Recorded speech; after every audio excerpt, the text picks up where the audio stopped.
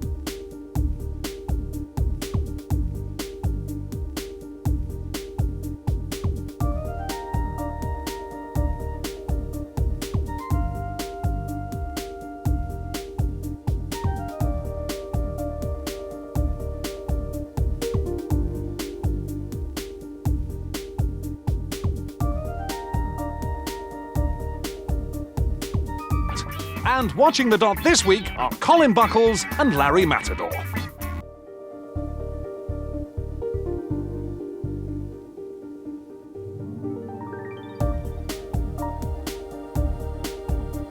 Don't be silly, John. It's a doorbell.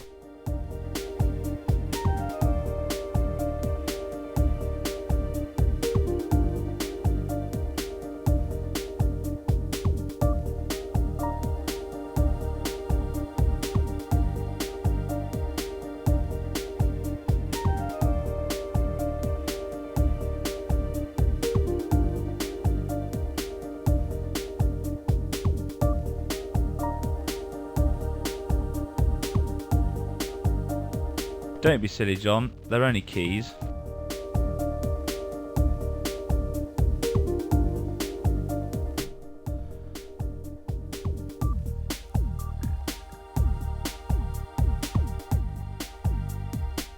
Hello. Happy Tuesday. Oh, good lord. I still have all my tabs from Thursday open, which is, to be sure, way too many tabs, and I have no idea what any of them are for. I think half of them are for math heads, and the other half are for Wire Shadowy Thriller. But we're not looking at that today. We're not. You can't make me. Instead,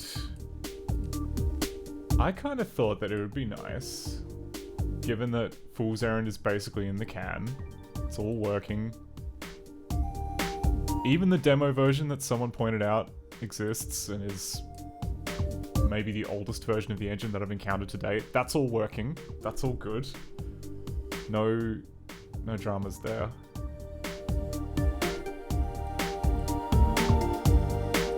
Huh. Interesting.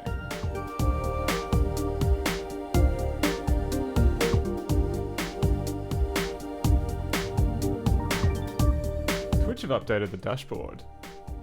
Now, yeah, anyway, sorry. it's all good. You know what, like, okay, let's move back into studio mode.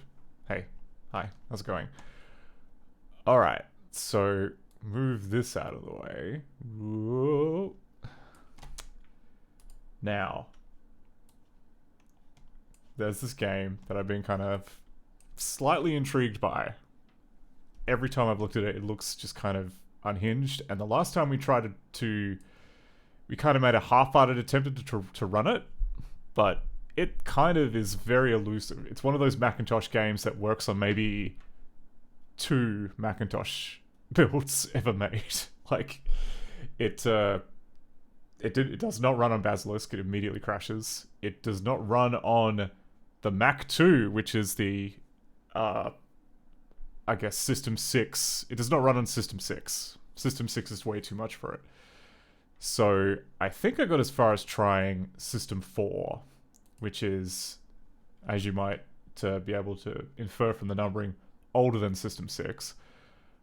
But actually, no, I think I even went to, like, just tried booting it so that it just relied on the ROM of the Macintosh, which honestly don't know what system we're on, but hang on. I want to see if Mobby Games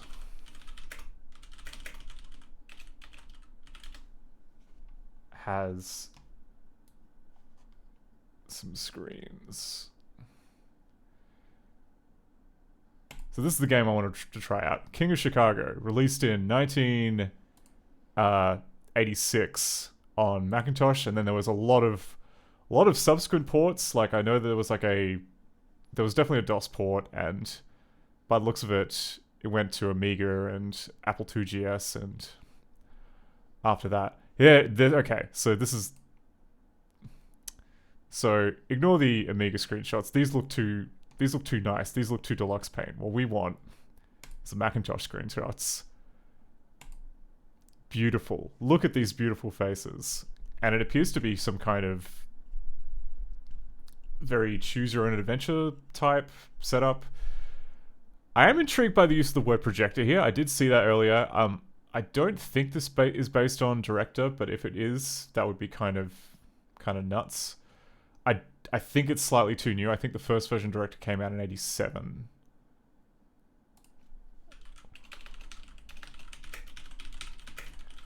So maybe it's just a kind of a name for an engine which just so happened to be the same. Okay, no, VideoWorks came out in 85. So maybe, yeah, it could be. It could be VideoWorks. Or Macromind VideoWorks.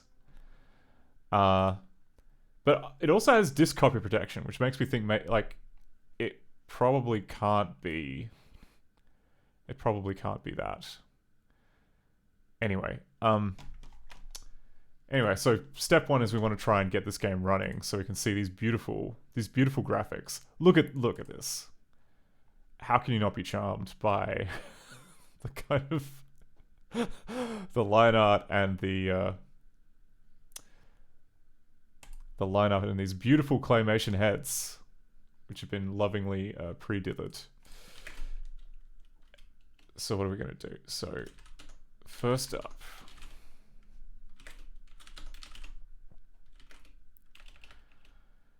okay, so I did unpack a few builds of King of Chicago, and none of them seem to kind of really hit the spot in terms of what I was looking for. But I reckon, okay, so to begin with, what I am going to do is open up my normal MAME emulator, and then we can just copy the files out as Mac binary. And that'll be kind of useful if we want to introspect what's going on. So mac main.sh. Oh, I still have not changed my audio driver over. Okay, so we won't be able to start King of Chicago in this because it is System 6 and System 6 is too new, but okay, it is there in the file system. That's, oh wait, no it isn't. Okay. Well, we can sort that out. So oh, I've got King Bad, which is one that I know doesn't work. But I think that if we were to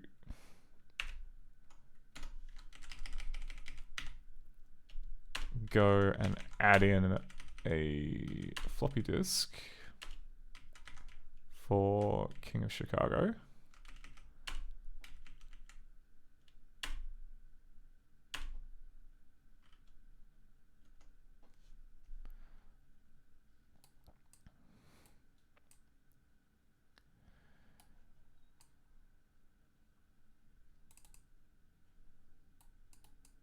I mean, this looks very similar.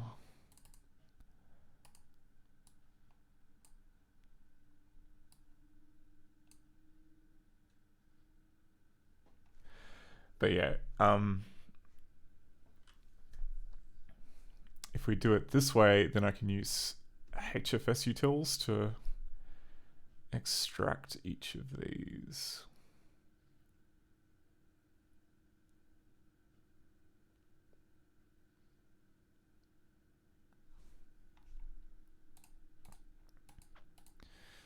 So do we have any info on what type this is? Okay, so this is version 1.0 from 1986.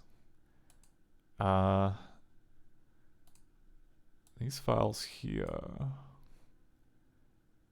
Oh, it just says their document. Okay, that doesn't really help. But okay.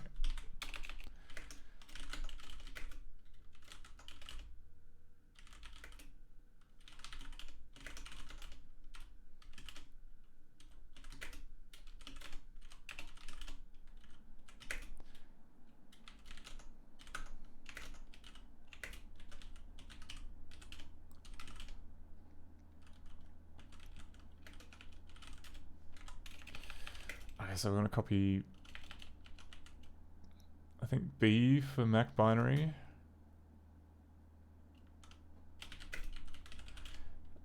Oh no, M is Mac binary. B is bin hex. We do not want bin hex. So M for Mac binary, star to here.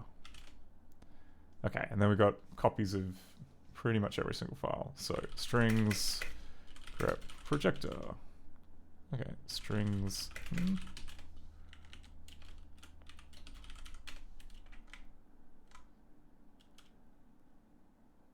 Okay, I guess it's just a, yeah, that's just a metaphor that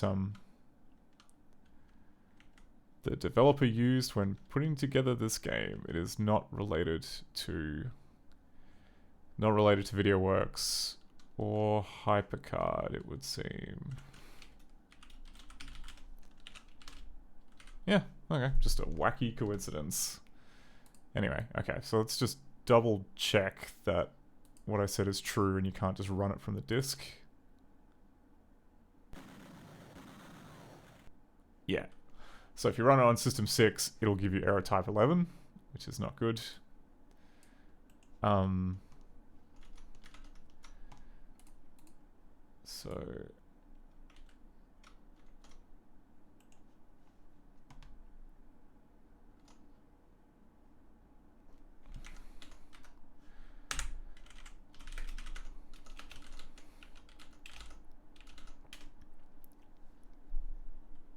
So I rebuilt my development build of MAME with Mac SE support. That's a pretty old Mac.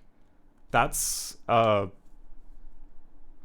first generation, but it's I think the Mac SE was from 1987.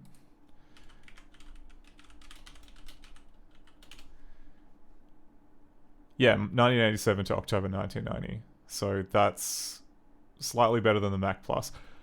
I had one of these at one point, and then, yeah, it stopped working, and I also ran out of space, so I had to give it away. That was probably a mistake.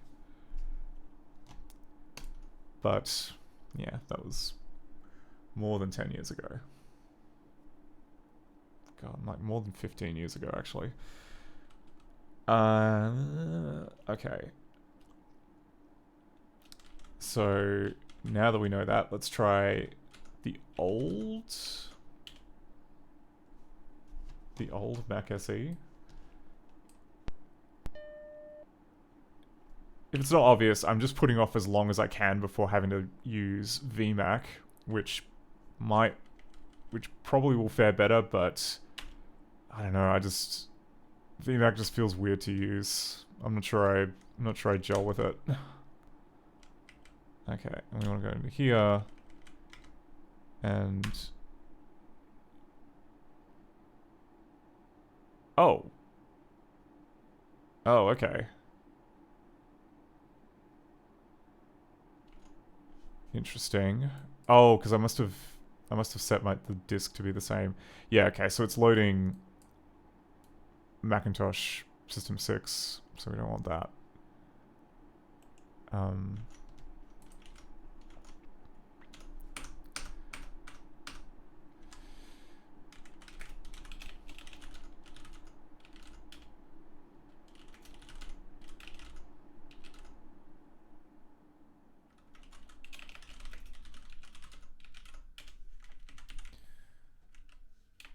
Okay, we want no hard disk. Interesting that it does work with the hard disk, though. We'll just keep that. We want no hard disk. Because once we attach the hard disk, there's like a locally installed copy of System 6. What we want is to use the ROM, which is going to be stuck at about System 4? Yeah, System 4. I think.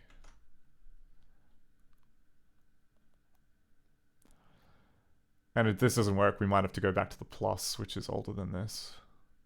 But yeah, okay, so no hard disk, so it's immediately asking for a floppy. That's to be expected. So let's give it King of Chicago floppy disk number 1. Hacked. Read-only mode.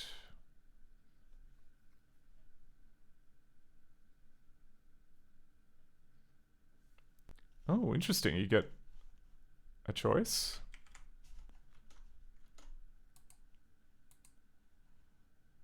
How come the mouse stopped working? This is unusual.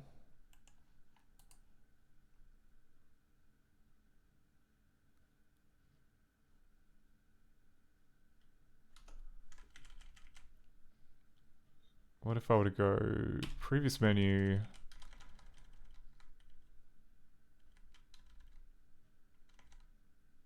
System information? No, I want... Okay, close menu. Okay, what I want to do is like do some kind of reset. Yeah, reset system. There we go.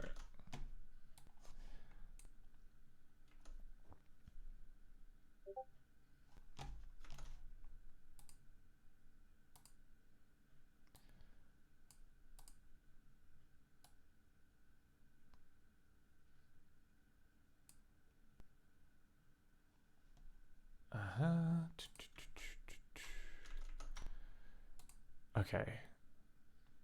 There we go, that works. Okay, the mouse is very sporadic, but we can at least open it. I think.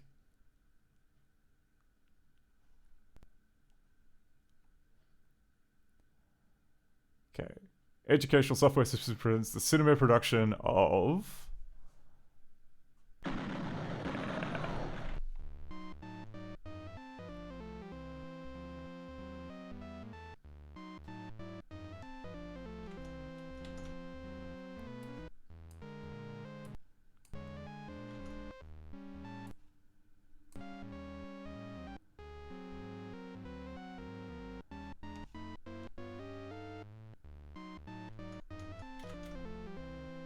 Okay, will it get past the song?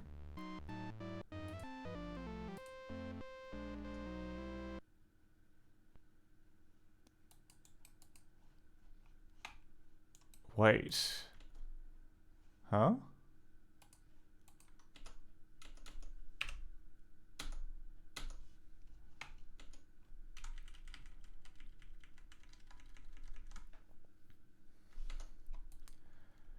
So wait, the mouse cursor was moving before, but when this ended, the mouse cursor was not moving. Also, the mouse cursor, like the first time I tried to do that startup sequence, it just kind of froze. So perhaps everything's actually okay, but like the mouse is cooked in some manner.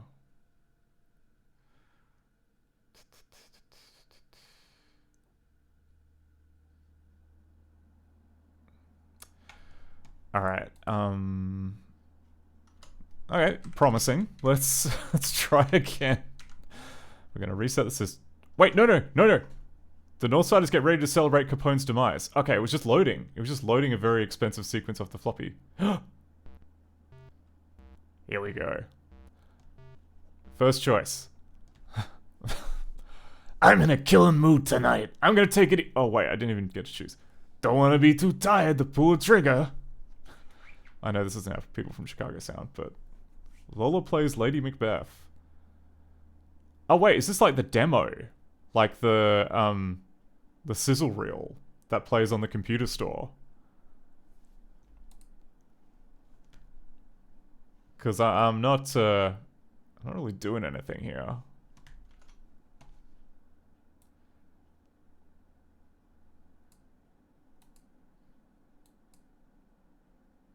Oh, look at that face. Sweetie, you can't wait no longer.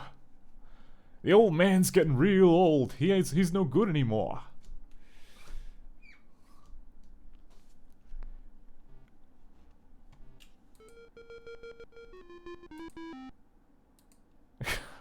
I'd love to pick one, but... Relax, Lola. Take it easy. I know how to handle the old man. I know what I gotta do. Sure you do, big man. Okay, I really wish I could make a choice, but... getting nothing in the way of mouse controls. What? No! Come on. I didn't... No.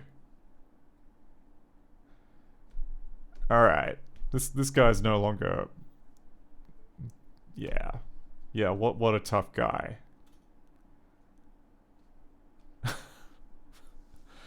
Yeah, exactly. Afraid to bump up an old fart, but you'll punch a lady.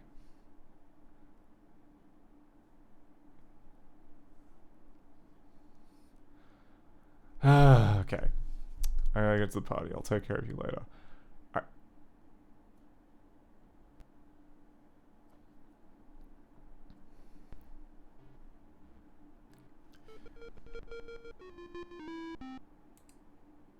Yeah, it's like,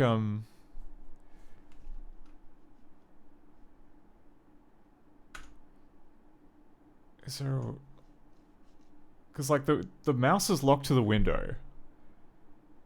It also worked okay when I was in System 6. So maybe, like, the kind of... the intercept job that happens in, like, the old version of MAME... Oh, sorry, this version of MAME is not super good.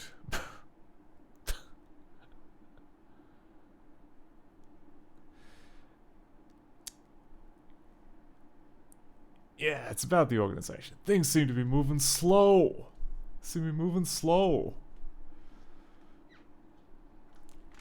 Capone's been headed for the jug for months, and it's like we've been holding our breaths.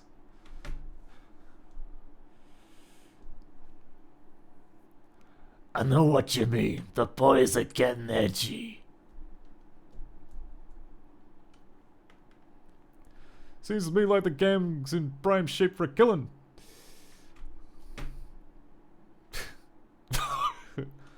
Don't use that word around me, Pinky. I'm melting. Okay, better blow smoke in his eyes. Time to see where Ben stands on the old man. I mean, I'm enjoying this, but I'm also wishing I had a bit more agency than I currently do, which is to say, no agency. It is just taking the control from me. What I mean is, a little fancy footwork, we could something. Permanent retirement. How's that? I gotcha, but Stan Tucci's no fool. Besides, we got our own leadership problems at the moment. Oh, you mean the old man? He's getting a bit lethargic in his old age. Oh, Cortenke asks, where are you now, if not on System 6? This is running on System 4, because I believe that's the one that's packaged in with this Macintosh SE ROM. I am tempted to maybe try this with... I don't know, maybe it's worth trying with Macintosh Plus. Maybe the mouse driver will be slightly better. Oh, the other thing, I didn't actually try to see if this ran on the SE under version 6. That could actually be... That might be the sweet spot, because under System 6, at least like the mouse worked. So it might be that it was like freaking out over something like the disc being too big. So let's kind of rule that out before we get too far into the captivating storyline. But yeah, as I mentioned before, I'm just trying desperately very hard to not have to switch to VMAC, because VMAC is such a pain to use. It brings no joy. And maybe I'm just saying this because I'm a stick in the mud and I don't want to learn all the weird keyboard controls, but that's the truth. I'm a stick in the mud.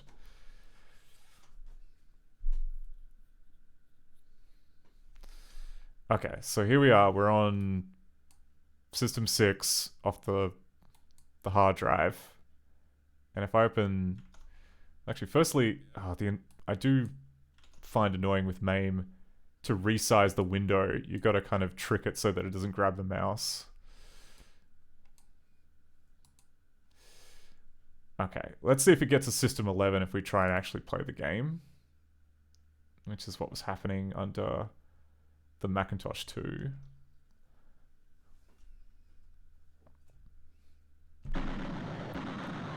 Okay. Ooh. Oh my god, alright, it's actually working great. Okay, so it must have been something to do with, like, the Mac 2 rather than System 6. Okay, start the show. Before you have a chance to change your mind. Okay. North side is howling tonight. Capone is gone, and Chicago is wide open. Alright. What do you reckon? Peepers and Bull? I'm tempted by Peepers and Bull. Oh, there you go, and just by hovering. Boys are ready for new blood at the top, so little old blood's gonna get spilt. What are friends for but to step on as you head for the top? Yeah.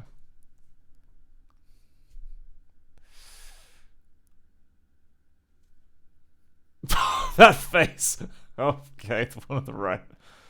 Yeah, soft like a meat cleaver.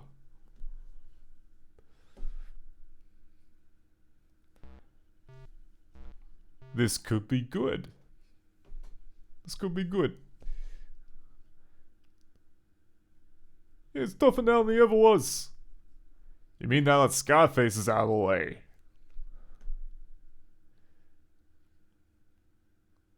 What's that you say? Scarface? Must be crazy. Mr. Capone don't let no one call him that and live.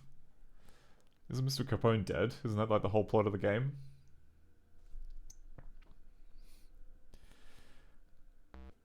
I'll go. I'll stick around. Nothing bad could happen from this.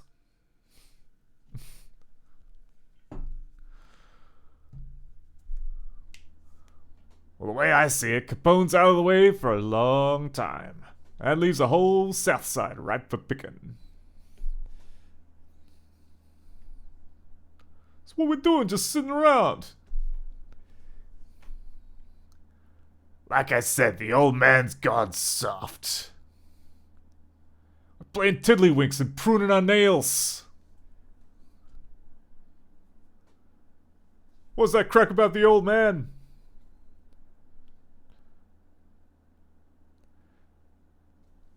Damn, Pinky, where'd you come from?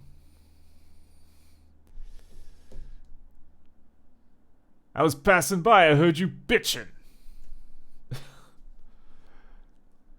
You sure gave me a scare. Sorry if the voice are all over the place. I'm gonna say, let's dig a little. We got plenty of time. You guys were sure ragging on the old man. What'd you have in mind for him?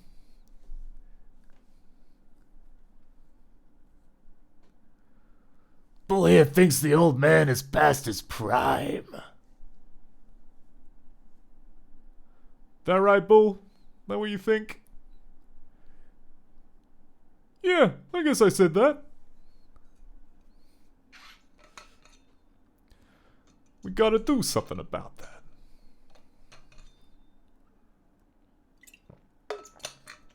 What you mean, Pinky? I mean, we gotta take some action. We can make this town sing. What song you want to hear? Not Old Lang Syne. That's a happy song for happy times. Maybe we can talk business. Maybe, but not here. Not here. Anyone can talk big, but... Ben. Ben will give me a hand. He's a good egg. Ben will be part of my team if he's in the hit.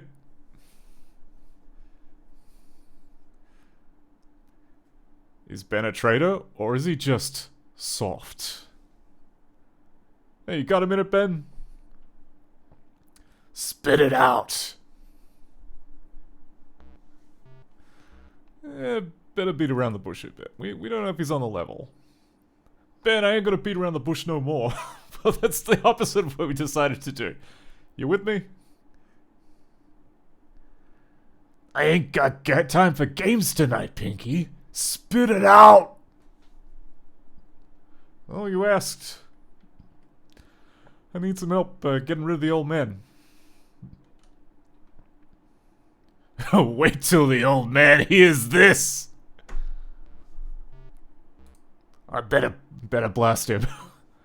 Oh, he'll never hear it from you. Down the slippery slope of Moida to the pool of blood at the bottom.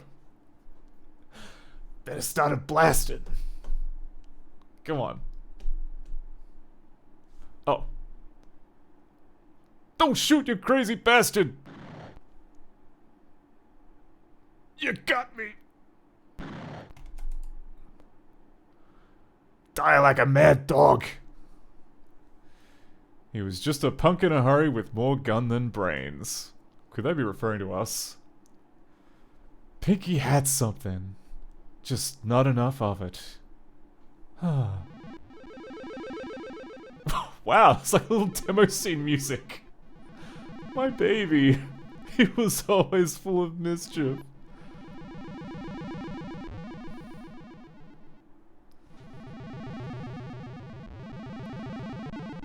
I loved him bad as he was.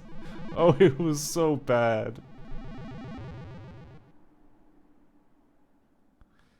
The end.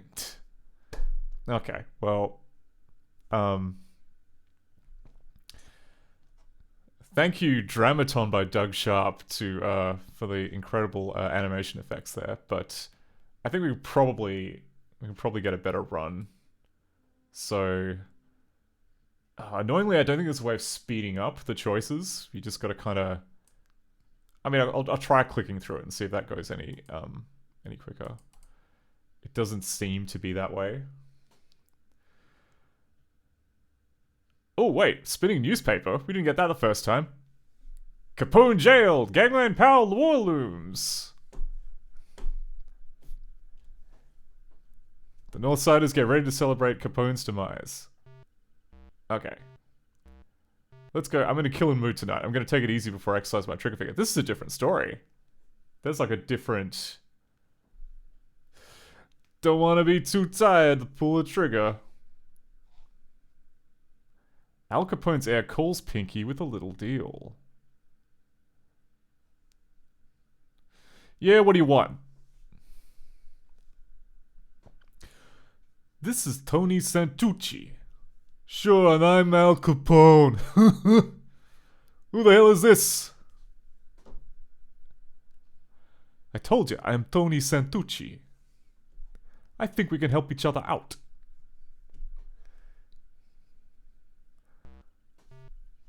Wonder what he wants. Yeah, sure you can help me. Dropped a dime in Lake Michigan yesterday. Swim out and get it for me. Because that's all you're worth. I like funny guys, Pinky. I'll send you a new dime. Don't call me Pinky, you. Cool down. I want to talk business. I got no business with you except to drive you out of Chicago. Hey, listen to me. Listen to me. I could make you the boss of the North Side. I'll get there on my own. While I'm at it, I'm gonna be the boss of this whole town. You hear me? Get serious. I want the North Side. Capone never got it, but I sure will. With you or without you.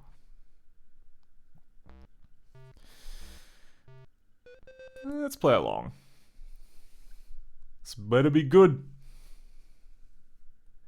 The old man is one tough bird. He'll be 100 before he hands over to you. I say it's time for new blood at the top of the North Side. I don't like your drift, Santucci.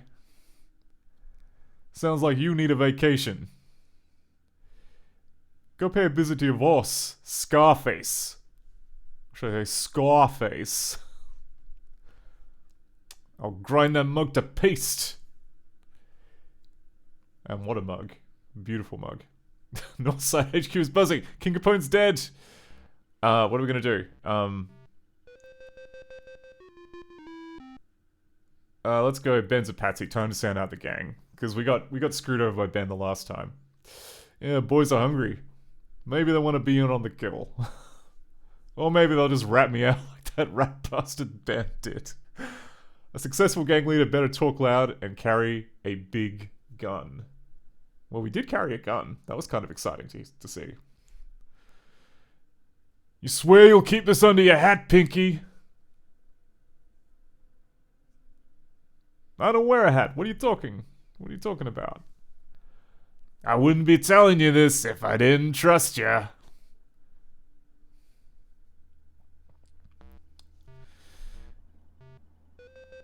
I better let him spill it.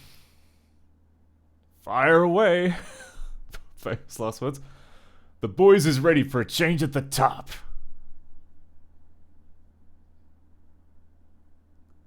You got my attention. If you say the word, the north side is yours.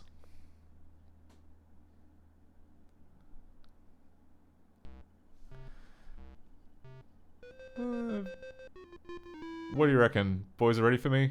Yeah, let's go boys are ready for me. But no, I said boys are ready for me. You cleared it with the old man? Funny boy, Pinky. Funny boy. Maybe I better ask Ben if he wants the top spot. No, I tried to say yes, I wanted that. I was just testing your peepers. Oh, so that's peepers. Well, the Northside boys want, Northside boys get. You got my thanks, peepers. Say it with cash, Pinky.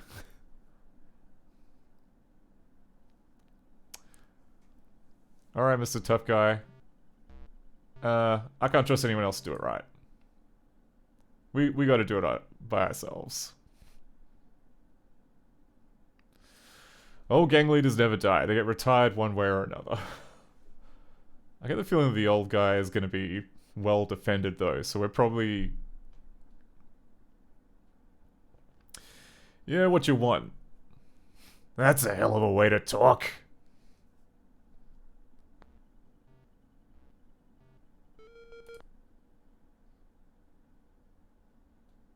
Pinky gets the drop on the old man.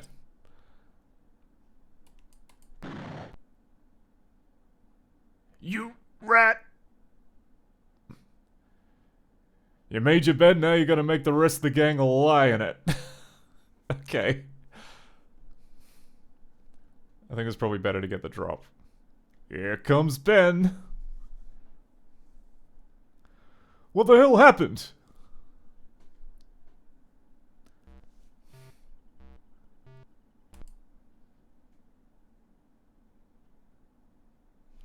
I just retired the old man.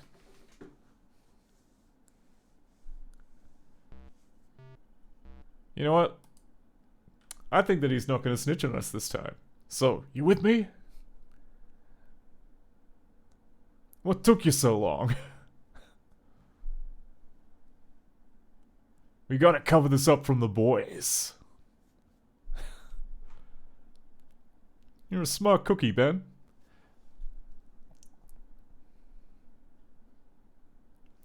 Tell him a Southsider bumped the old man off.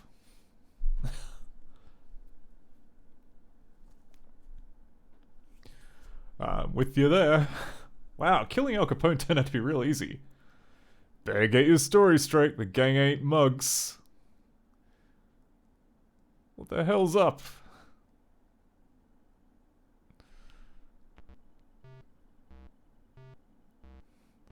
Well, I mean, better level of peepers, because we took him into our confidence before. Just finish off the old man. Got a lot of nerve? Yeah, you put me up to it, you dick. That's what this gang needs right now.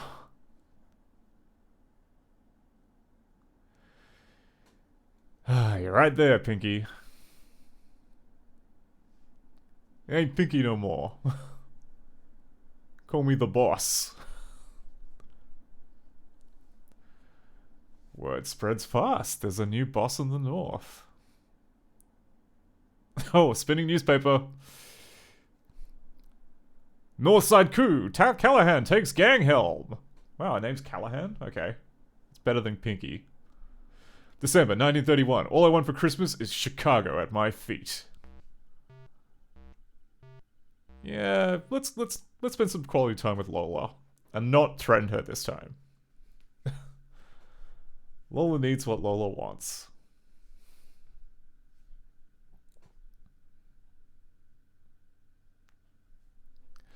I saw the most divine hat today at Marshall Fields. Yeah, you know what? We're the boss now. What? Come on. Oh, okay. So, you seen a hat and it was divine? You gotta see it, Pinky. It's sweet as candy. That's you, baby. Here's a C note. Wow, expensive hat. Oh, Pinky.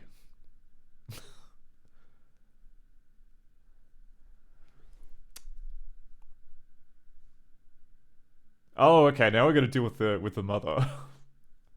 Don't talk to your lover like that, Pinky. I came here because I hear you're doing well as a... What do the newspapers call you? A gangster? Sure, I'm doing well. Don't I send you lots of money? Don't I send you lots of this? I give all that filthy money straight to the church.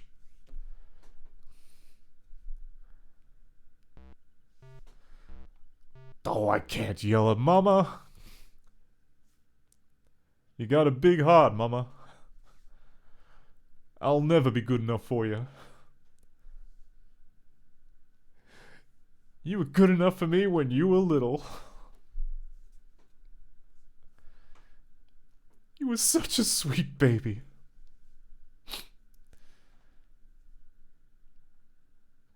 I'm paying for the pride I felt for you then.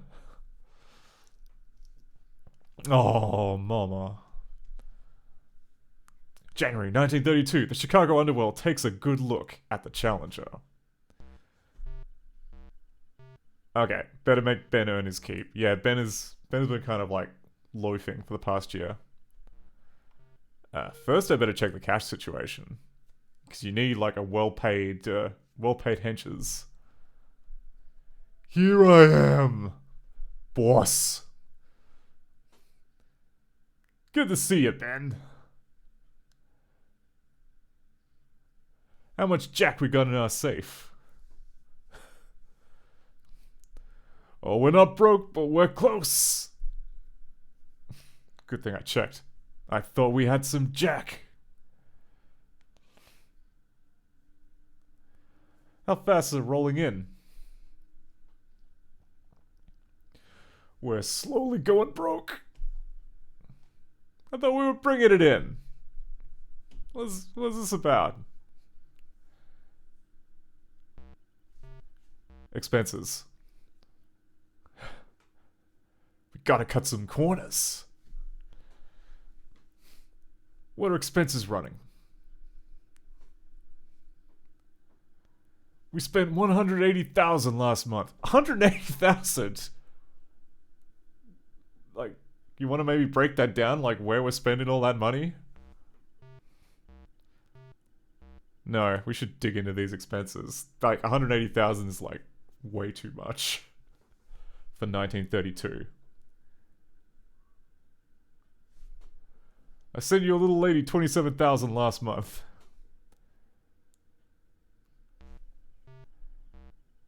Gonna say that's too much.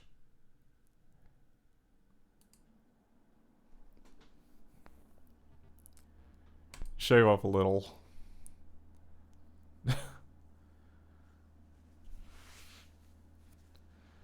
Can't I just forget to send her anything?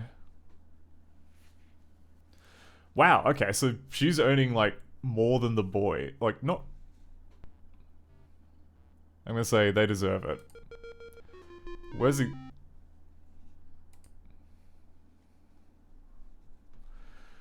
Where's the rest of the money fucking going? Oh, here we go. 50,000 on Greece to police and politicians. Okay.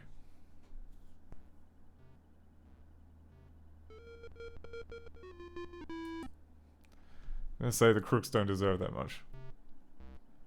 Let's hold back a little.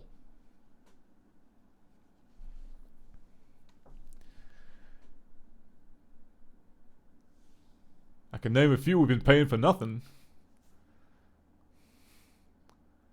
I took home 7,000 last month.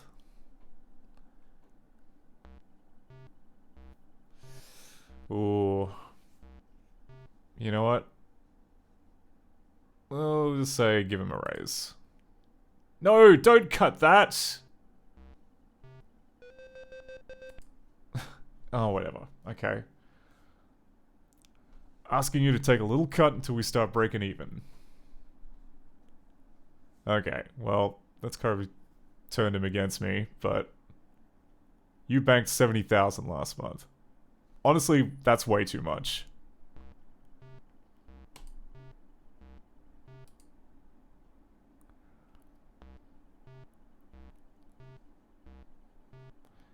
You know what? Oh, shit. Oh, whoops. This may be a mistake.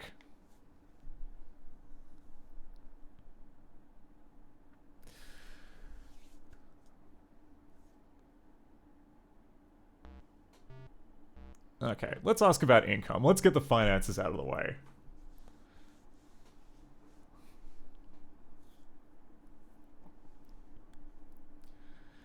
Okay, we only brought in 60,000 last month. Whoa, that's far too low for our operating expenses. No, more about income. We need more money.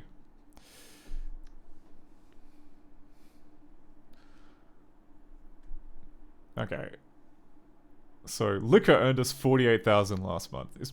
I guess this is still the time of Prohibition, because like it hasn't been World War II yet, sorry. Okay.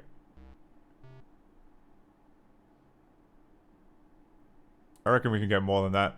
No, don't give them a break. No, don't cut prices. We're losing. Yeah, exactly. That was a... Oh, okay. Well, that was stupid. Okay, our gambling operations brought in 18 grand. That's what? For the whole of the north side. That's... Okay, better squeeze more from the Dyson cards. Tell each of the club owners to fire somebody and send me their pay. Rackets earned 12,000 greenbacks. We can absolutely do better for the Rackets. We've got to expand our operations. Okay. Let's talk territory.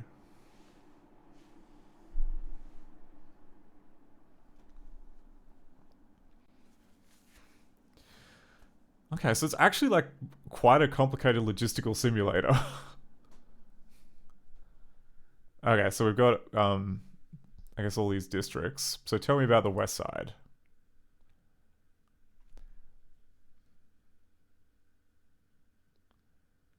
We better grow or die on the vine.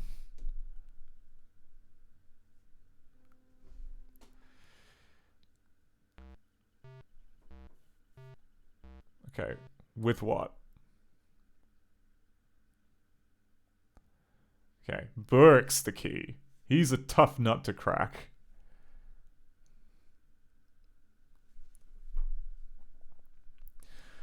Okay, so there's like a wheeling and dealing option as well as like a brute force option. Welcome, Mr. Callahan. What can I do for you? Well, this...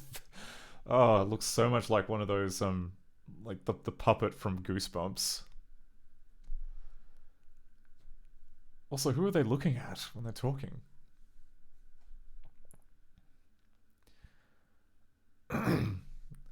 Ah, okay. You listen to the right people, Alderman. I'm gonna say this guy is ambitious. I hear you're gonna be the next mayor. Me? You got my attention.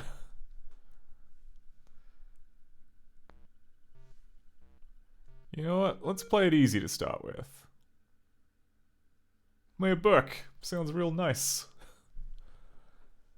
You do that for me, and the west side is yours. It's a deal, Mayor. Okay, Santucci's never going to be your best friend. I hate that lousy scum. Callahan thinks he can take Chicago from me, does he? He got lucky with the west side. Oh wait, we did take the west side. But his luck is running out. Gotta stomp that mug into the dirt. His voice had changed. Gonna mess up his pretty face. I'm gonna. I can't let that pipsqueak get to me. Okay, March 1932. The Lindbergh baker kidnapping turns the heat up.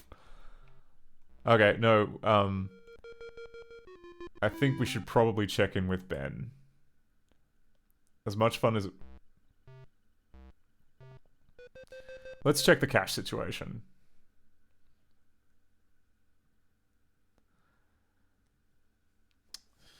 Okay. How are we doing with the amount that we're pulling in?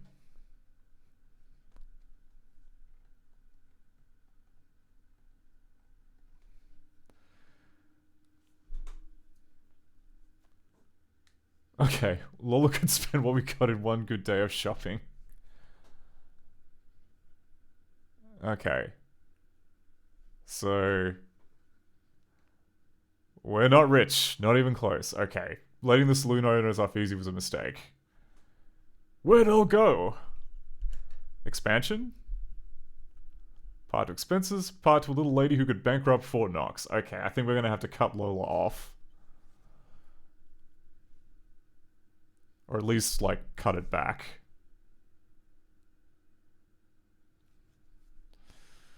Okay, we making money yet?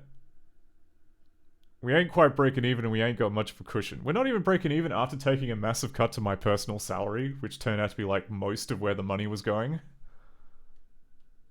Yeah, where's all the money going to? Wow, okay. Alright. Okay, yeah. Okay, he makes a point. Where are all the expenses coming from? Just tell me, like, the exact amount that, like, Lola is taking, and then we'll wind it back.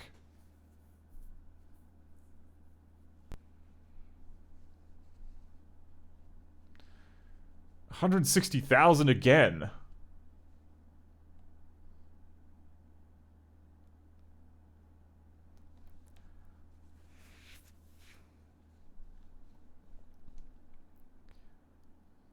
Okay. Dig into expenses. Like, if... I don't know. Okay, you got all the details. Fine. Tell me. Tell me the details. Okay. Send little lady 26,000. Okay, that's kind of high. I'll say... too much. Cut it a lot. You'll like to hear this, Ben. Give the little lady a big pay cut. Wise move. The boys earned 30,000 last month. I'm gonna say they deserve it. Raises are when we get income. We spent 100,000 on grease to police and politicians. Okay. These crooks don't deserve that much. We're gonna have to cut way back. We've got more territory now, so we can afford to do that. Yeah, a lot of the street cops been taken and not doing a thing for us. My cut came to $6,000.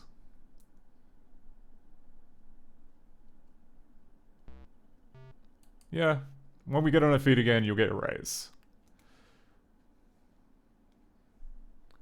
You banked 5,000 last month. Okay. Let's just say I'm earning less than you at this point. So I think that's fair. Okay, income. We gotta like turn the screws on everybody. Because clearly income side not doing so good. Yeah, okay, so we're 60 grand in the hole.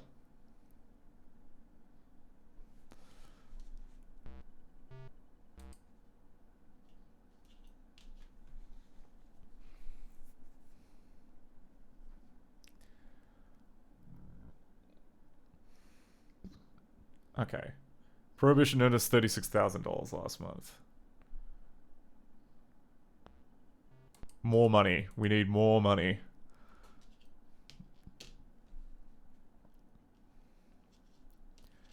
Good. Alright, about time we did something.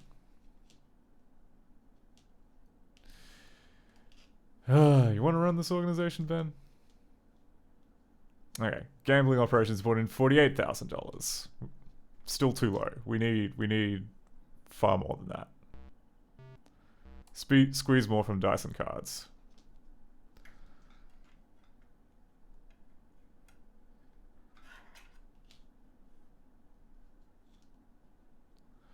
Okay, and then rackets brought in 18,000 last month.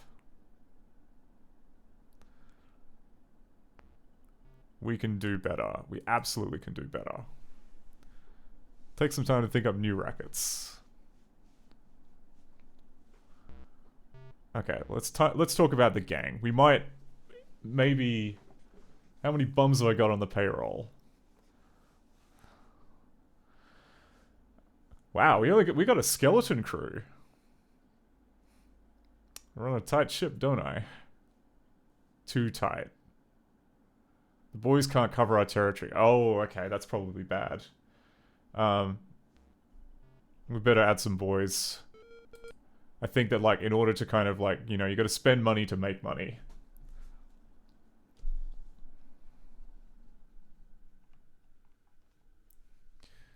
Okay, we're rolling over the south side.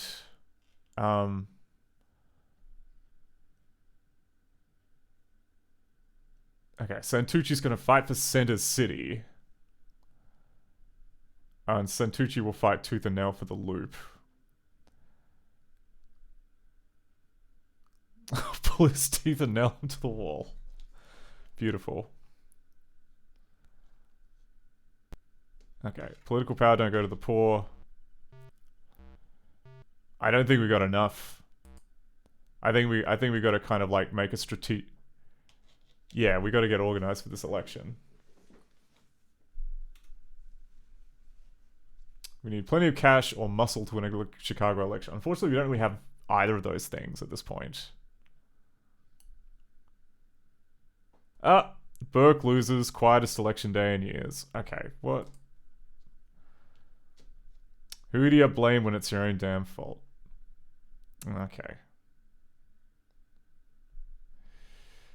Oh, I see. Okay. Well, I guess we lose West Side then.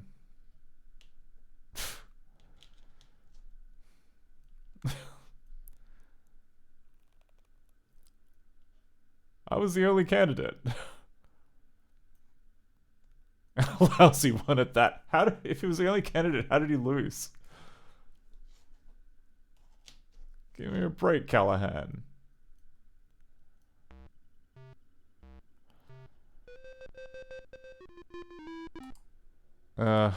Yeah. Get the hell out of here before I bust ya. Come on, Callahan, we were in this thing together. Don't remind me what a chump I was, Burke.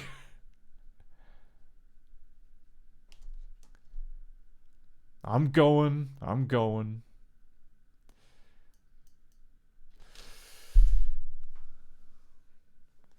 Okay. So, who are these two? Oh, okay. Someone's like making a go for me. Yeah, alright, well. Chicago ain't the only town in America that grows crooks. Okay, foreigners are getting on my nerves.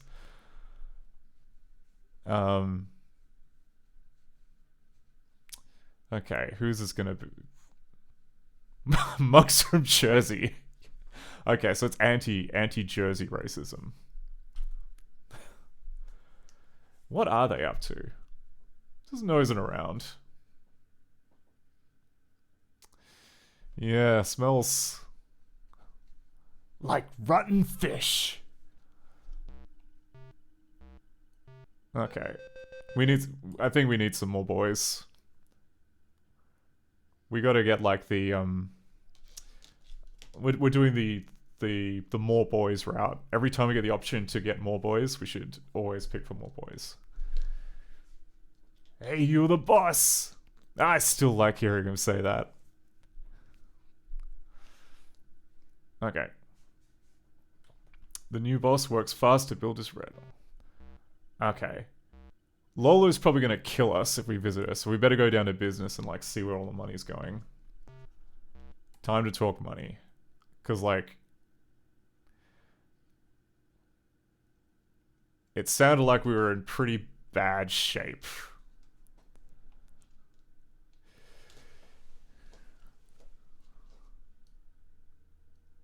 Okay, how much jack we got? we cut Lola's salary, didn't we? Yeah, okay. We've had like this little game of cat and mouse before.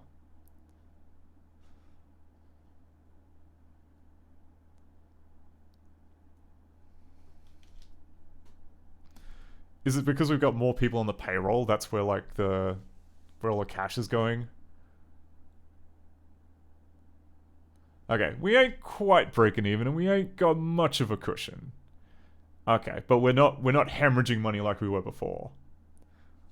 Because I mean, like previously we were losing 60 grand a month on like 160 of income.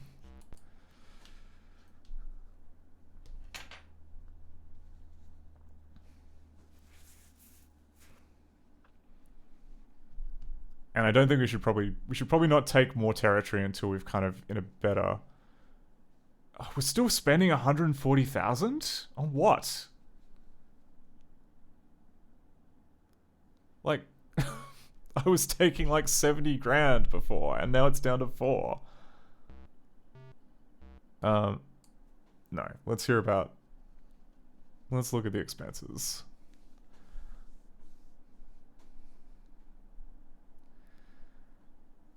Okay.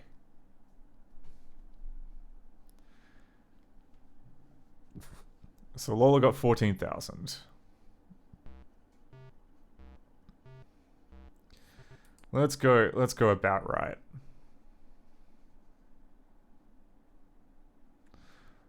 Boys earned 57,000 last month.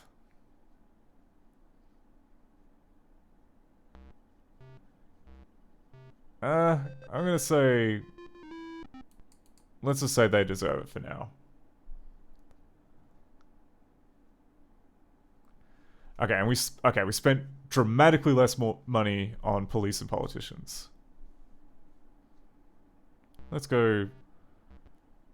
Don't deserve that much. Hold back a little. Because I think that if you cut too much out, then you start getting like knuckled down. Your cut came to $2,000. Yeah. Have a bonus. Give yourself a few thousand more next month. And I banked like 5,000 last month. I'll say I deserve it. Once we start... Yeah, once we start actually pulling in...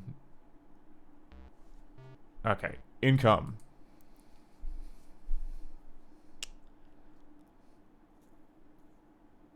And yeah, I've got to remember, like, after all this, we're probably going to get assassinated. 40,000? That's nowhere near enough. That's, like, much less than we were getting before. Where did we lose all the, like... Previously we were getting, like, 60 grand, and I told you to, like, turn the screws, and now we're getting 40 grand. Okay, Speakeasy pays 24,000. They can earn a lot more.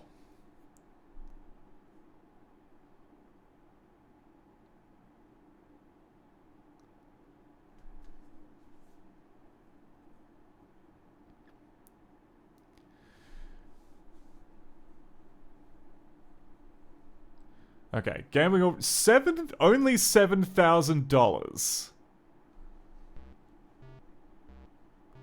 Come on, $7,000 for like an entire month's worth of gambling came to $7,000.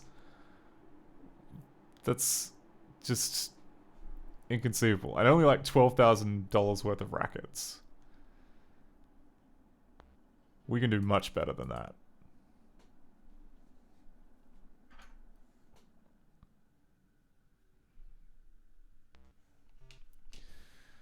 Okay, time to talk about the gang.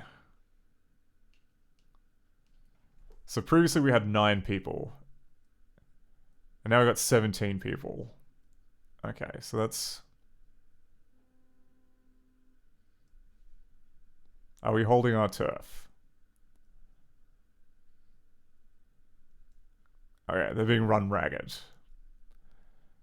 We should beef up the workforce. Okay, so more boys? Alright, we can get more boys.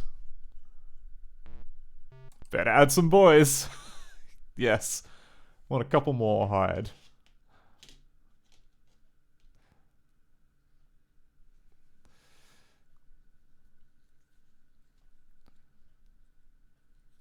Okay.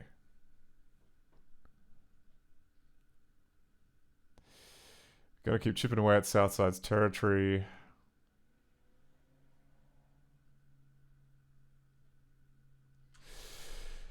Okay. But the cupboard was bare. Oh, okay. Like, we ain't got enough. Yeah, Burkane Mayor, we tried that already.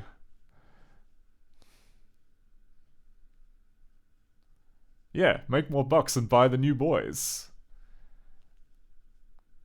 Okay, Ben, I'll listen to you again. How do we make more bucks?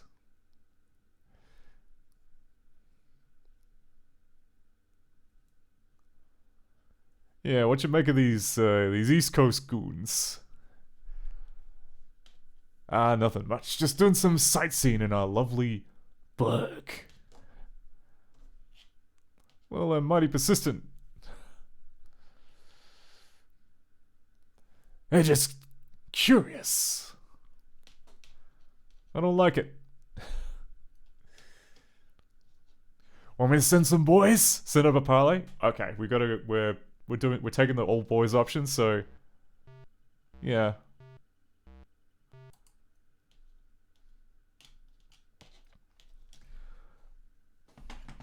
Okay, let's start a turf war.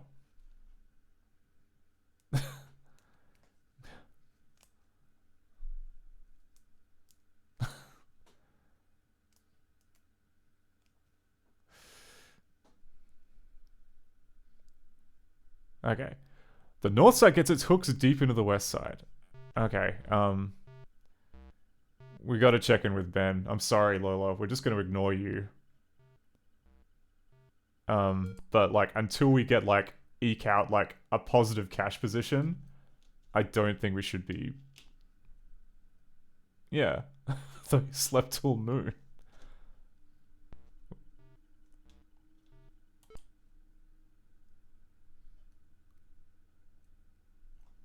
Got the guff, Ben. We got work to do, yeah.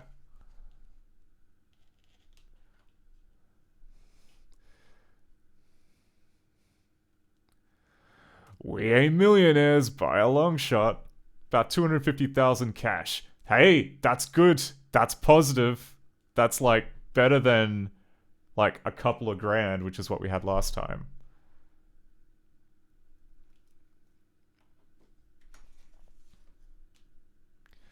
Well, we're slowly going broke. Oh, I guess it's because of all the boys we hired.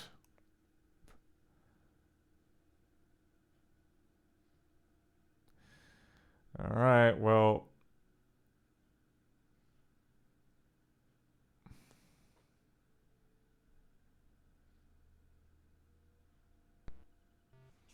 Okay. Let's go through this again. Expenses.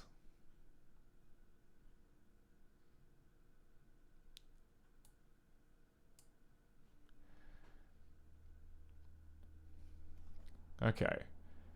So, we spent $140,000. Which... Yeah, that's... pretty freaking high.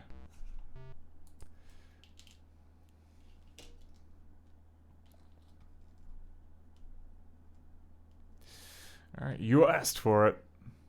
Lola grabbed 14,000 last month. Okay. I'm gonna say that's too much.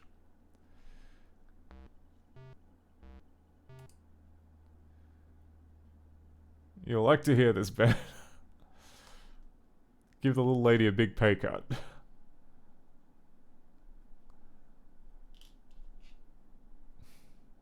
Okay, we spent 71,000 on the boys' salaries last month.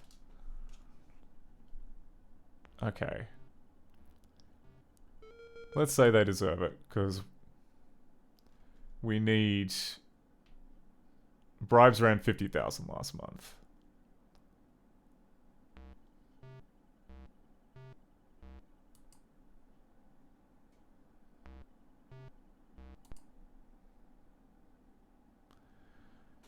Yeah, okay. Better forget a few of the small fry. It's better than paying like... Better than paying like... We were paying like $100,000 a month? Okay, your cut came to $6,000. You know what? You earned it.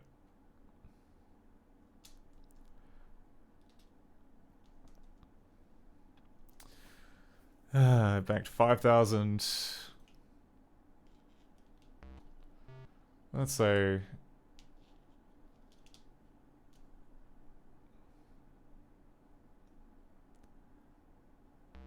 Okay, income. Tell me about income.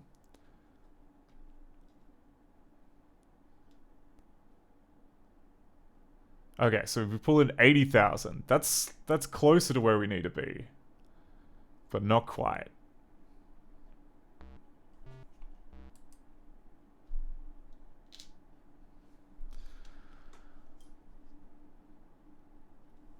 Okay.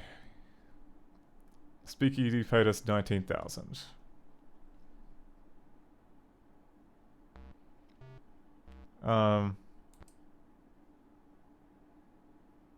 Jack up a barrel of beer by $5. Speak owners ain't gonna like it. Shut up, Ben. Okay, gambling netted 19,000 last month.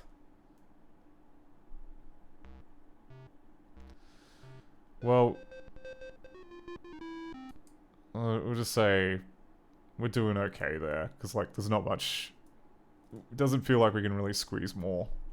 Rackets. Now that's a growth. That's a grow there. 60 grand. That's much bigger than where we were starting with. So I think we can. I think we can always do better with rackets.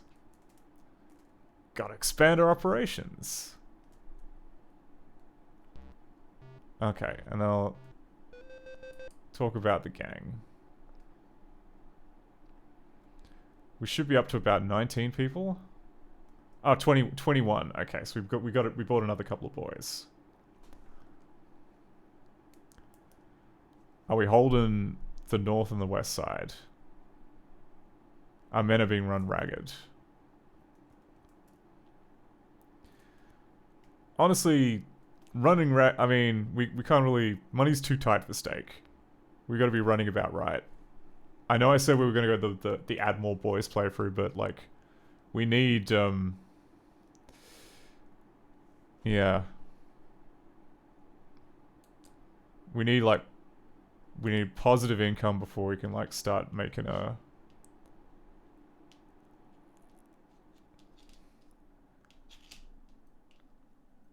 Okay.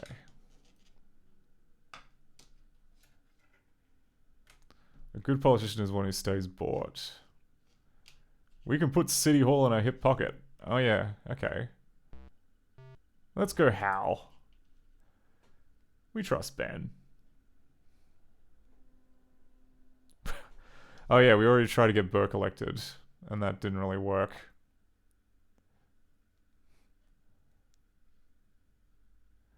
With more cash, we can buy our way in. What cash? We don't have any cash. Okay, now we're gonna spend some time with the fam. Okay. Well. Oh, yeah, that's right. We got assassinated. Oh, sorry. We got a, takes more than a hired punk to nail me. Jeez, boss, you're really something. Think so? Sure I am. Let's chew the boys. Yeah, the boys are kind of like going a bit. Yeah, you guys did a hell of a job standing guard. Cutting the pay out everyone on duty tonight.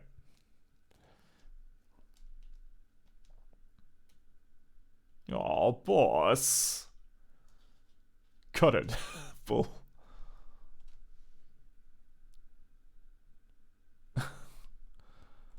You know what? That's fair. I think you deserve a pay cut if you...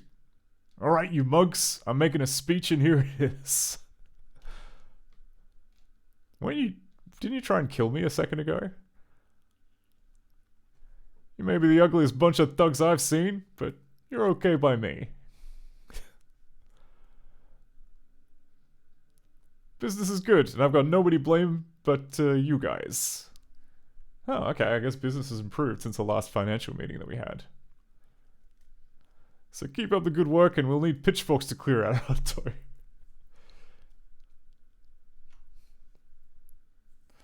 It's a little optimistic, but you know what? You know what? You know what? Here you go. Let's keep... I'm telling Ben to give you all a raise. Gee, boss, you don't gotta do that.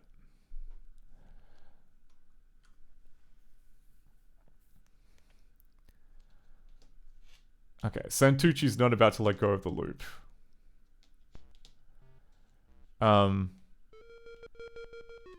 No, we're just gonna ignore Lola for like most of the run because that just seems like trouble. Okay.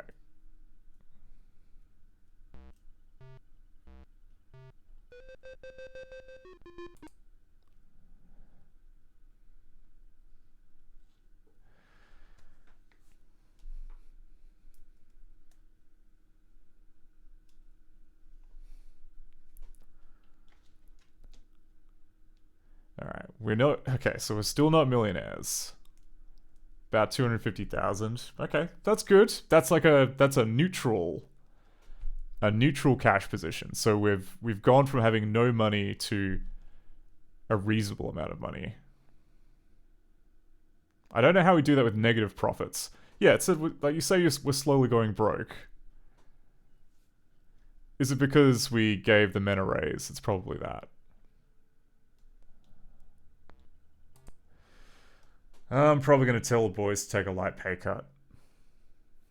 Because I'm guessing that's where all the money's going.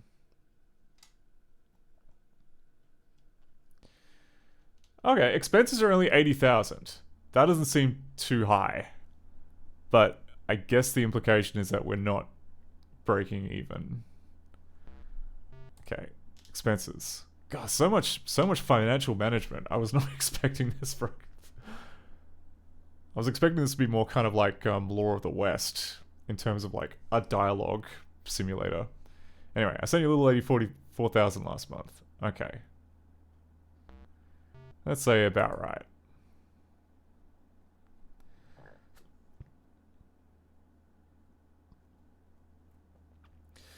Yeah, boys earned 67,000 last month. Let's say they deserve it.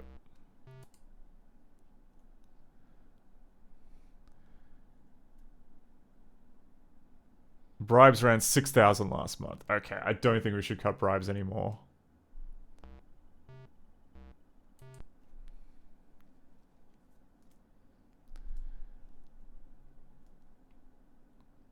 Okay, you took home 3,000 last month. Okay. You earned it.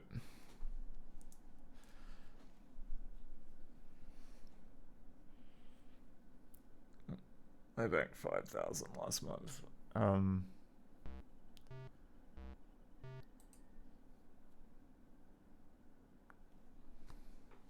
I gotta, draw the line somewhere. Income. What's going on with income? Because if we've, had 80 grand's worth of expenses, that implies we did not have, 40,000? That's nothing. That's... Yeah, what you're telling me that, all of... You're telling me all of the north and west side of Chicago brought in $40,000 through all of the rackets and all of the speakeasies. I mean, do people just not thirsty? Is that is that why they're not giving us money? Yeah, okay. Speak owners ain't gonna like it, but I don't care about them.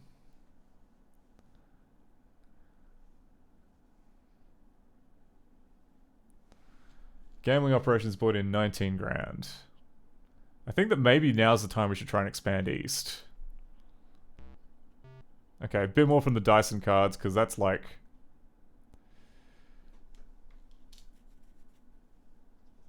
that's real low. Okay, and then rackets earn 19,000. We can absolutely do better on the rackets.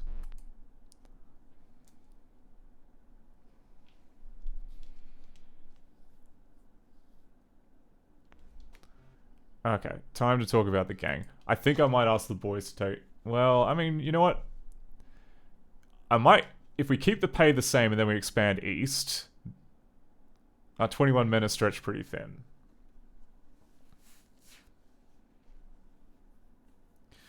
Okay, so... Okay, that indicates that we're probably going to have to actually add some more boys. Because we want to get, just about right with our territory, then we expand.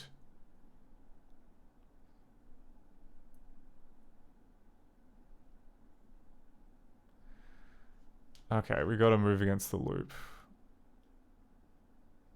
When we get the loop, the city is ours.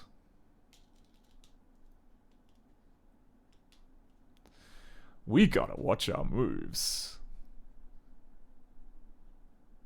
Okay, the Chicago loop is crawling with crooked politicians. Yeah, we can't do that. We lost our star candidate for mayor. We'll say Ben always plays too easy. I can handle it, Ben. Scoro's Speakeasy needs some convincing to sell Northside booze. Oh, here we go. We get to make a house call. If we want to take the loop, we gotta hit the speakeasies. Scoro says he doesn't want to buy our beer. So we make a little sales call. Alright, this game is great. Watch out for that candy store right next door. I know how to use a chopper. Let's do it. Okay. Hit the button to fire from the car.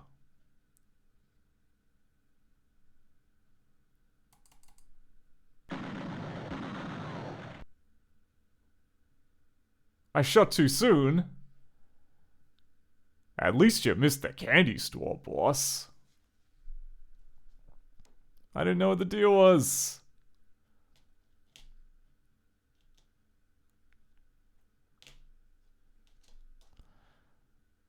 Okay.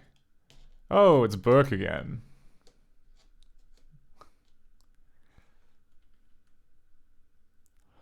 Oh, the boys in the loop want you to protect them. Ah, so firing my gun into a wall paid off. So...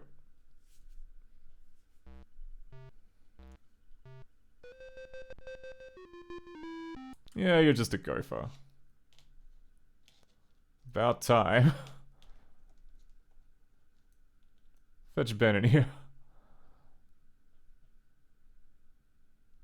I should be in on this.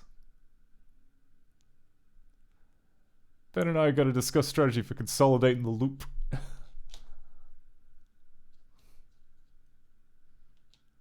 So take a hike, Burke.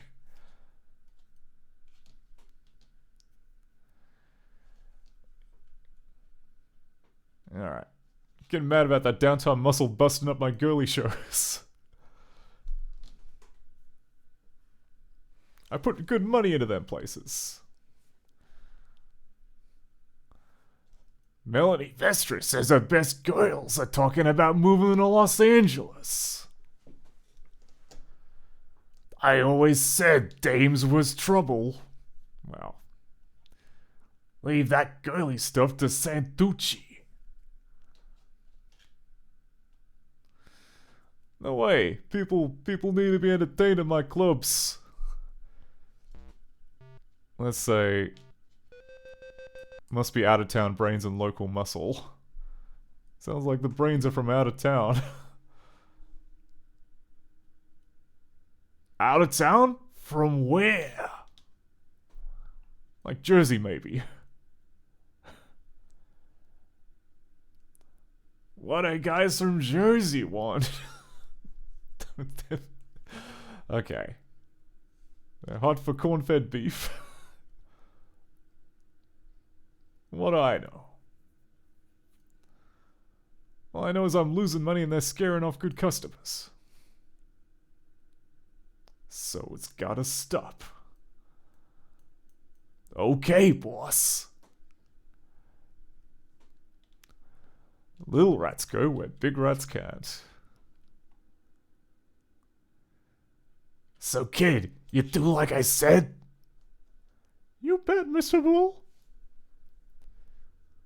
I tailed them guys in the pinstripes right into Lucky's out on the loop.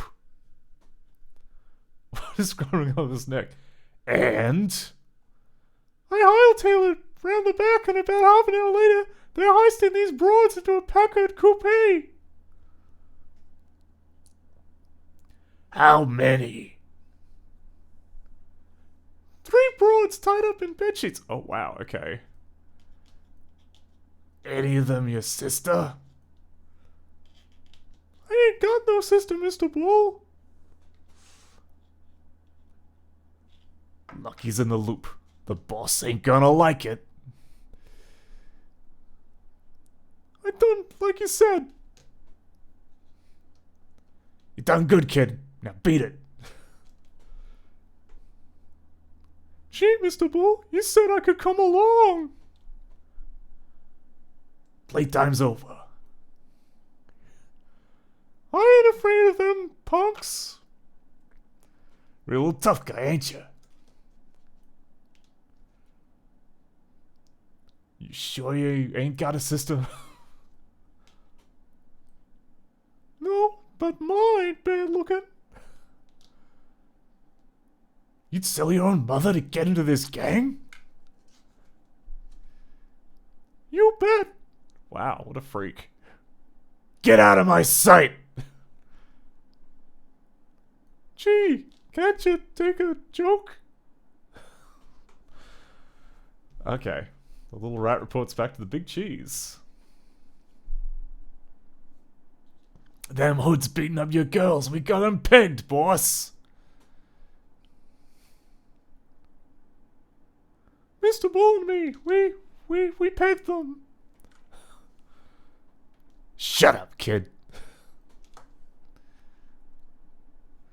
Oh, so tell me.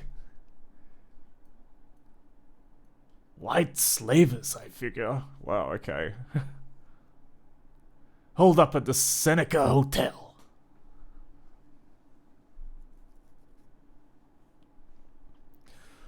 Louis Greenberg's place. They're connected? Hard to say. Could be out of town torpedoes.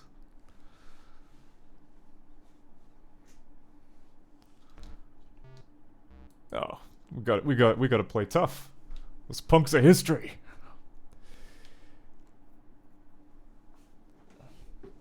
Now you're talking. Right in the front door? Fill me in. They got a suite on the 3rd floor and a black Packard coupe. They park in the alley and they take the service elevator.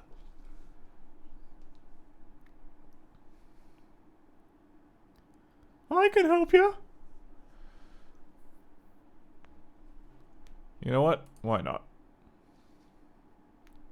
Sure thing, cowboy. The Packard's the tip-off. When it's in the alley, they're upstairs. How many girls they got? I figure half a dozen.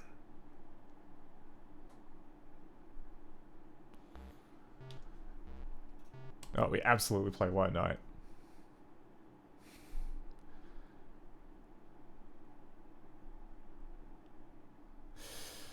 They were in Lucky's yesterday. Took the kid's sister. Oh. I ain't got no sister. What? Shut up.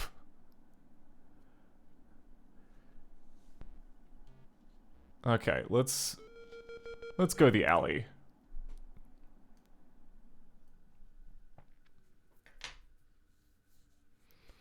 We cruise the alley.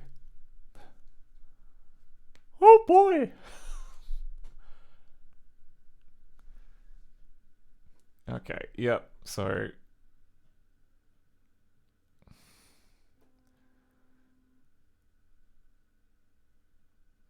hopefully this isn't like another drive-by game, which I just completely cooked the last time.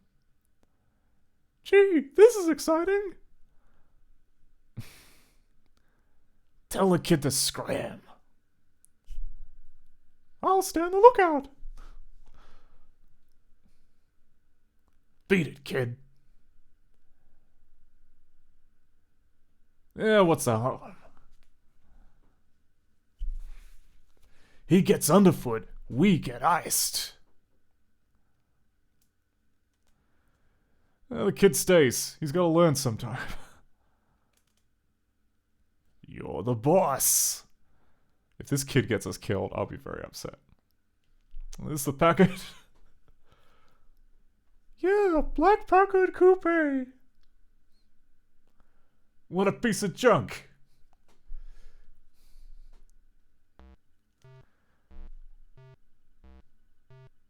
Now we're gonna wait for him. We wait him out. What are we waiting for? Shut up. How many you figure? 3. One stays upstairs with the dames. They wear pinstripes, real classy.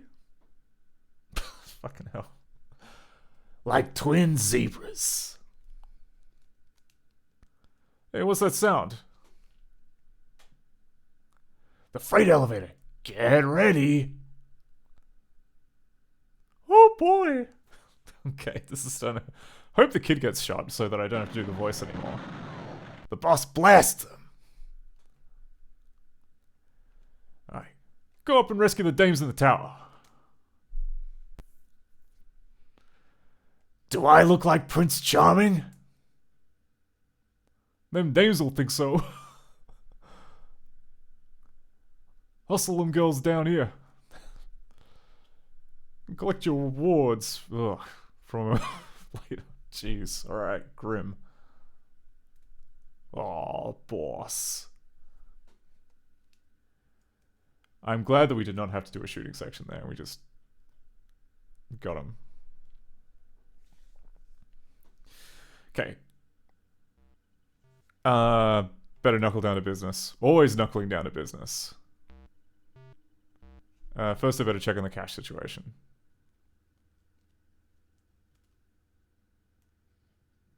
Okay. Please, please tell me that we're making money.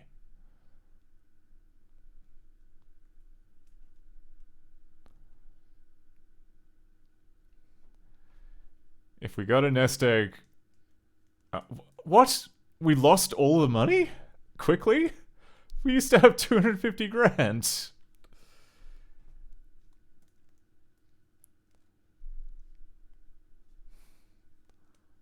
Are you embezzling the money? Is that where it's going? Profits of 40,000 a month. That is far too low. Like, it keeps going down. Oh, wait. Oh, no. Okay. So, sorry. Profits of 40,000. So we're like...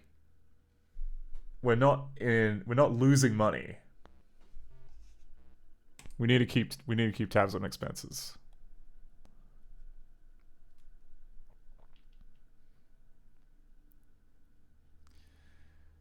Okay, we shelled out 100 grand.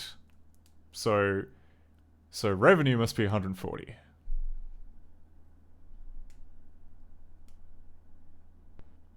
Expenses.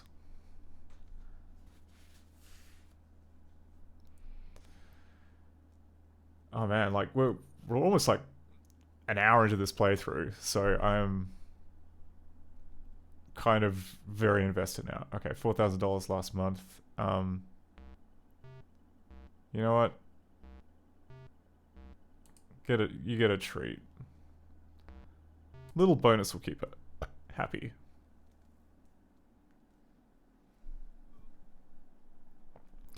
Whatever you say.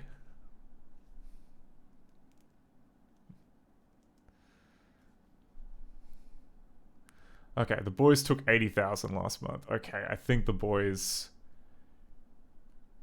about right.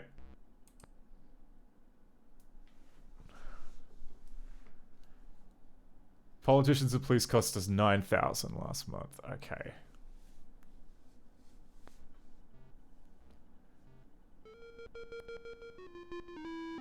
I'll say about right.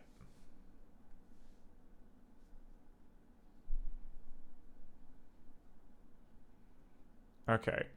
Who gave you 11,000? I'm gonna say...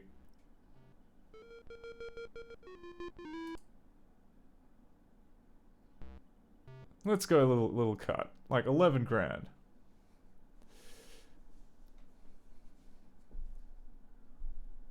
A cut? When we're making money?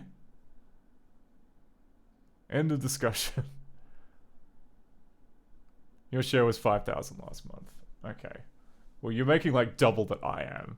So I'm gonna say I earned every penny.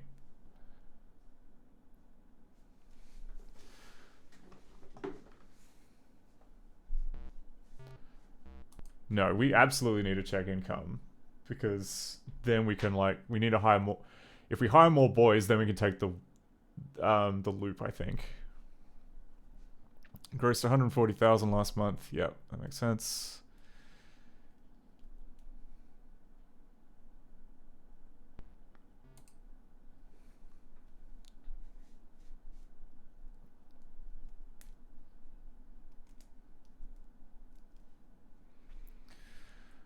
Okay, saloons gross 64,000.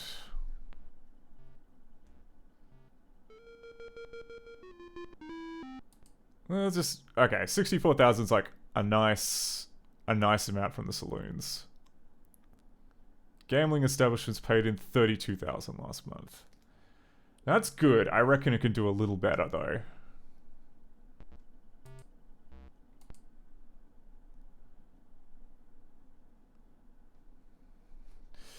Yeah, keep those houses open later.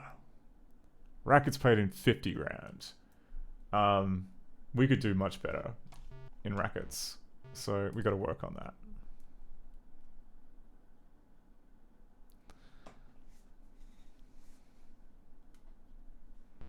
Okay, let's talk about the gang. How big is the outfit these days? Like, are we... Okay, we got 25 goons. Are they being run ragged? Too tight. The boys can't cover our territory. Oh, come on. No, we've got to add some boys.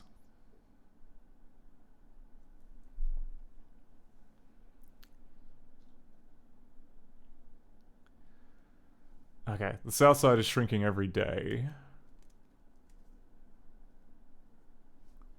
Oh, wait, we've got the loop. Interesting. Oh, so we just automatically expanded there. That's interesting. So as long as we just keep, like, being fiscally prudent, then as soon as, like, we take over the south side, we can, you know what? Now's probably the time.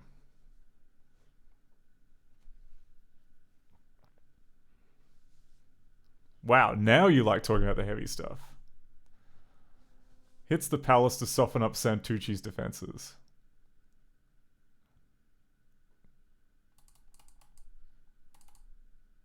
There we go.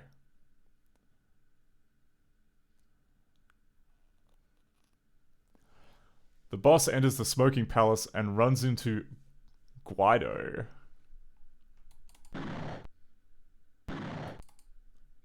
No, I missed. You got me that time.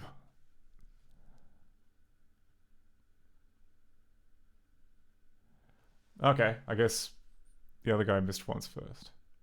I knew it would come to this, Callahan.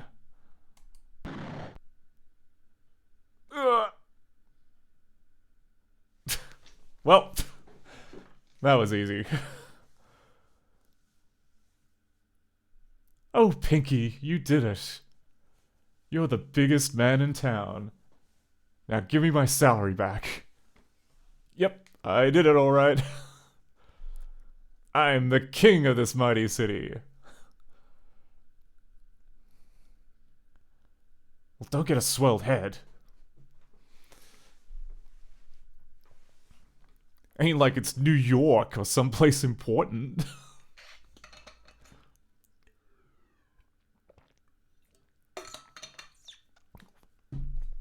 Why, you little...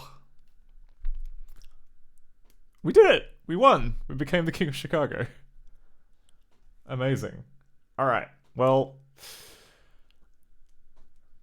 Anyway, like, that is... So, that was a playthrough. I'm really keen to kind of maybe, like, dig a little bit into the internals and try and figure out exactly what is going on in this game, because it is... You know, it's got a fascinating art style. There seems to be kind of like a varying number of paths and like little mini games to do, which I found intriguing. So I think that maybe what we will do is just kind of quickly dig into what, I guess, like, what to start off with, like, what resources the game has. So we'll just quit out of yeah, I've had it. Oh yeah, with the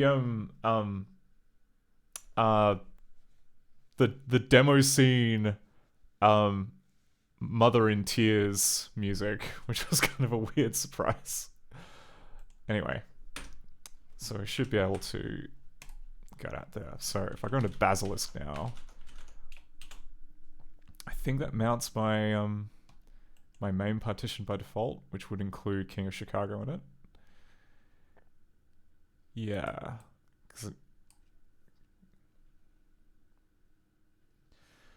Core10K says, adding Macintosh support for Ghidra, you were braver than the troops. Yeah, so I should clarify. Someone has already added in support for like some kind of like someone has added in like CPU support for like the A-line traps and I think like the debug headers, but the missing piece of the puzzle that I kept running into when I was like looking into this was just even loading the executables in there. So you can do it if you load them in as just raw data, like raw chunks, and then manually put together the wire it up together. But ideally I'm thinking like, okay, so like I'll open up King of Chicago in Reset and I'll show you what I mean. So we open this up. So this is the resource fork that is part of the that contains, amongst other things, the code for the game. So if we look at this, we have like a king chunk that is the King of Chicago version 1.0, October 20th, 1986. So this must be like the original release. We don't. What have we got here? We've got a file reference. Like this bundle. Okay, that's just about like icons and such. But if we look in like code, okay, so most of the game appears to be crammed into one segment with a little bit of like rollover. So in code segment 0, we have this jump table, which I believe is how, like, this is the entry point, I believe, for every available. I'm not sure if it's like for every function in the application, but definitely like all of the cross-segment jumps are defined here. And you can kind of see here that they've got like, yeah, they all appear to be in segment number 1. But like this defines like where all the functions and everything start.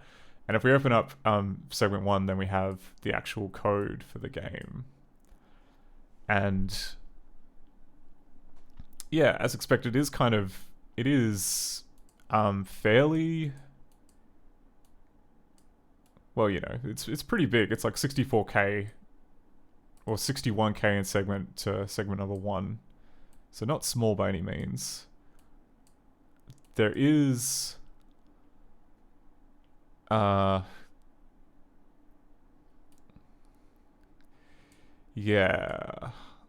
I was just like looking around for like some instructions that I can understand. Yeah, okay, so we have, so like all of the A5 references here, that's reference, I think, to the program memory, like the stuff on the, not on the heap, like it's not heap. So like heap allocated memory is done with handles, but I think this is like the not the stack memory, like just the pre-allocated memory, I think, of the program is all relative to the A5 register. Core10K says, are there chunks unloaded? Do you mean in terms of how it kind of wrangles everything into memory?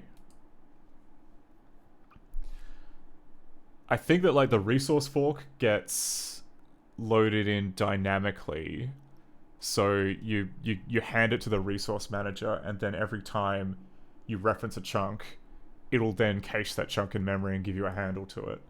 And it does that automatically, I guess, for all the code chunks, which has all of the stuff in it.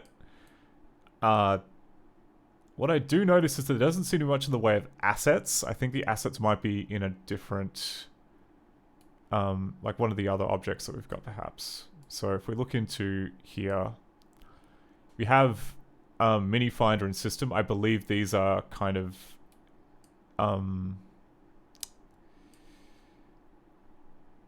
yeah, they're like, just stubs which allow you to boot the game off the floppy disk.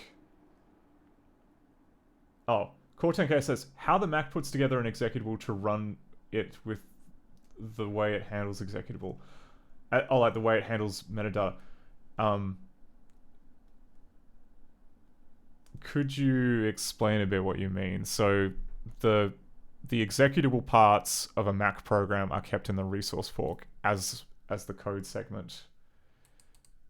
So, you know, there's like like in the Macintosh file system, you've got the data fork and the resource fork. Data fork is pretty much the same as just like a normal file. So there's no there's no chunk based information in the data fork. That's just like a store of bytes, and the resource fork contains these resources with like a 4-letter code.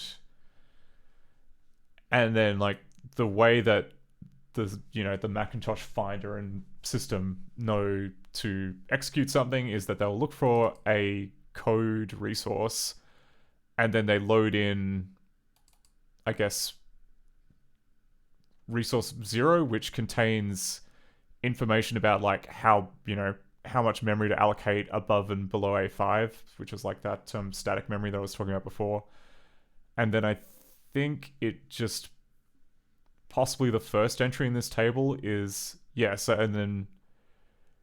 think possibly the first entry in this table is the entry point for the application. So then from there, if it needs to load in one of these code segments, it can just do that dynamically. Okay, so get rid of that. So now what I want to know is what's in... We've got S1 and we've got S2. S1 is 10 kilobytes. S2 is 4 kilobytes.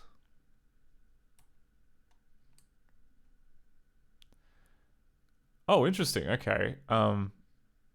S1 has no resource fork. So I guess all of the resources in this game are...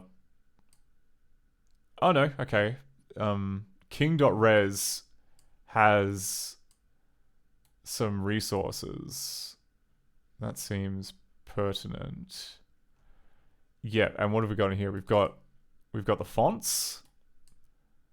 So what Yep, alright, this is like used for the newspaper headline. This was what was used for the little intermission, interstitials. Interesting, okay, this appears to be like another newspapery type font.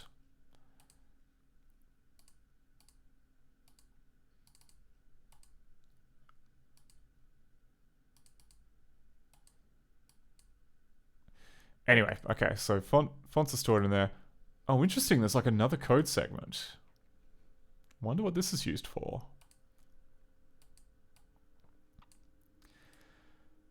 Well, it looks like it's mostly data and some kind of segment loader. Okay, well, hopefully we just won't have to worry about what's going on in there, because that looks difficult and hard to disassemble. Ah, picked resources. Here we go. Okay, so this is where all of the beautiful faces in this game originate from. So these are all like 2-bit picts. Here we go. We've got like the individual frames of Mother's Tears. Yeah, exactly. Found like the real important section here. Oh yeah, here's our little map of Chicago with, nice, definitely not Mac Paint drawn markings on it. Oh yeah, and then we get like these little, there's a little kind of clips from the game. Oh, and then we've got the hand. It's beautifully rendered gun hand.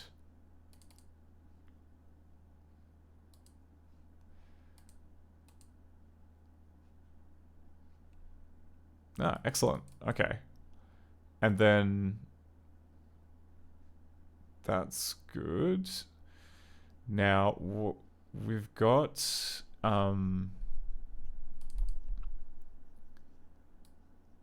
POLH. What the hell's this? Oh, maybe this is like some kind of maybe animation metadata for like how to draw things. We also have actors, which also seem to be kind of metadata related to the pictures.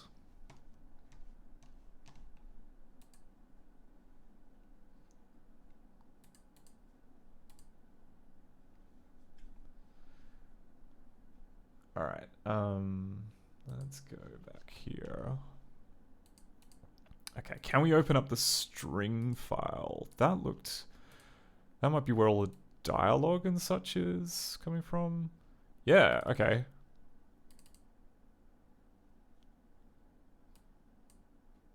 Interesting. So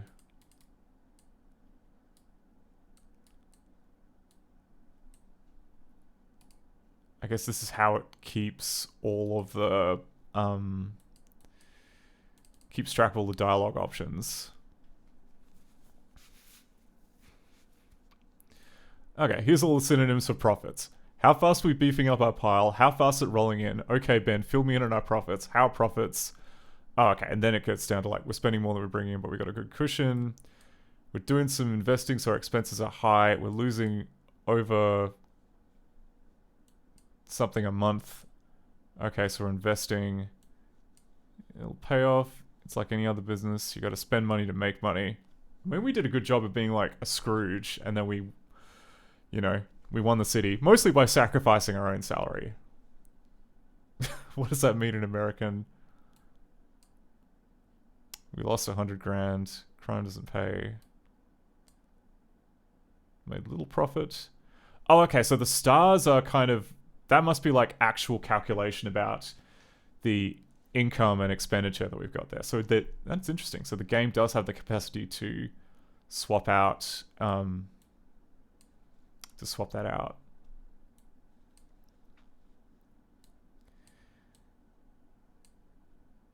Wow, we're making $1 million a month. So you can actually apparently succeed to the extent that you're making a cool mill.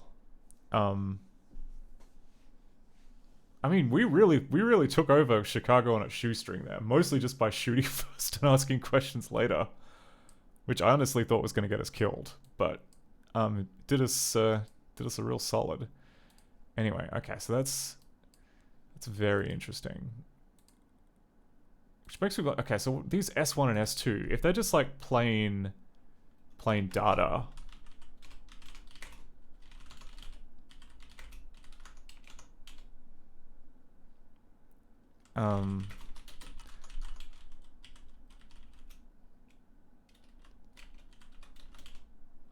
yeah, okay, so it's like the little icon suggested that it looked like wave data. So I think it may in fact, like this histogram here looks like 8-bit 8-bit unsigned audio. Okay, so that makes sense. And then, what the hell? If we just do it for all of them. Yeah, so resources a bit mixed. EPS. Let's see EPS. Like, EPS is...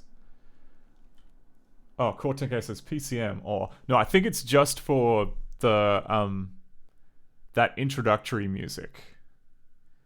Because that intro music, if like most of the bits in the game just use the square wave generator, which doesn't you kind of get that for free but the definitely the sounds of gunshots and the intro I think used like this wavetable, this sound is like this sample as part of like a wavetable sound. We might even be able to just play it back and hear what it is. Let me see if I can just do a bit of from Mr. Crowbar import sound. F equals open king. No, not king. S1. Then RB.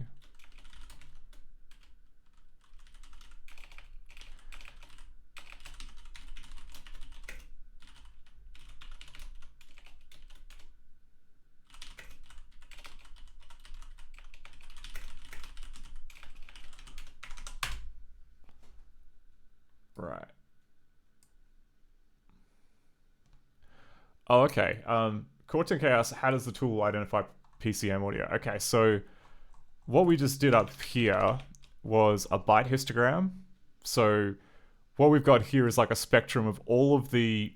This represents all of the byte values from 0 up to 255. And it just kind of...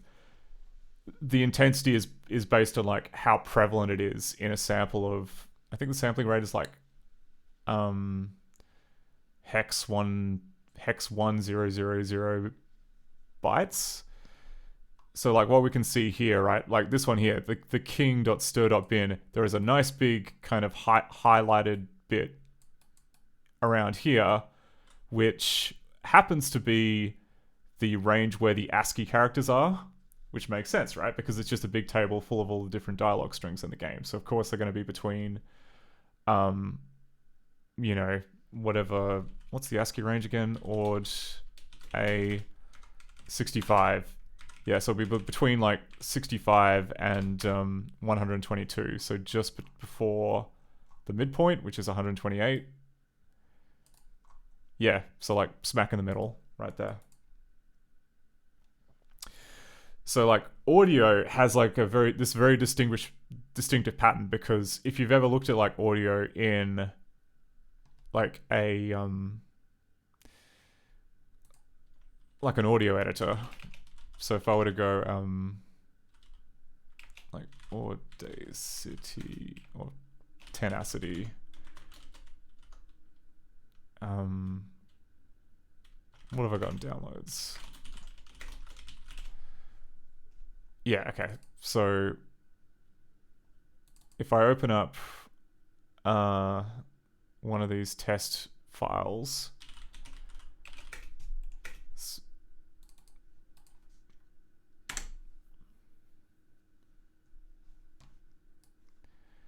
yeah. So like this is the waveform, right? It's just kind of oscillating. Okay, for some reason it's converted to 32-bit float, but it's, you can see that it's oscillating around 0. But it basically just goes up and down and up and down and up and down and up and down, right? So if you were to average that out over however many ticks,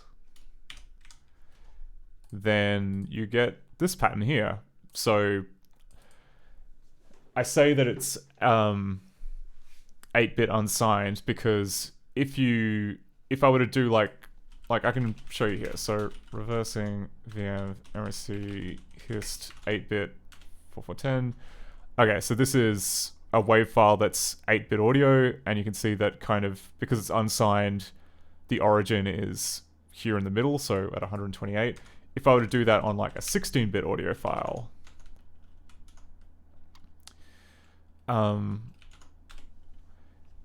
it has like a different pattern here. So you can see that like instead of kind of like fading out to nothing, there's like a constant like background noise. And the reason why that is because for 16-bit audio, also, yeah, the because 16-bit audio is signed, the origin is going to be at 0. So that's why kind of it fades out to the side here.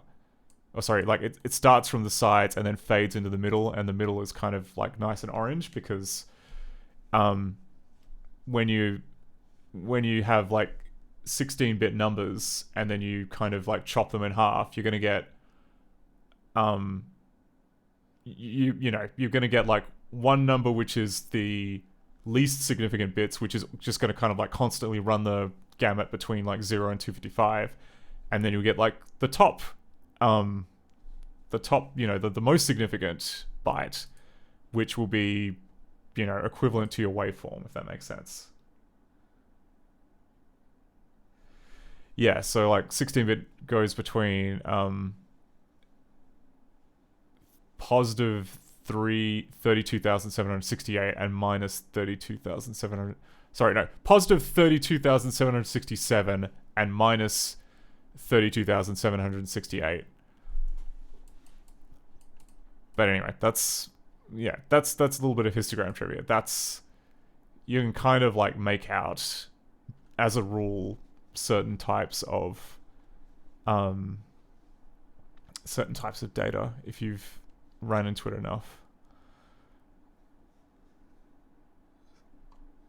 So anyway, what is EPS? We did not look at EPS. We should have a quick investigation of that.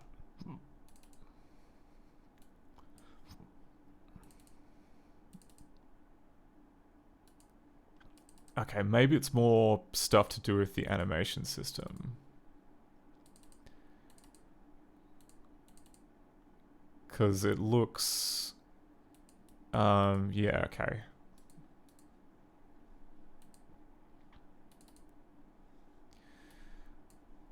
Anyway, okay, we've got most of our stuff. Right. Now... In fact, like, given this is kind of just a couple of chunks, we probably could just load it in manually into Ghidra. It would be a bit unpleasant, but we could do it.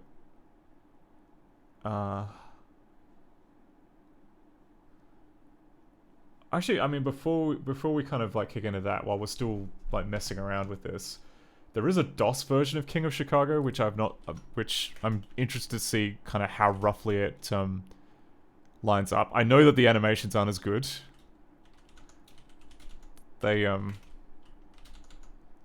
the King.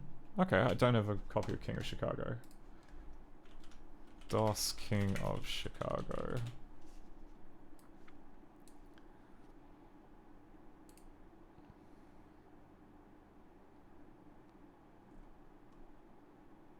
Okay.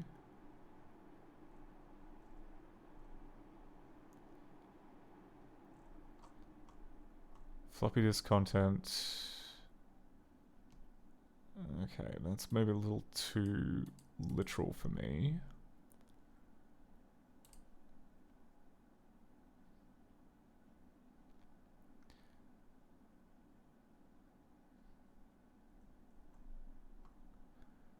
Oh, was King of Chicago a CGA game? Maybe let's look at these screenshots. Oh, okay. King of Chicago is yeah, the DOS version is very, very CGA. Cortenk says, do you have to rename all the Mac files to compare them? How do you mean compare them? As in with like different versions of the same game? No, it's not claymation. They actually got like a pixel artist to do these. But yeah.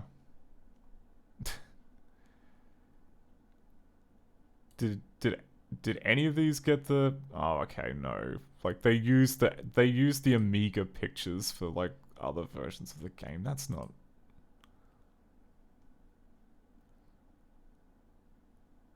Wow, there's like a newsie in this one. Oh, they did keep like the grotesque look of the finance guy, but he's now wearing a nice hat. Oh, and you can get given the chair. Okay, this is a very kind of like we ran out of time for animating this sort of image. Yeah, I like the Macintosh ones more. Sorry, I'm not made of stone. I think this is objectively better looking than the I wonder if it can. I mean, can you be given the chair in the Macintosh one? I assume you must be able to, because like that's like an important part of the Chicago story, right? Like, do we have any pictures here of like being given the chair?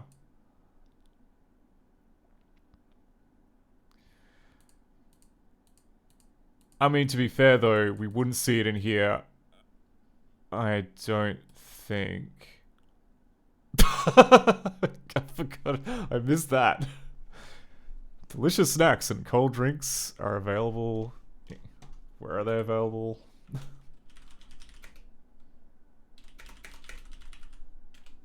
Let's all go to the lobby. Let's all go to the lobby. Let's all go to the lobby. Get ourselves some snacks. Yeah, anyway. I should have clicked the intermission button. I just thought it was pause. I didn't think it would be anything like that. Okay, that's Lola's room. That was that place we shot up. There we go, here's the chair. So you can get the chair in this game. That's good to know.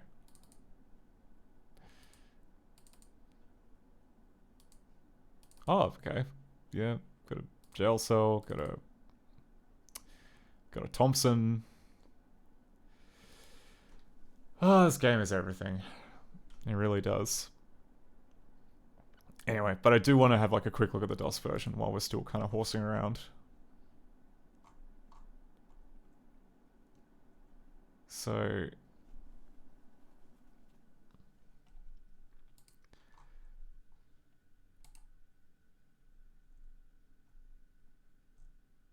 I mean, yeah, it was written by Doug Sharp. And then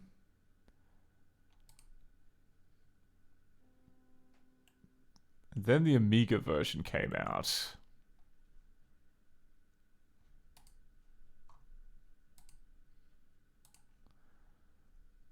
With the deluxe painted deluxe painted face.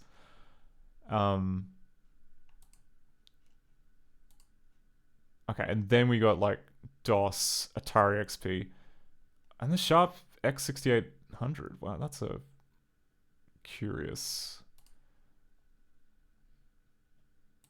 I want to know if like did they add like more colors to the graphics for Sharp King of Chicago?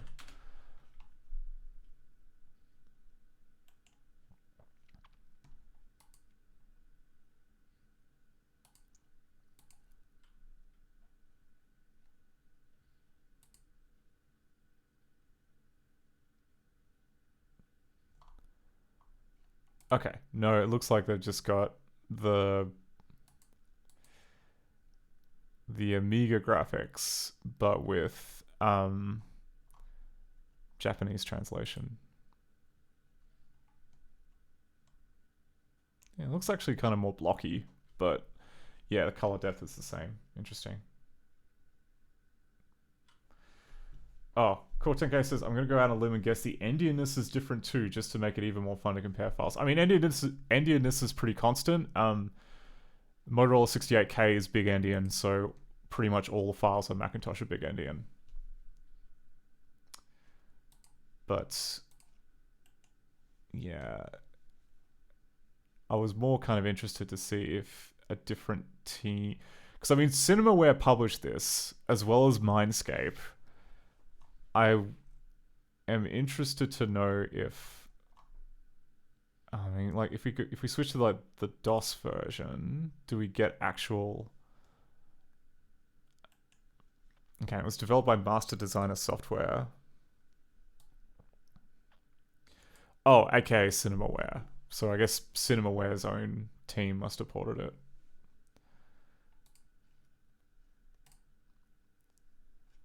Anyway, okay. Enough stalling around.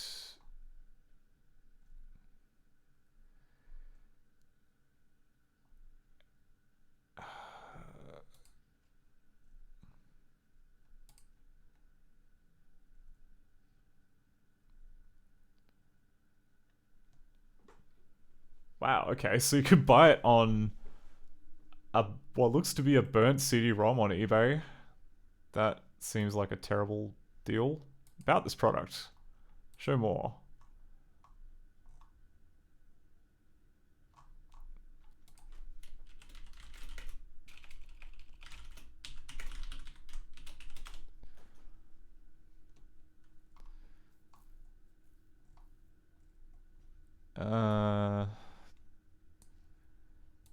Video games, Videro games.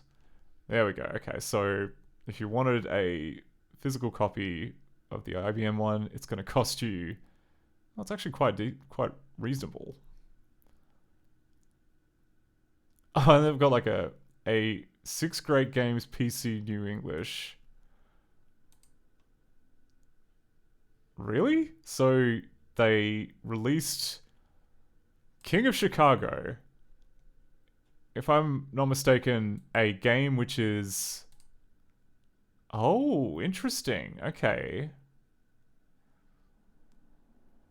So the screenshots there are of a game which is similar to the Amiga version.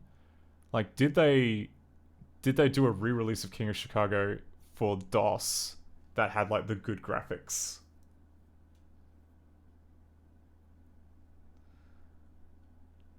Yeah, like that's kind of what threw me, because like I don't understand why they would need to like release a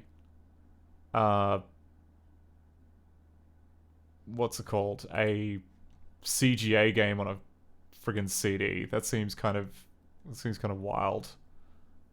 Oh yeah, you get a double hit with Three Stooges and King of Chicago. Wow, okay. I guess they were both published by CinemaWare. That makes sense. Okay, so this one here, they've said, here you go, have a lovely eye-searing CGA PC screenshot. Oh, and then the Three Stooges, they also show the Amiga screenshot. That's really... Okay, but that's on floppy though. I can understand that, but I mean like... And yeah, so on your 5 CD, what do you get? 5 plus 1, you get King of Chicago, Firelox, Deadline, Pandemonium, Squares Deluxe, and Rescue Rover. What a collection. What even is Firelox? I don't think I've heard of Firelox.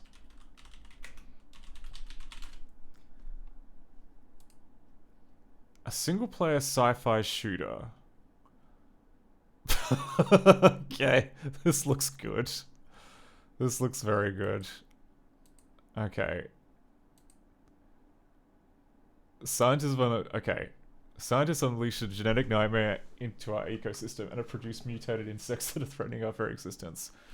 Okay, I think that in order to kind of like properly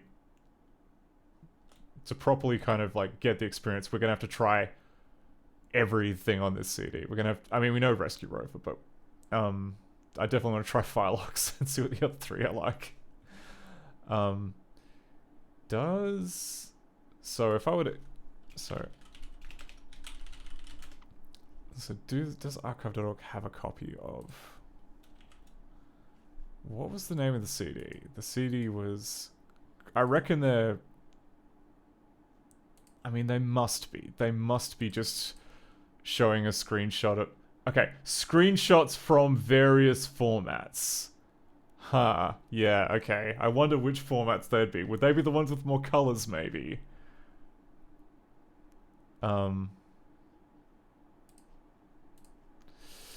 King of Chicago.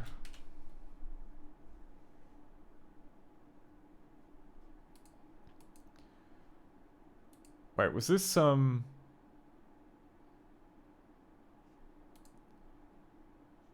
was Firelox from Beaversoft? Oh yeah, okay, the Wacky Wheels people. Oh, that explains it. Because like I thought I remembered seeing this this font from somewhere, and maybe it was from Wacky Wheels. Okay, well I've not played I've not played Firefox and I really want to play it now. Yeah, okay.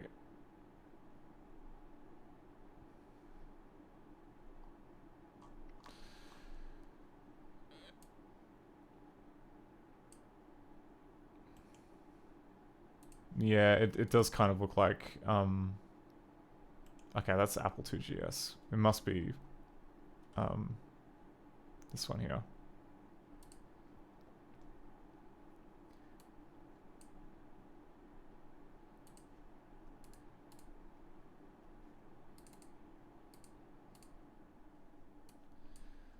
Okay, so games, DOS.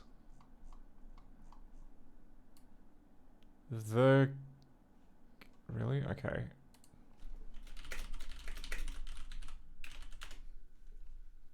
Extract.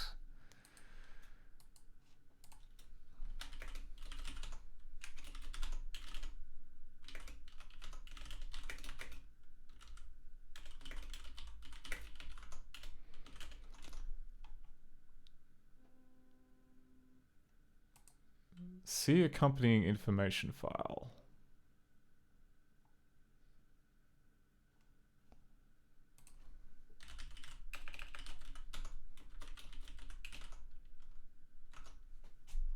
What was it? It was...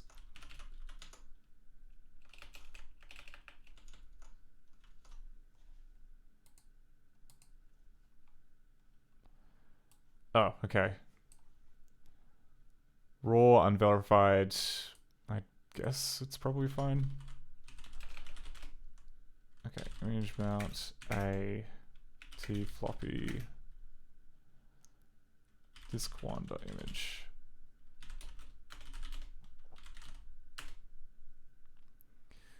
Okay, King of Chicago start file options. To play King of Chicago on a one floppy system, play King of Chicago on a 2 floppy system. Oh my god, there are multiple floppy disks. That's okay. We're just gonna let's just go to play King A. Let's press the spacebar for keyboard control.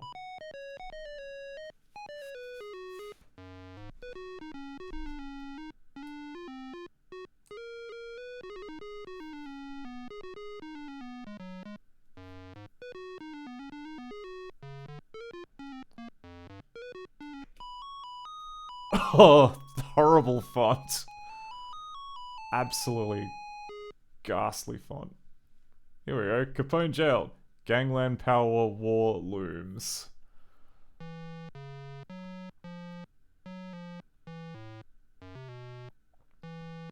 I wonder if this is... they just kind of rip it from the BIOS font, which is why it looks so ugly. Okay. Okay. I think we need a little relaxation.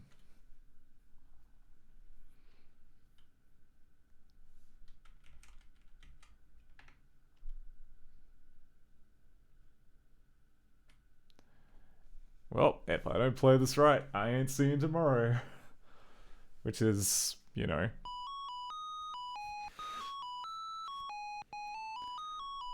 The kid drops in on his hero to crow over Mr. Capone's bad luck. Oh wow, okay, the newsie. Beat it, kid, I got an important meeting.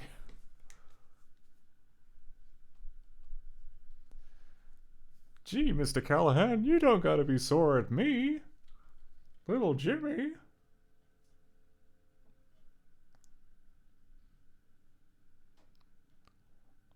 I run right over when I heard Capone was going to the slammer.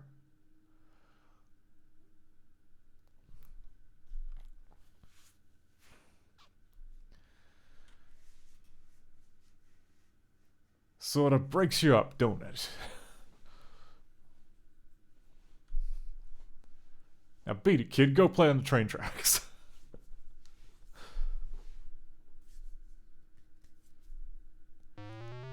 Aw, Pinky. I mean, Mr. Callahan, give me a break.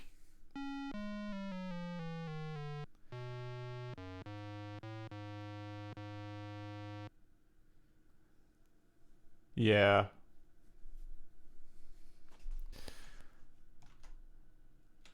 Yeah, I think that the CD release is not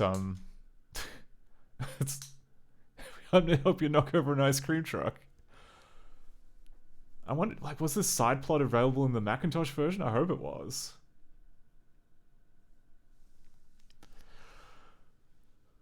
I don't think we saw little Jimmy at all. We got, like, I mean, we got a different kid, but I don't know if it's the same as this guy.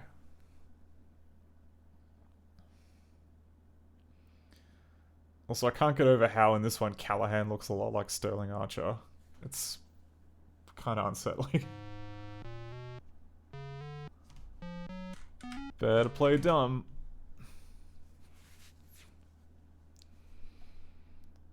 You got it all wrong, kid.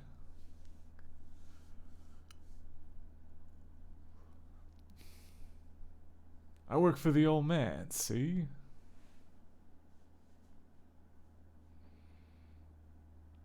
Oh, you're some kiddo, Mr. Callahan.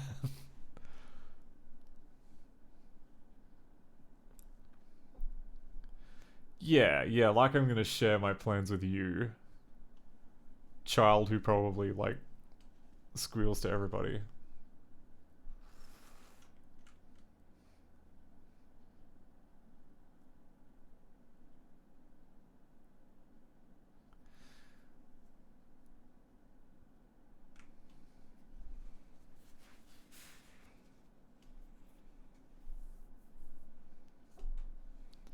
Just telling you what I seen.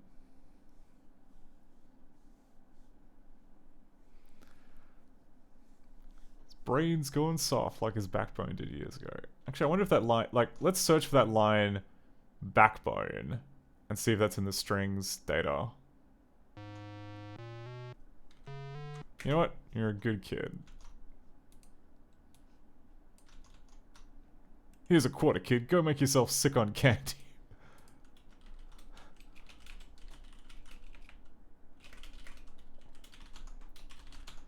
Gee, thanks, Pinky. You're a swell guy.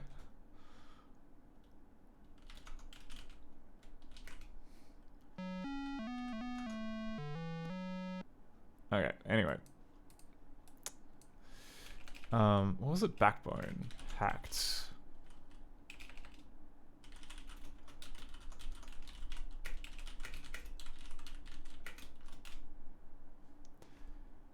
Yeah, okay. No, Pinky is in the original. Oh, sorry, not Pinky. The kid is in the original. According to the string table. So...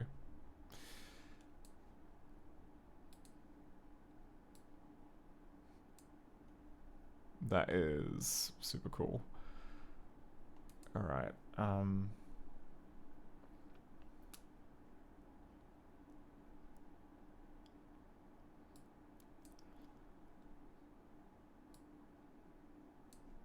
so we, yeah, okay, so we minimize... So that's convenient that most of this stuff is not resource fork material. Oh, sorry, no, other way around, sorry, that it's mostly, like, all the assets are resource fork material. That might help us, actually. But, okay,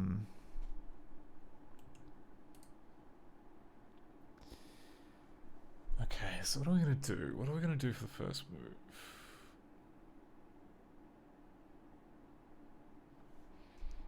I think... So if we open up the king in the editor, then take a good look at this this jump table.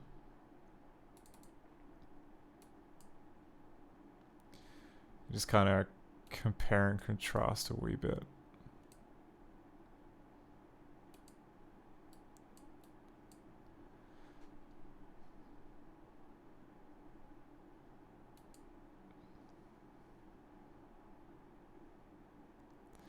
Yeah, okay, so we start, okay, interesting. We start off with like a DBE2 in seg 3F3C. And then after that we go to segment number 1.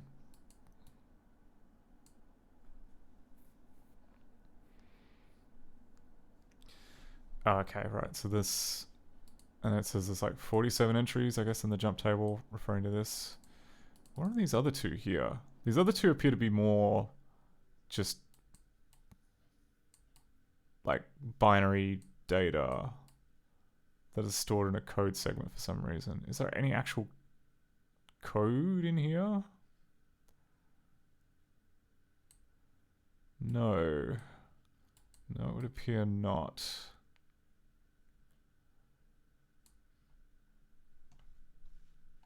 How about the other one? Yeah, okay. The other one's kind of the other one is kind of similar. Really? Okay, so it really is just one code segment. We probably don't even have to. Yeah, we probably don't even have to write a loader for that. We could most likely get away with just dumping that one chunk and shunting it into Ghidra.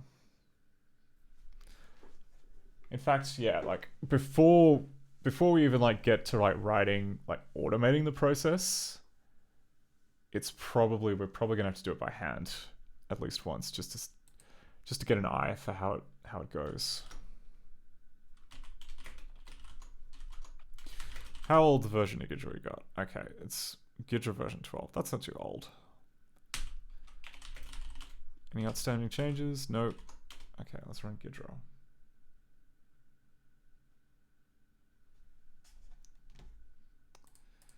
Let's drag this in.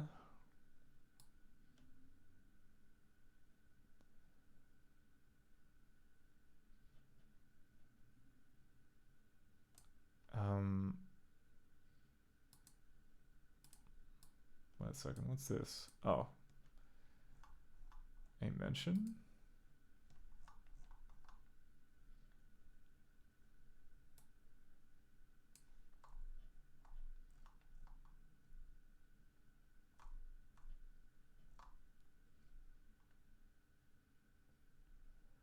Oh, okay. No, okay. It's fine.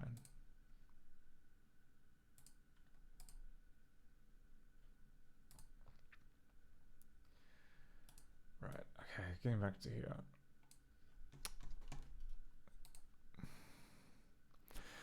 Okay, so let's chop out segment number 1, because we know segment number 1 is where is where the good stuff is. We could also probably chop out segment 0 and get this list of entry points, because all of these are going to be all of these offsets here are going to be function start of addresses. So let's give that a shot.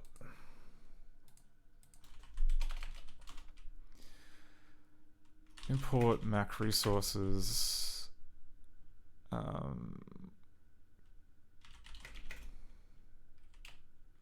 Okay, let's open the king.bin.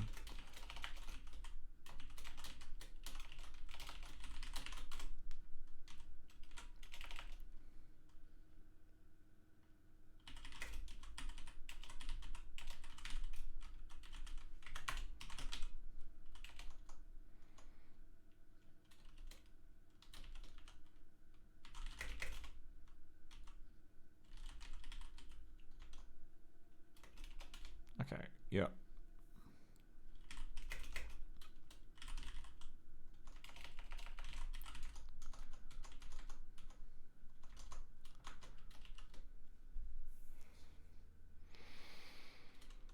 And that would become king.resource.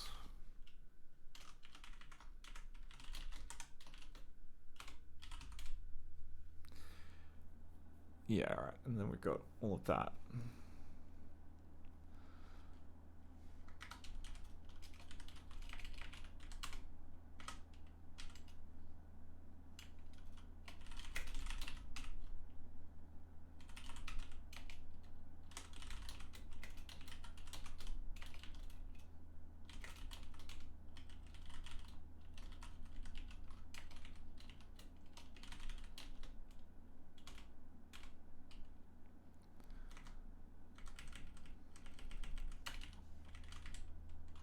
Okay, then that'll be 4. Yeah.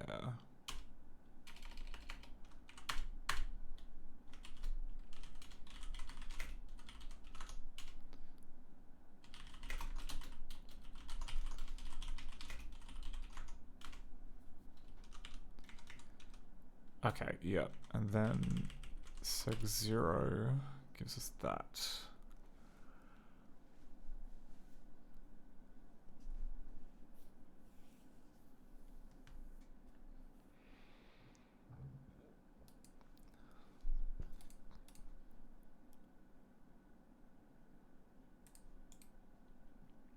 Okay, let's...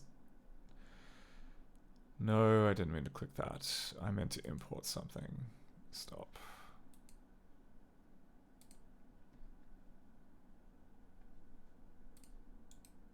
Oh yeah, okay, you can rename these. So if we import games, max 68k, King of Chicago, hacked, seg1.raw. We want raw binary.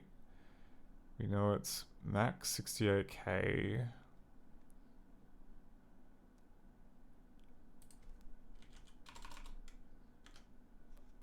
Mac edition.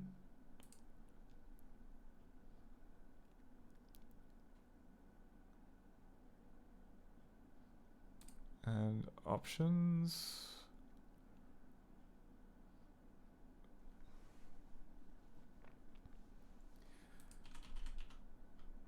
We'll call it seg1.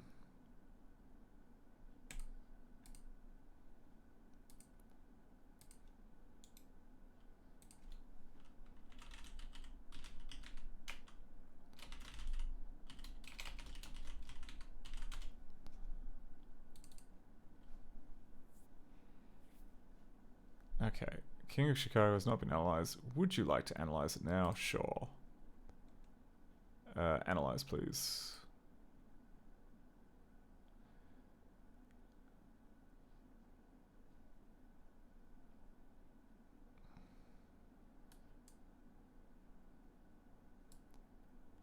Okay, so it's managed to find some code without any prompting at all, which is nice.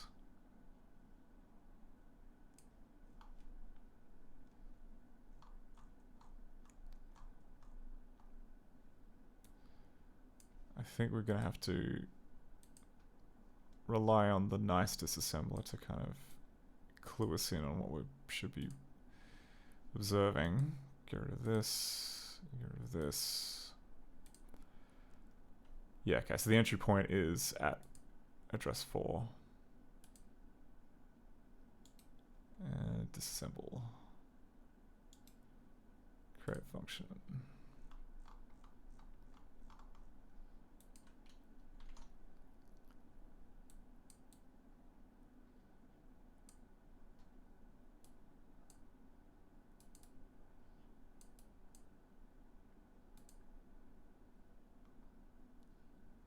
Interesting. Okay, so like, if we were to compare like on 110.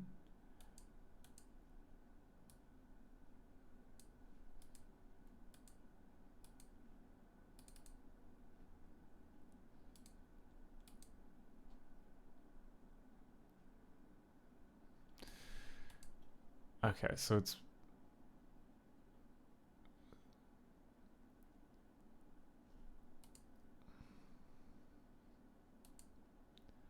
Oh.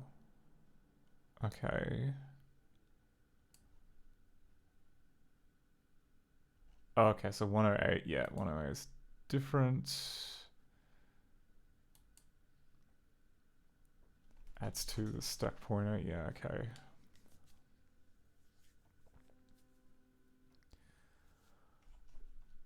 I am surprised that this doesn't count as disassembly.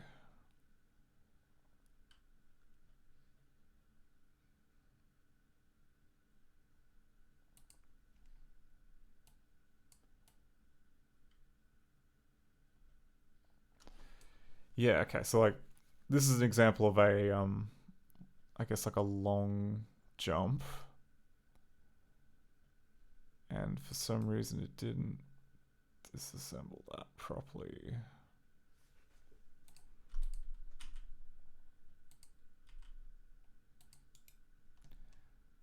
I want to say references. How do I data?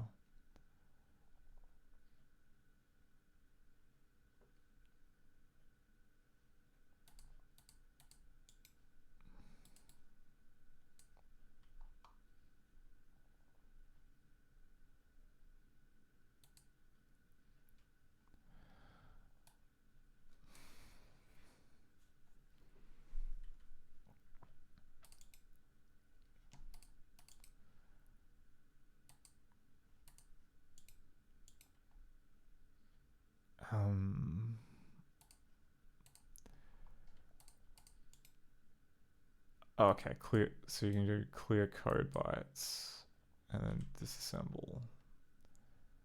Yep.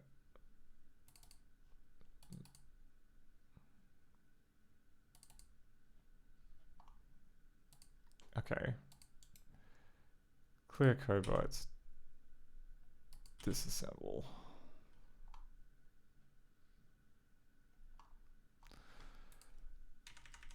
Yeah, I'm not sure why it's kind of getting hung up in spots. I mean, we do have like end the show and start the show here, which are definitely like pieces of inline data. Like, what is 18D?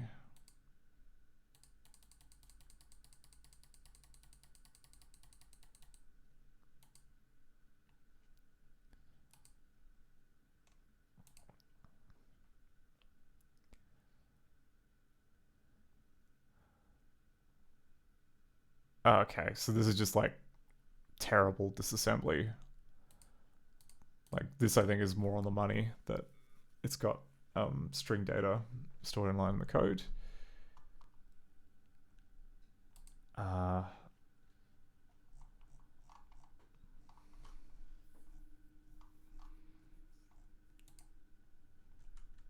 What about up here? Does that one? I mean, this is still code like, right? 15C. Yeah, okay, it's more, it just doesn't like this instruction. So clear code bytes, disassemble. Sorry, clear code bytes, disassemble.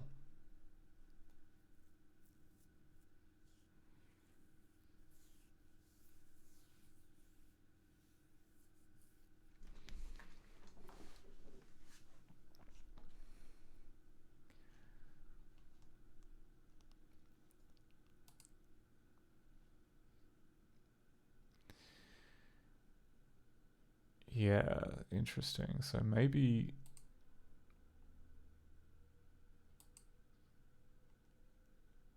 Yeah, okay, and these would be like length prefix strings.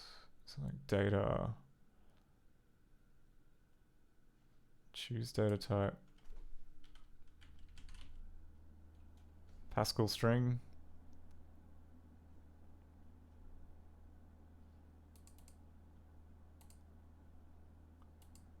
Whatever. Doesn't really matter.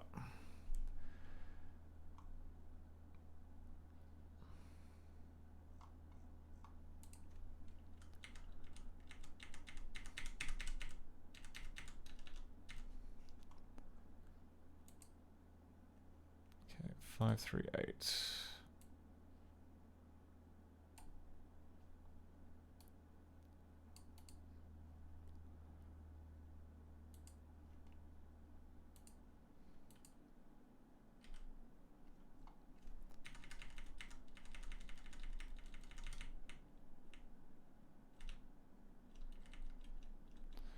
Okay, we've got an enormous switch statement here.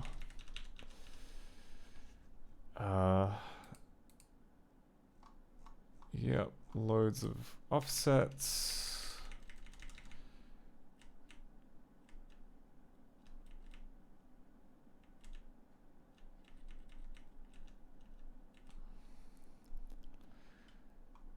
Oh, alright, a big old table of strings. I'm guessing that's the string table that's used to like calculate how much money that we've earned.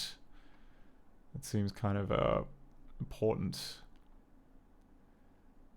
important piece of information.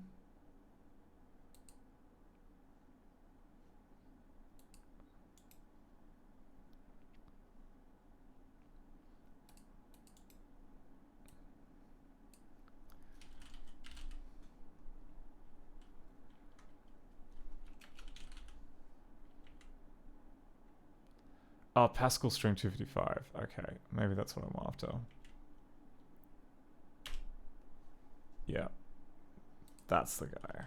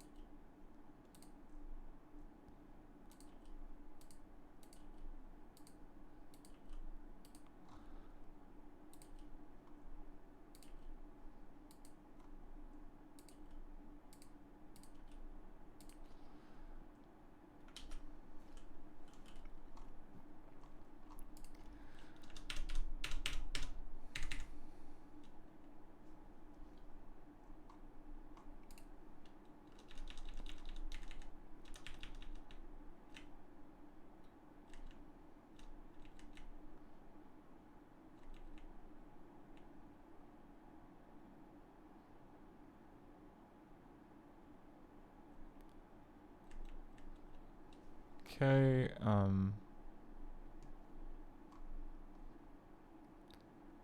ooh, we have like some debug strings, it appears to be in here.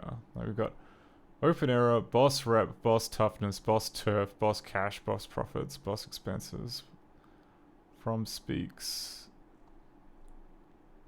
Gang morale, interesting, okay. Jake bravery. Prohibition and affluence. Wow, a lot of parameters in this. Okay, these definitely look more like format strings, so I guess yeah, they're not Pascal strings, so it must be just used as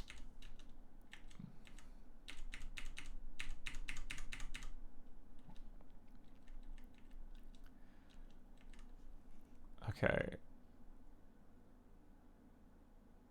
We got a Big Mac here, we got a 512K Mac here.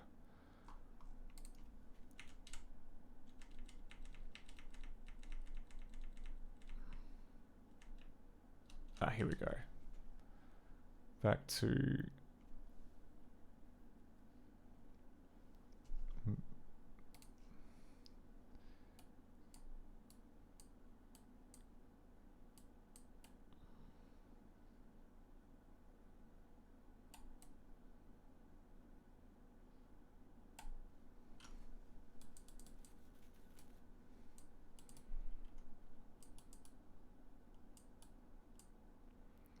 okay, 9286, 9284, 9287.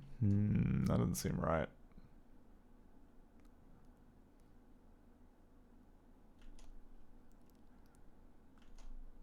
Oh, okay. Like that's definitely string data.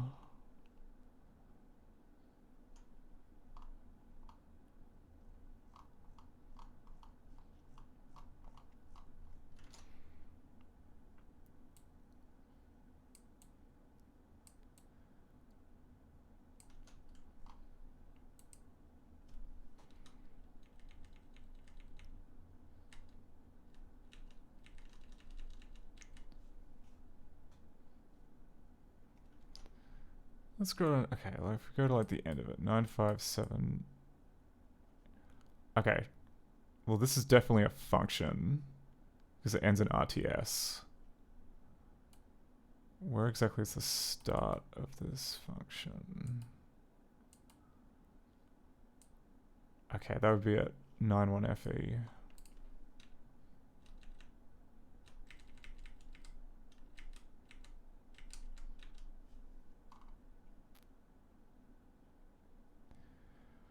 Oh, but that, I mean, that can't be right though, because that's an objectively like these are all objectively nonsense instructions. So I think, okay, I think the guess from the disassembler about where the function starts is not correct.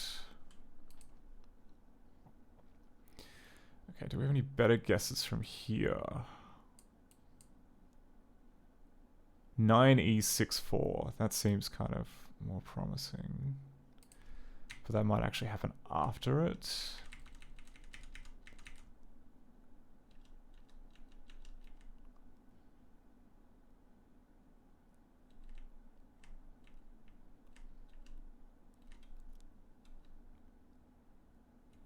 C2, 96.7.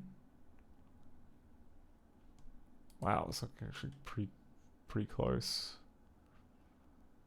96.4. What was one before that? 9576. So what's the offset like on that? Because I know there's a slight offset.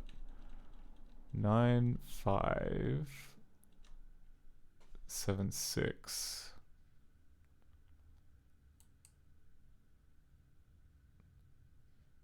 Yeah, okay, so you have to add 4. And that gets you the entry point. So we 96.8 is the entry point.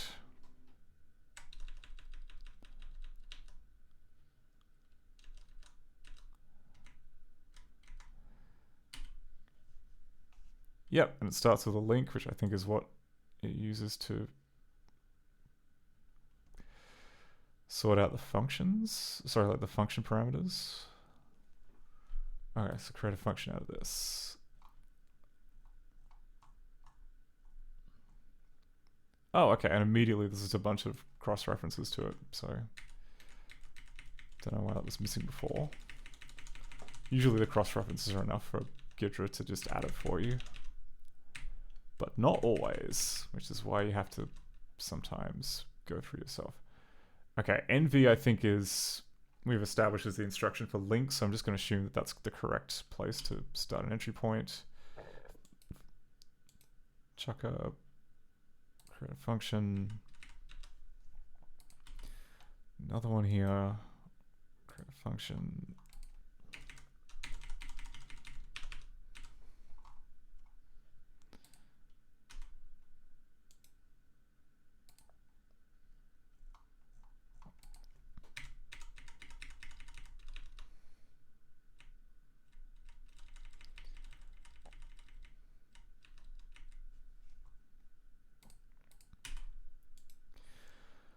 Oh my god, it's so much nicer in Motorola 68K compared to Intel. Just even having like things aligned to the 2-byte boundary makes everything so much more bearable. Say nothing of actually having an instruction set which is worth a damn and not cooked.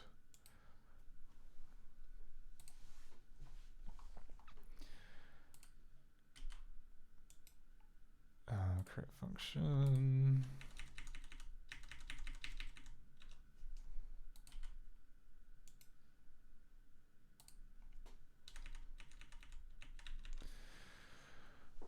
Okay, so yeah, the plan so far is that we're just going to go through and map out all of the code space, like identify all of the function entry points, in other words.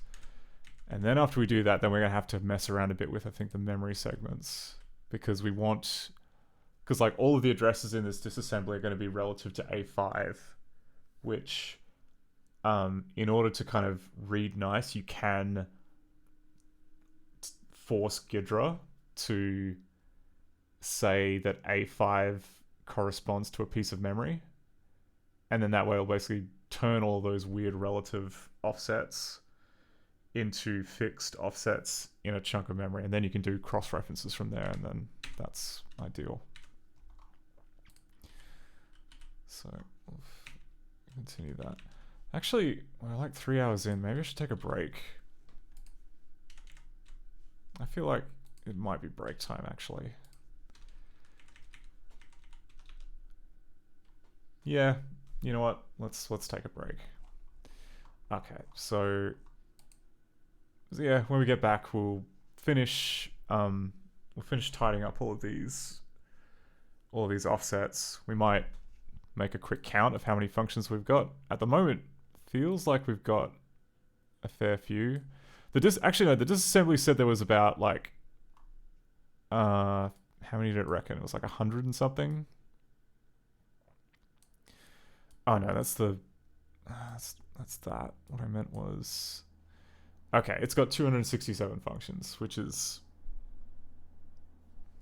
kind of a lot, but could be a lot worse. And I mean, most of them are just kind of smallies. Like, look at this one here. This is a function that shifts a parameter to the left by 1, so it's multiplied by 2. Yeah. Actually, there are a couple which do exactly the same thing. They all... Wait, all of these functions? They just exist to shift... How are they... They're not even different. They all just multiply the first arg by 2 and then return it. That's, okay, fine. Nothing wrong with that. Anyway, sorry, I should... Okay. Break time, I think. I'll be back in about 5 to 10 minutes. But, yeah. See you in a bit.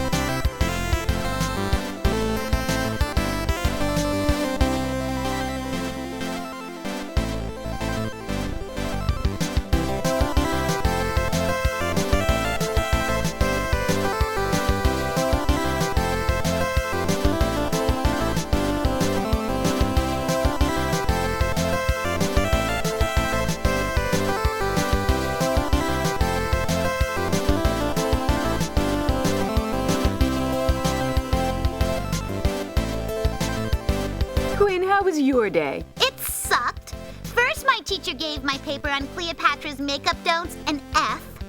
Like he would know. Then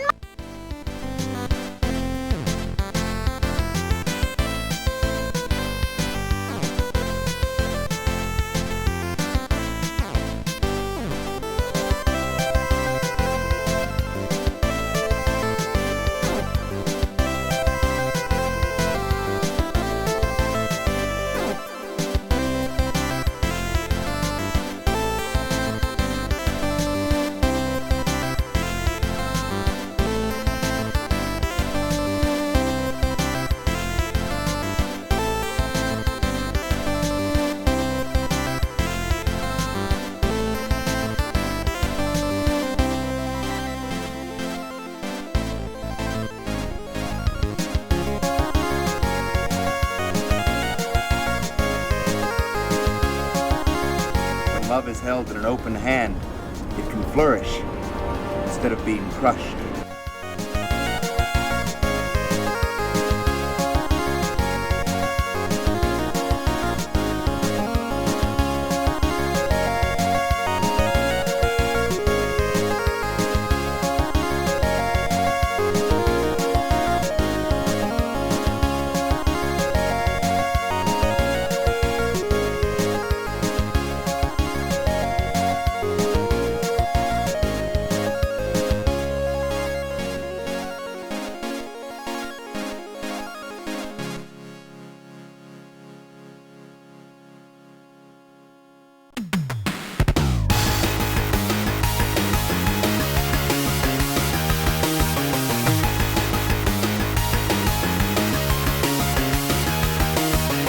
Start out with a squish triangle.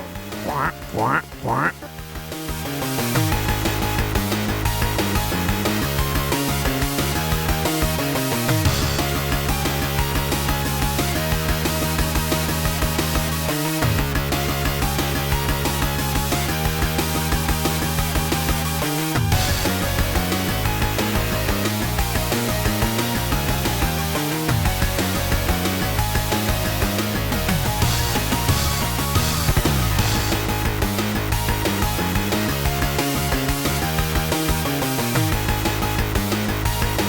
More lights than a disco. This is Robot Wars, not your Saturday night out, boys.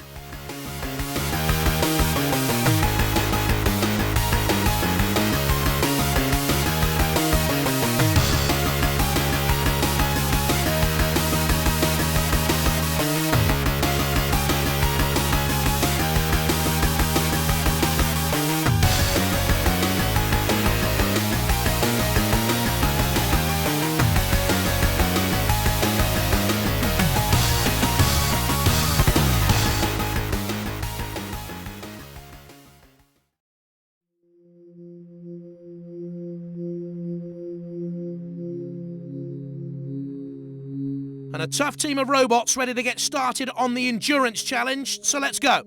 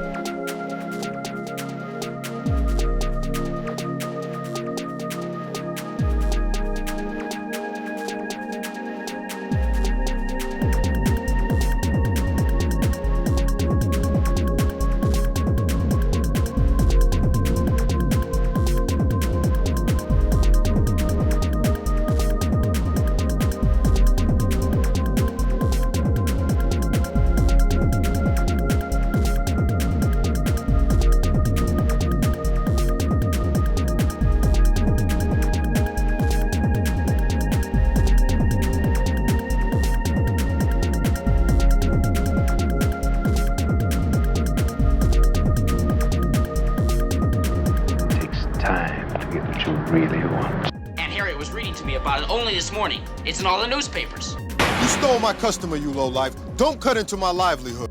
The what? The babysitter bandit. Boing.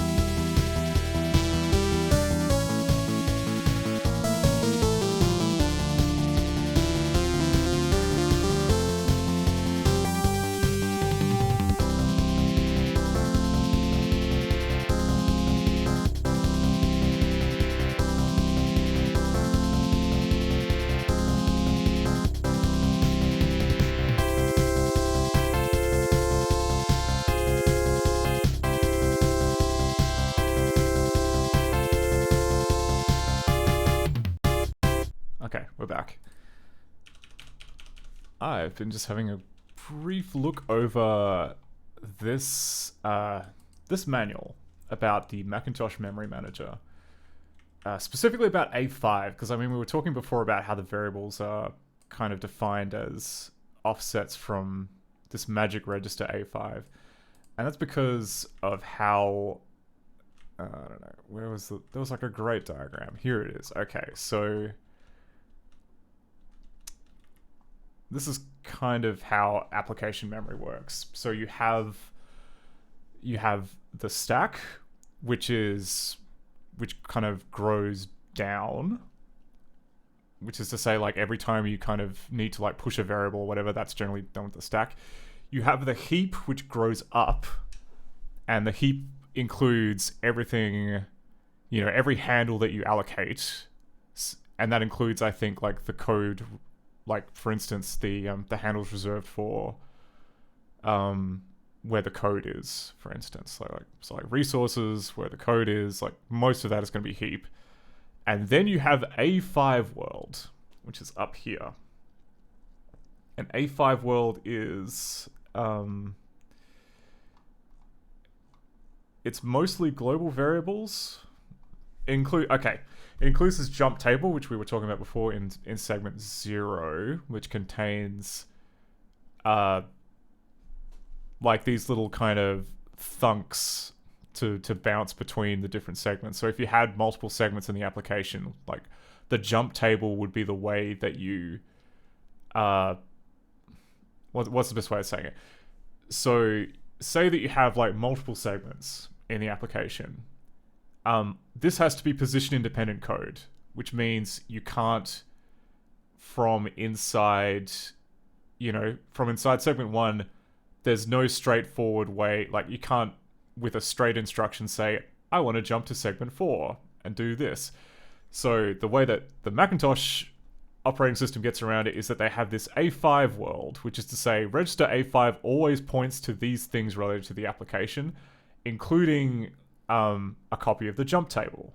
And then with the jump table, you have these little kind of these little things called basically thunks. So it's a little piece of assembly which essentially like sets up the segment register and then sets up the offset and then just kind of jumps there. But then that means that you can turn most of your what's it called? Suddenly with Ghidra, where's Ghidra? Instead of jumping like relative, you can't jump relative between segments because, as we've described, it's position independent. But you can jump to a fixed location in the jump table, which then does the actual work of going to the right segment, for instance. So that's what this is all about. Now, I am also conscious that if it's...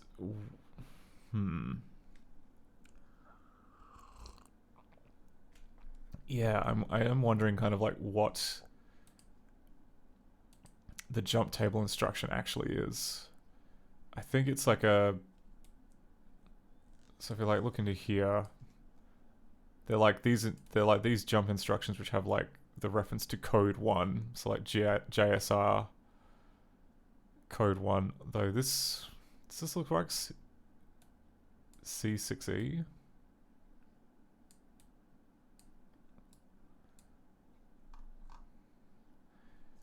Yeah, C6E. Okay, so yeah, so they've got like these JSR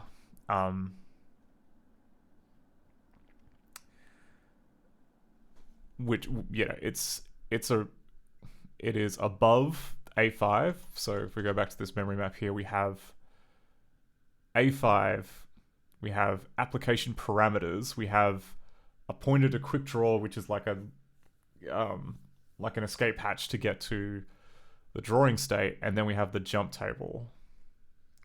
And I think that the position of the jump table above A5 is... Yeah, I see. Okay, it's defined by like these integers up here. So the application loader will set that up for you. So I think it's probably fair to say that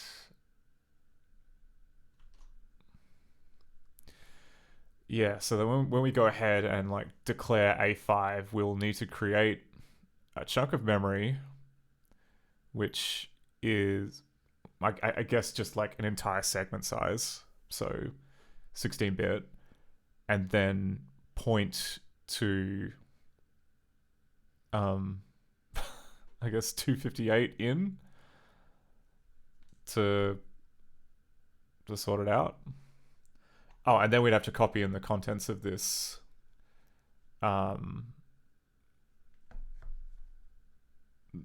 what's it called? This segment table here, or this jump table, so that we could actually point those. Yeah, because for some reason it does use long jumps in here. So in order for these to resolve to something that makes sense, we would need to include the jump table. And turn them into thunks, like proper thunks. Anyway, that's... We've still got like a little bit of code, I think, left that we got to sort out.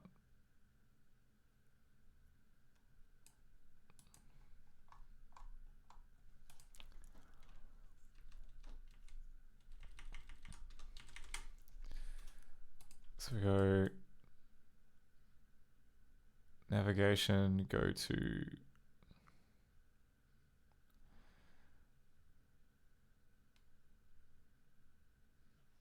okay. Maybe it's not there. I thought there was a menu option which just allowed you to jump to like the next piece of undefined text. Yeah, so like that. Okay, I think maybe that might have been it.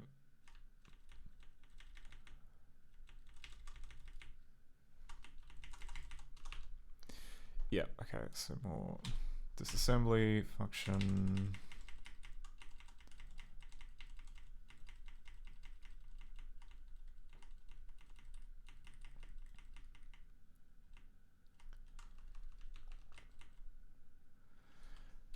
Oh, what do we got? Problems with allotting bitmap for joint list. Probably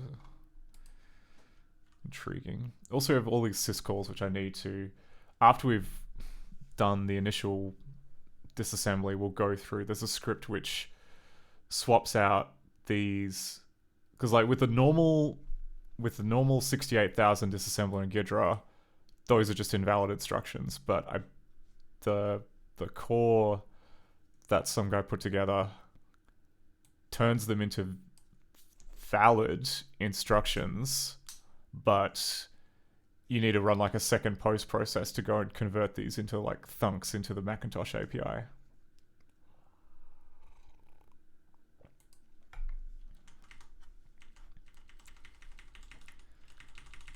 Okay. Is that a... No, that's just some stuff. That's some stuff. That's some stuff.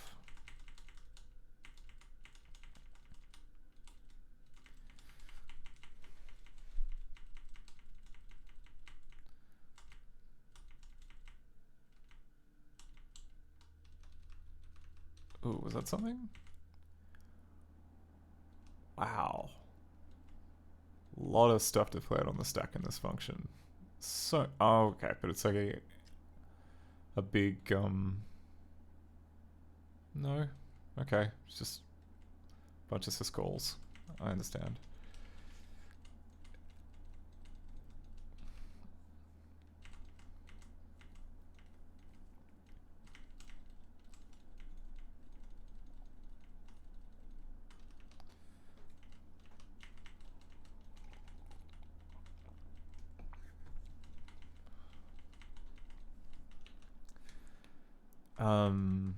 Interesting. Okay.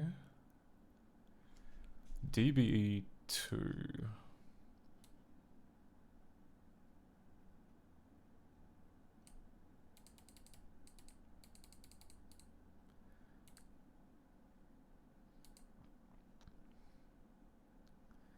DB80, DBDA, DBCE, DBE2. Okay.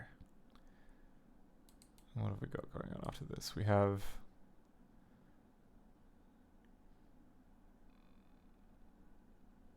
Yeah. Engine damage may occur. Thank you. Oh, thank you very much for the follow. Her Hotson plots. Good to have you around. CMYK flooded by us. Are you using Snow to do trace logs? Not really. I don't know what Snow is. What we're using here is Ghidra to disassemble this old Macintosh app. So I think if we go disassemble that and then grab that. Yeah, that looks roughly like a thing. Okay, we've got like a bunch of... This definitely looks like a 4-letter like resource code. Can we convert that to a character sequence? Yes, we can. Oh, interesting. Okay, so this is the...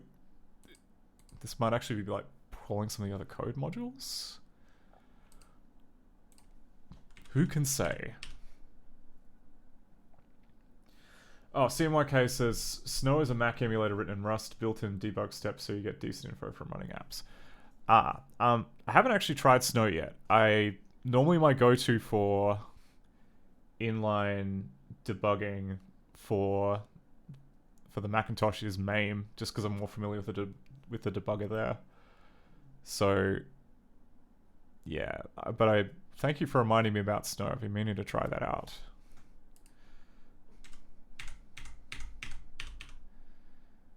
Okay, more syscalls, more syscalls. Surely we must be getting towards the end. Okay, is this code D96? I'm just flagrantly borrowing the super res edit debugger just to double check that I'm doing the right thing. D96. Yep, that looks like a function to me. Disassemble becomes a tiny thing.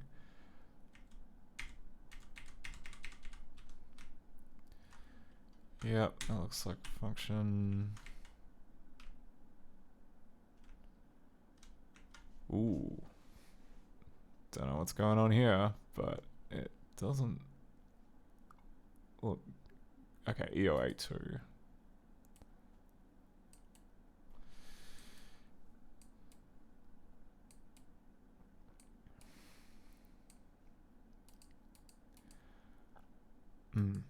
I mean, yeah, I didn't really need to use the debugger at all for Fool's Errand, just because there isn't really any low-level code. It's all fairly high-level, if that makes sense. Like, all of the API calls are, like, all of the hardware, everything is just like a nice high-level API. There is no direct hardware touching going on, which is usually the point where I have to whip out the debugger if there's problems. Whereas if this was more just like, okay, the port that I made is broken in some way. Maybe I made a series of typos that I should fix. So, I don't know. But then again, that was like ZBasic code. Or, compiled ZBasic, which is much easier to disassemble. This is C, by the looks of it. Oh, it could be Pascal. You know what? I'm guessing it's C, though, because my rough recollection of Pascal is that it looks very... it's got that similar kind of chunky look to it that the ZBasic did, where... This is from 1986. This is before optimizing compilers. So, it was entirely in the interests to make the resulting machine code look the same as the language that it was coming from. So it is kind of a bit more wordy. Okay, EO80. Interesting. Okay, so EO9C, it recognizes that as a relative jump.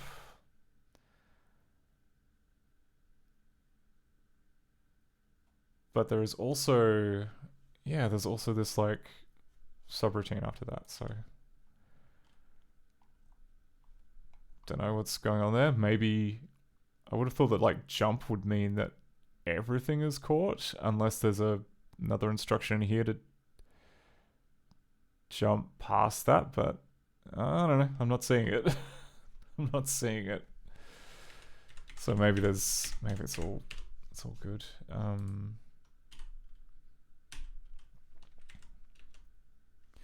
Ooh, this looks like kind of, you know, fairly bit twisty. Is this like reversing endianness or something? It's got like an air about reversing endianness to it. Anywho.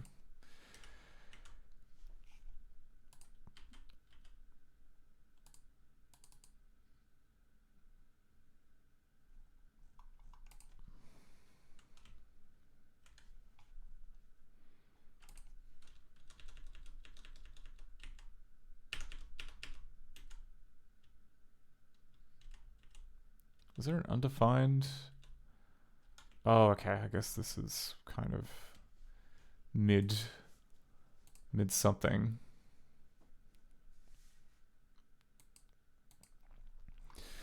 Oh, whatever. It doesn't need, you know, first pass doesn't need to be perfect.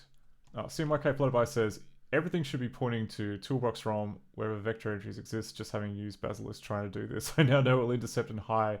Oh, and HLE many calls. So if you need to follow syscall to determine what call it is, you may want to use a different emulator. I think we should be okay. Like the syscalls are very well documented, and I do have a there is like a script that I'm going to run after we get through this first pass of disassembly to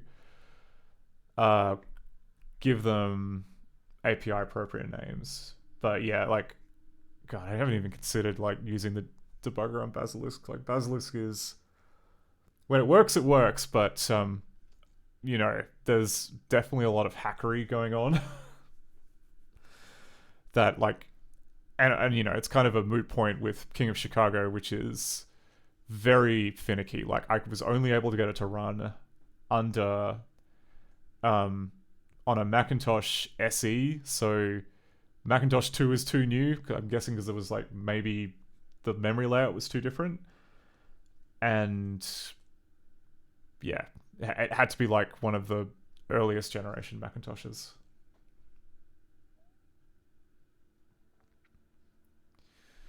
CMYK Floodvice says, it's definitely named correctly, just don't look it directly in the eye and you'll be okay. Yeah, I mean, for its faults, like, I mean, we have a good working relationship, me and Basilisk. Yeah. As I probably mentioned a few times earlier, I'm kind of trying to avoid Mini VMAC just because it's too weird for my taste. Like, it just... The designer of that made a bunch of decisions which don't really... I don't know. I just bounce straight off it. Especially, you know, things like you have to build like a separate version of the emulator for every architecture, and then, or, you know, every slight change in the machine type, and then you've got like a weird meta system. Instead of actually having like configuration file, you have like a weird kind of meta control to run things inside. It's too much. It's too much, especially like given, like, maybe there's a good debugger. I guess I'll never know because it's competing with MAME, which has one of the best debuggers ever made. God, I love the MAME debugger. It's so good. If you haven't used the MAME debugger, you're missing out.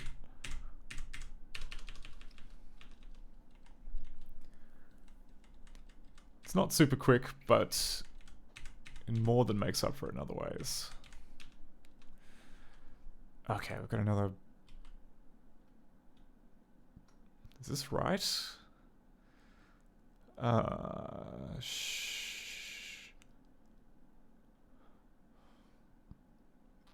guess this seems alright. E600.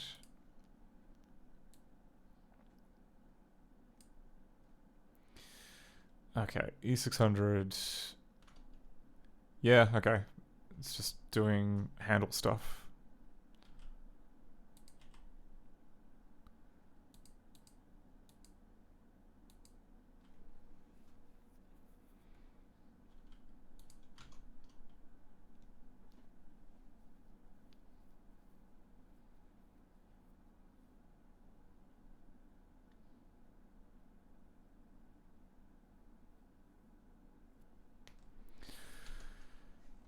Alright, it must be close to the end. Oh, here. One more.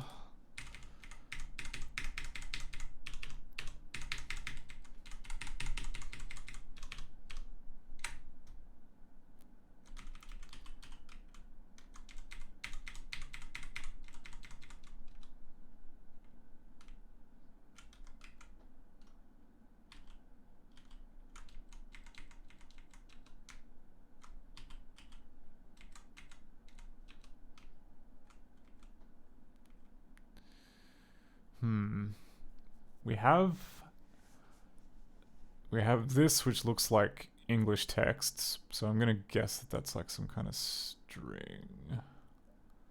Terminated C string.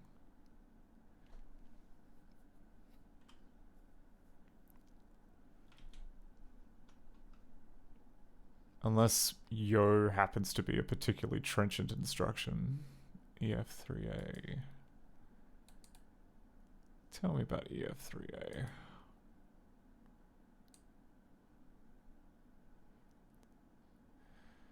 Oh, okay, yeah, it's just kind of... Oh, no. No, it's correct. Yeah. Disassembly, and then that became a...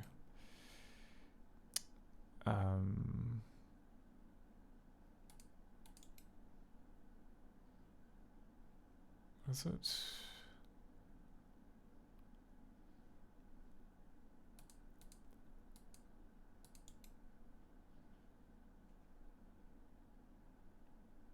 Convert to character sequence. Okay, so this was reloading the string table from the main. CMYK says, do you know if this was compiled with C or Pascal? I mean, if I had to guess, I'd say it would be C, just because the few times I've had a look through Pascal programs, they were definitely kind of more boilerplatey. They were less... but, you know what? That was a different platform that I was checking the Pascal program on, so...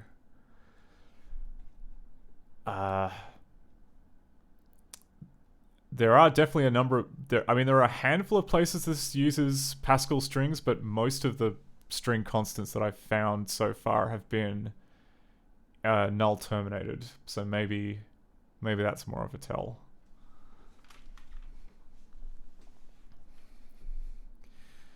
Okay, so that should be pretty much the entire code segment.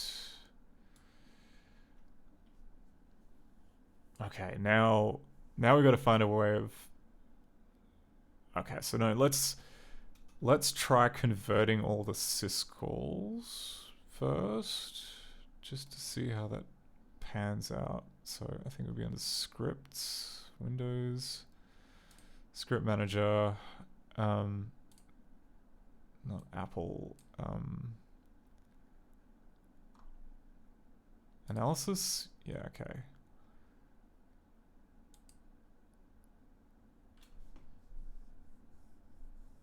So we've got rewrite memory reference for instructions that call A5 world thunks.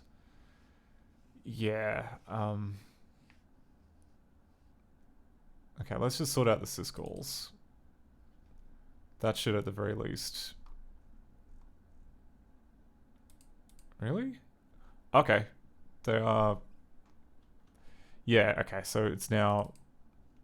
It's mapped them... So it's created a whole bunch of syscall... function stubs, and it's mapped them to the ones that were, you know, the places that it's called in here, and they appear in the disassembly properly. So that's good. And it also means now we should be able to have a... Really? Okay. Oh, sorry, underscore.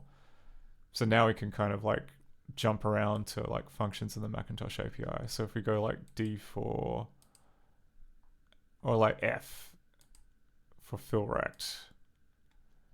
How many places is fillrect called in this game? Seriously? Once. There's one place in the entire game that calls fillrect. That was like the most favorite instruction in Fool's Errand. I do not understand that at all. But okay, like this appears to be kind of the startup. Oh, that's right. Yeah, the jump table. Okay, so we got to find out where the entry point is, and I think it's going to be the first entry here, maybe. Like if we were to look at DBE2.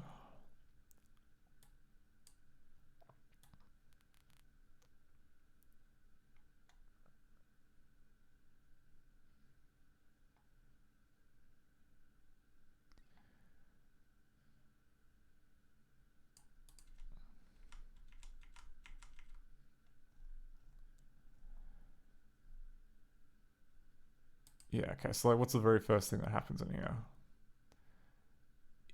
Okay, it calls set app limit, which I'm pretty sure that sounds like one of the first things you'd do. Because that sets up the boundaries of the memory.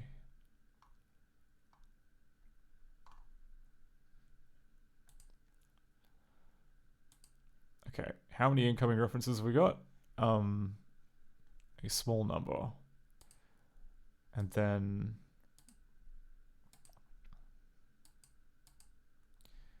yeah, okay. I think that this first entry is where everything starts. So let's see if we can't tag that as such. Oh, sorry, DBE2.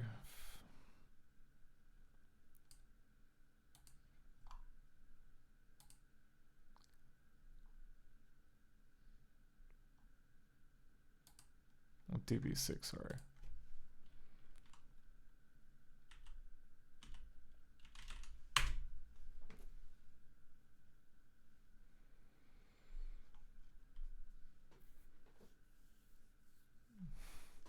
Oh, CMYK Flutterby says, this looks like a fun project. It will be fun to see the finished work.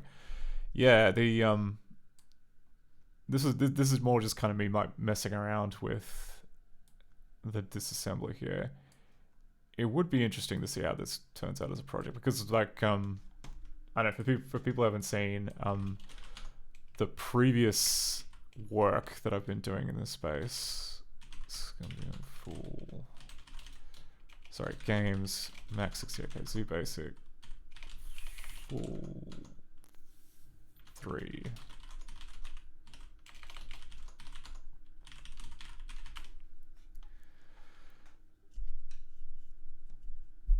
So yeah, like in the space of about 6 months, we were able to port over this game from Z Basic, which is, you know, compiled 68K assembly, to use ScumVM as a backing engine. So like all of these widgets that you're seeing here are like the stock, like ScumVM did have like a Mac widget library, which we're currently using for, I think we're just using it for the menu. That's about it. But then on top of that, we added in support for like the basic quick draw operations for the black and white stuff, and now the game is pretty much playable.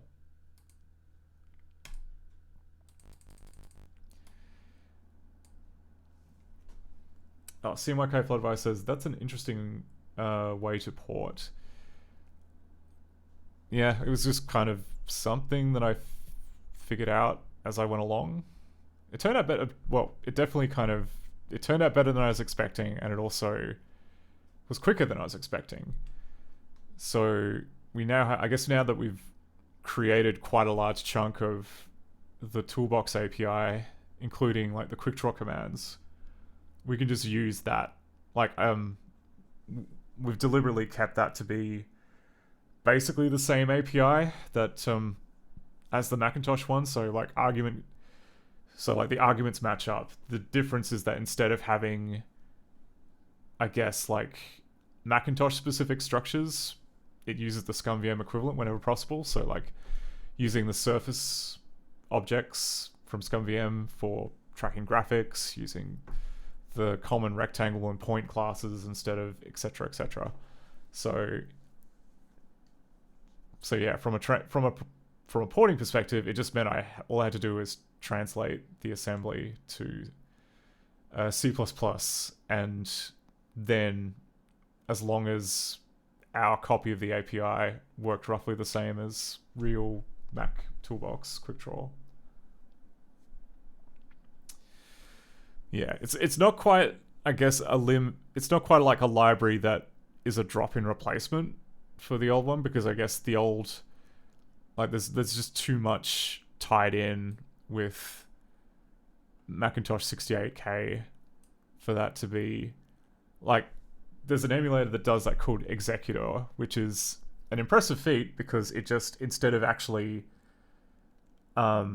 emulating an existing Macintosh, it tries to provide like a complete replacement for the API that's compatible, and it sort of works until it doesn't. So I mean, like, this is kind of like the happy medium where it's easy to port, and then it means you can do kind of modifications to the application that wouldn't be possible if you were just doing a like emulation job. Like, for instance, in the original, there were certain parts of the game that ran like far too fast. Like if you go to the Hermit, you know, there's like a nice little fade in here and you can see the path that's being kind of like drawn out. Previously, this was not time limited, and so even on like a Macintosh 2, which is like from the early 90s, this would run far too quickly. Similar to like the High Priestess challenge, which yeah, so it's a very flashy challenge, and it also, like, the more things you click on, the faster the flashing goes. And yeah, as someone who is, I don't know, moderately photosensitive, when I was porting / testing this, I wanted to throw up about, I don't know, maybe about 3 times while testing this. I like felt the need to throw up. So so I made kind of like the creative choice to maybe not flash quite as much when you get down towards the end. In fact, keep the flashing down to the WCAG limit of 6 full screen switches per second, which is still, you know, disorienting enough to make it really difficult to do the challenge, but it's not enough to kind of cause migraines or seizures. CMYK Flutterby says, exactly why I think it's interesting. You're attacking the problem from the middle. Would be cool to have to have an app that can be fed an application disk, and run it in this fashion. I mean, at that point, it's kind of well, I mean, like, that's more or less ScumVM in a nutshell. Like, you can go to, like, we design it very specifically, especially like with these old Mac games which are on old media. There is a service that we run called Dumper Companion, and you can upload floppy images, ISOs. It's not actually being uploaded. It's run entirely in the browser, but it essentially turns that into, I think, a zip file with all of the characters properly escaped. And then once you get that, you can just chuck it in a folder, point ScumVM at it, and it should just work.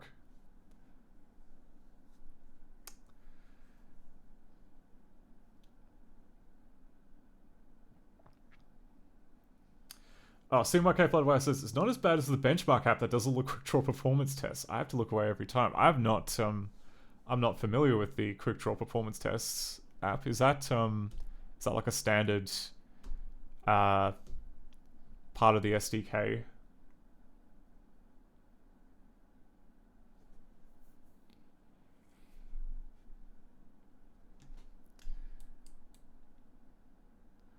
Actually, yeah, Mac application compatibility environment.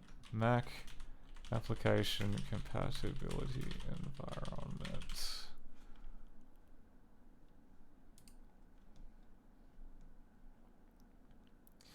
Create a runtime library that an executive environment for all Mac applications, similar to the deprecated classic environment, without needing any ROM images or system. Okay, so this is like a more modern version of Executor.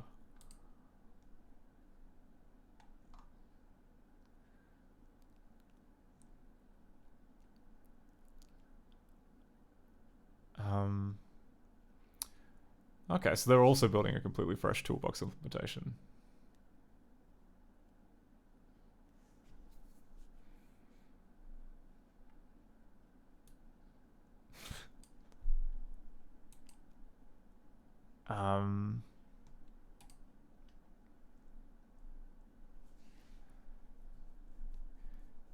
Yeah, alright, so it's closed. It's for Mac and Windows. That's very cool though. What was the other one? Advanced Mac Substitute.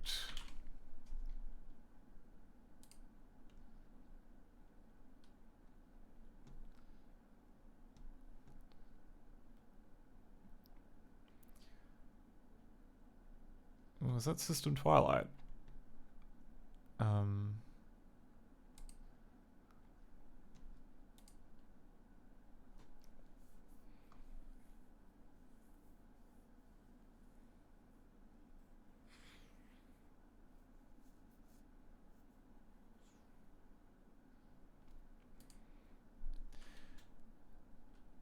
Yeah, okay, interesting.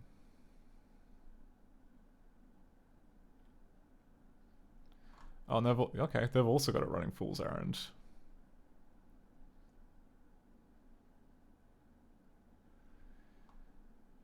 I would actually be interested to see like how they deal with like throttling, because quite a lot of these applications just run at the fastest possible speed.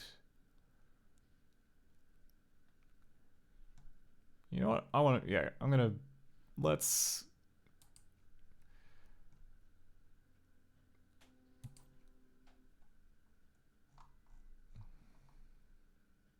Okay, this is a monolithic repository of meta-range source code, doesn't have its own home.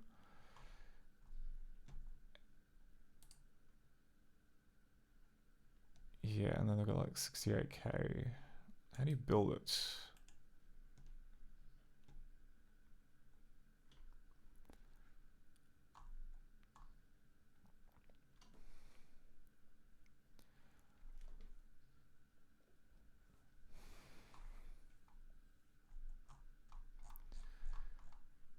Okay. How to?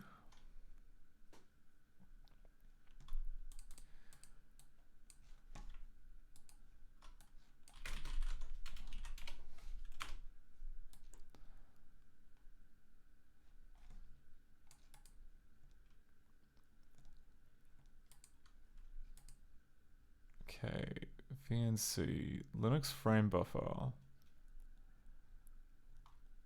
SDL, a factored application. The backend includes a 68K emulator. Front is a generic bitmap terminal abstraction. Officially supported Linux frame buffer X11 and VNC. Okay, no SDL. We don't want to use the Linux frame buffer. X11. Okay.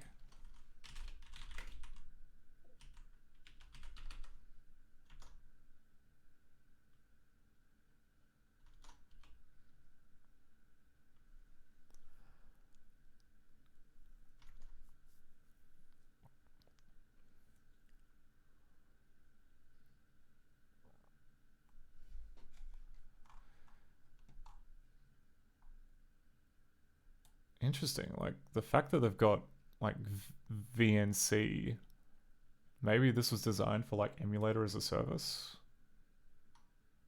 Seems kind of it's an interesting choice is how I would describe it. Because like something as slight as this you could probably do in the browser as well.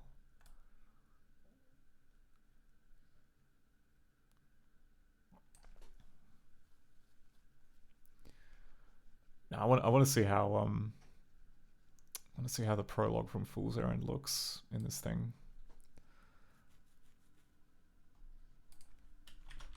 Also, what's the license?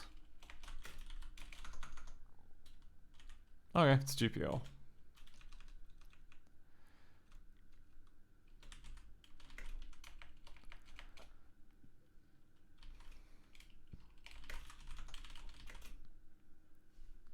Oh, here we go. Advanced max substitute.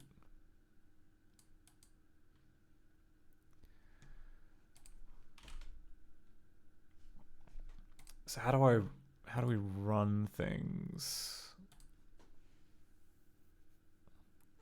Once you've verified advanced max substitutes work, you probably want to have it properly installed.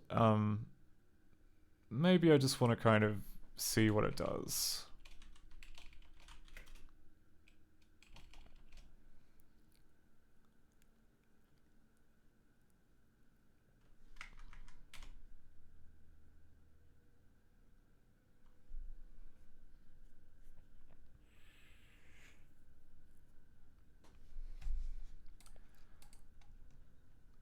Okay, then make sure the thing is in your path and then run AMS. To run a different application, must pass AMS an argument. Okay.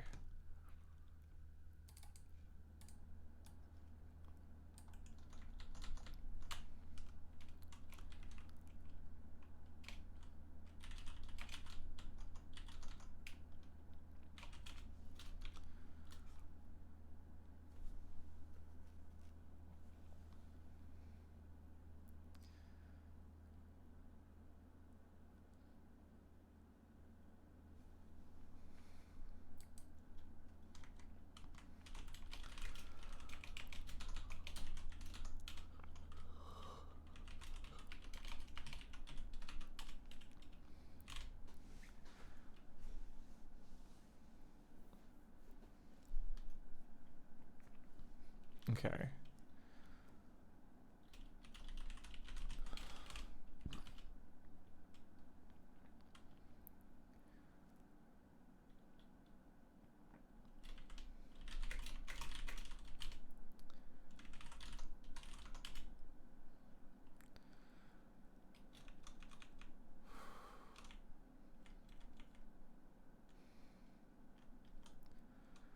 Okay, vbin.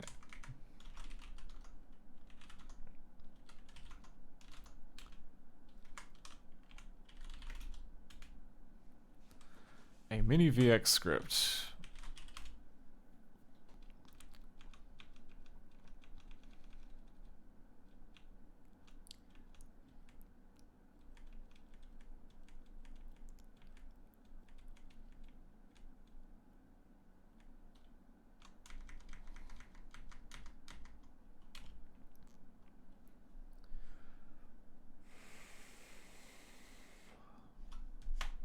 I mean, this is okay. What am I looking for? I am. Just tell me what command you're running. Is it this?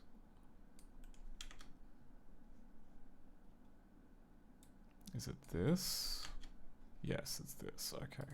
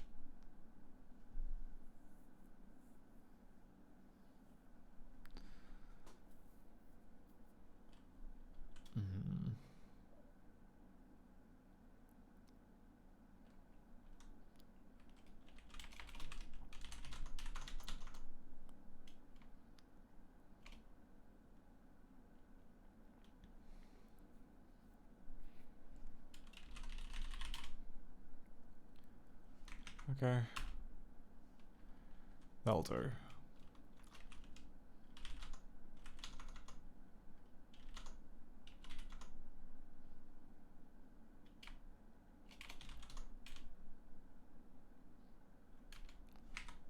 so games, Mac. So assuming that we go games, Macintosh, ZBasic, full 3. Local bin AMS, prologue and finale.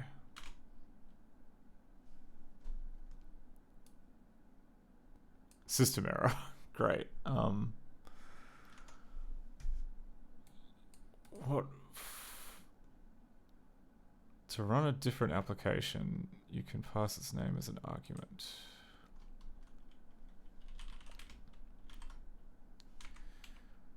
How about the Fool's Errand? Okay, is it expecting just the resource fork?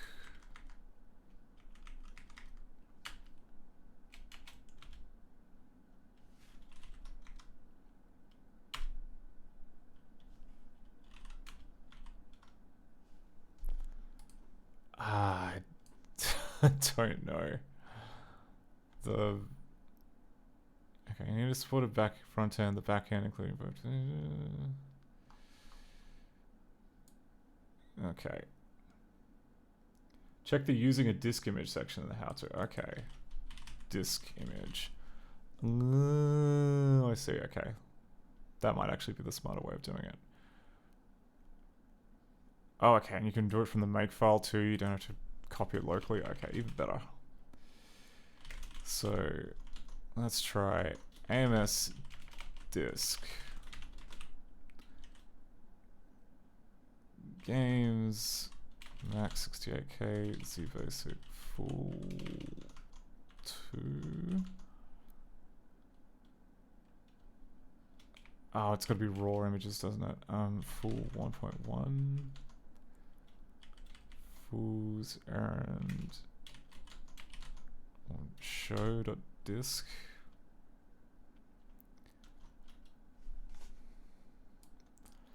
AMS app name.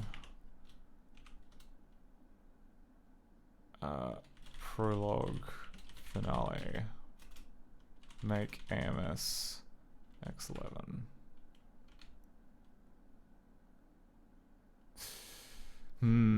Doesn't really give you much to work on now, does it? Is that...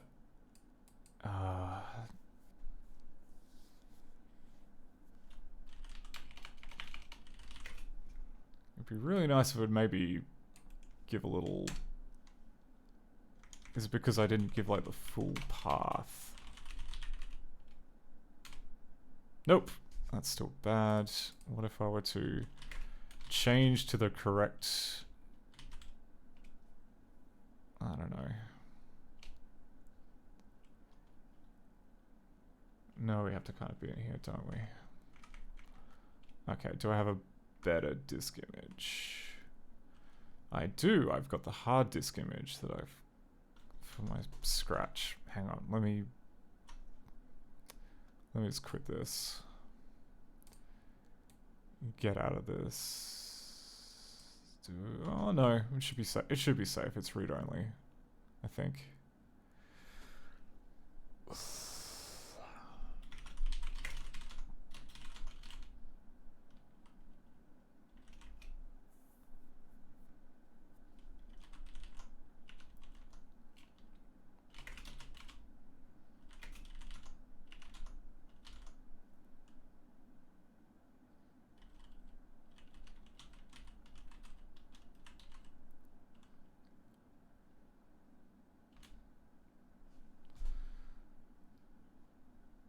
Okay, so we'll try...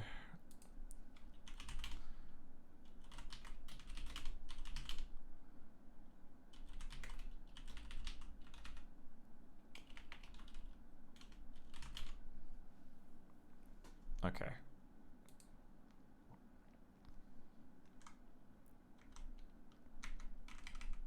AMS disk home Scott games Mac 68K ZBasic.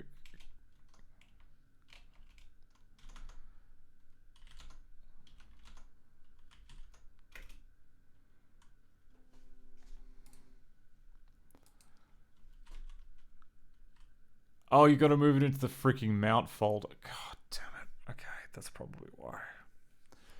Helps to read all of the instructions, doesn't it? Okay, well.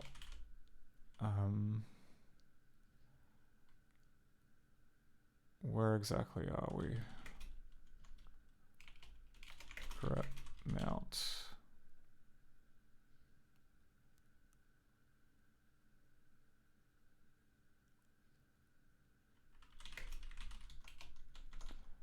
Oh, it just installed a whole bunch of stuff like in the folder above the Git repository. That explains why I couldn't find it anywhere. Okay.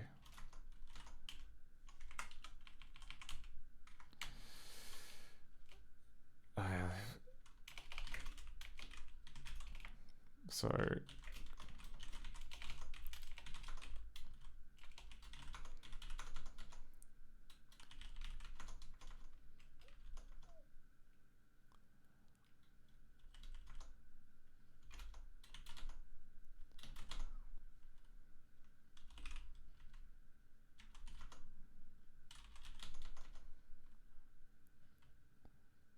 okay, and you've got like all of these. I understand now. So this is the path. This is the system path. So in theory, I shouldn't even need to mount the disk image. I should be able to just copy the whole binary in there. So if we go full to prologue finale.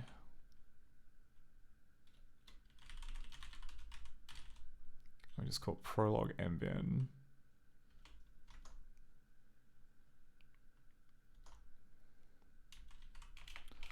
AMS app name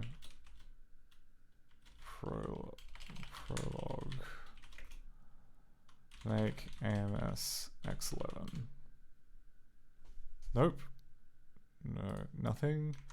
How about mbin? System error? Nope.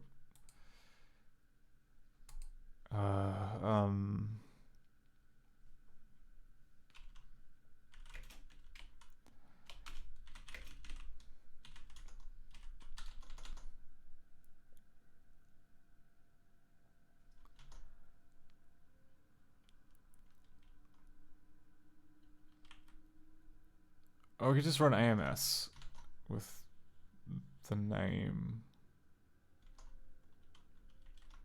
AMS prologue.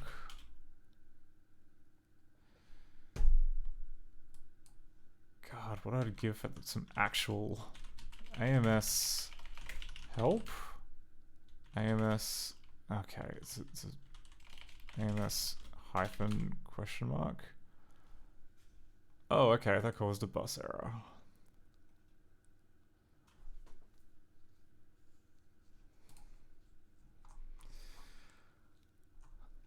I don't know what it is about the Macintosh which causes the emulation experience to be kind of this painful, but they nailed it again.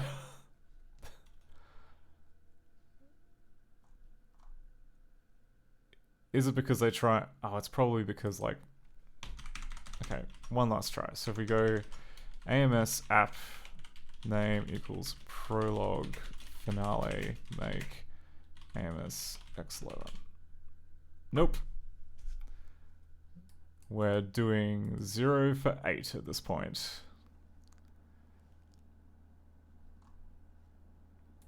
I guess I could try copying the disk image. We didn't end up doing that. So basic full 2.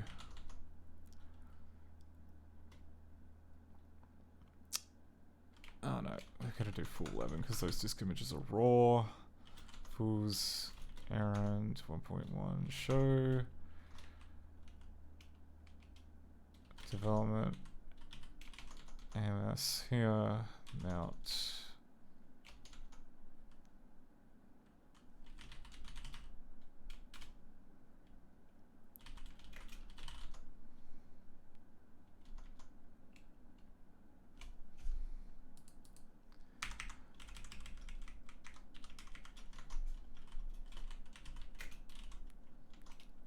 AMS disk equals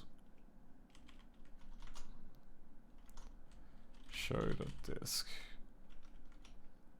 AMS app name equals prologue finale.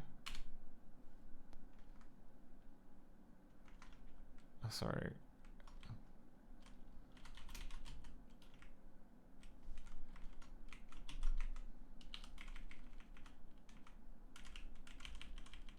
AMS disk, AMS app disk, X11. Alright, well, we tried.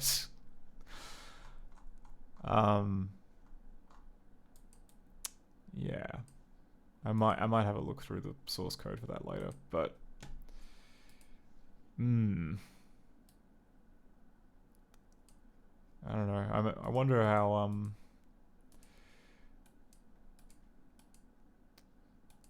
what was the other one? Like Mac application compatibility environment. You can tell I'm just putting off doing the hard bit in Ghidra by doing this. So if I were to like grab the Windows 10 version. Oh wait, they're like pre-bundled with things. You can't. Still at very early stage of development, but eventually there'll be more ways to try the emulation out.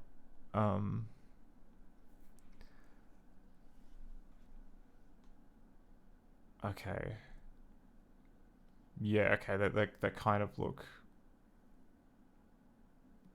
I can try Holiday Lemmings.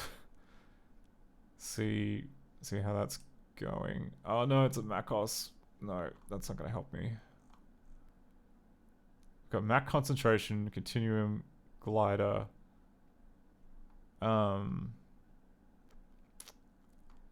Stunt copter, zero gravity.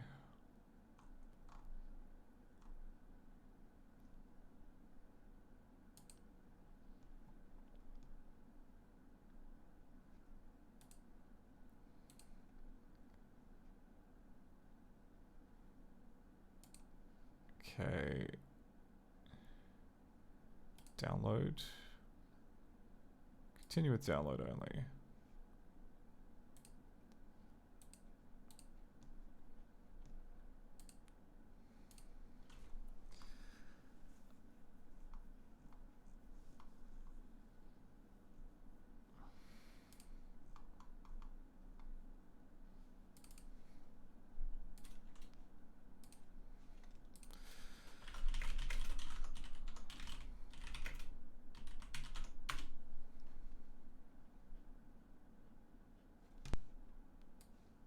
Huh, okay.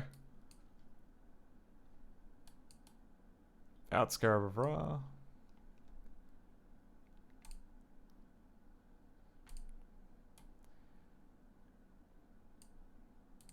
Neat. Bit loud, but can we wait, pick up.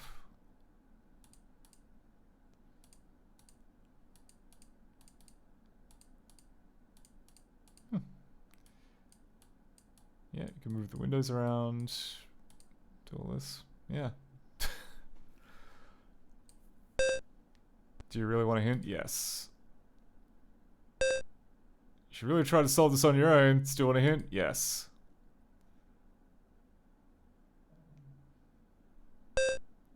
Would it be more fun to figure it out by yourself? No, it would not be more fun to figure out by yourself. Last chance to be a hero. Still want that hint? Yes. Okay. There we go. Can I just cheat on all of them now? Ah, no, you gotta jump through like all the hoops each time. Do you want a hint? Yes.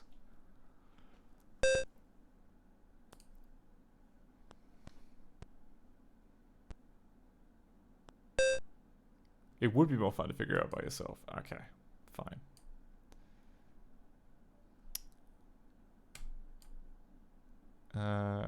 Quit now. Yeah. Well, that is promising. Can't Yeah, a shame that like we couldn't get advanced Mac substitute to work, but I mean there are a few bits of the quick draw code which I wouldn't mind having a quick look at, especially to do with like drawing arcs.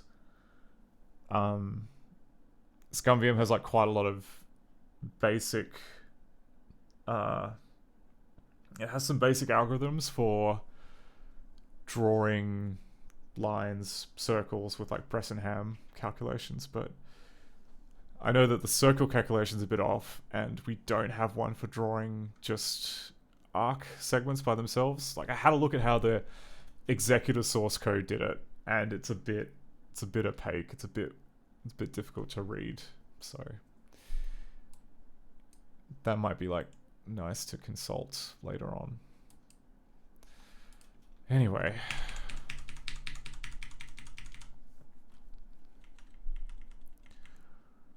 So what do we got? We've got I think we've got all of the source code now.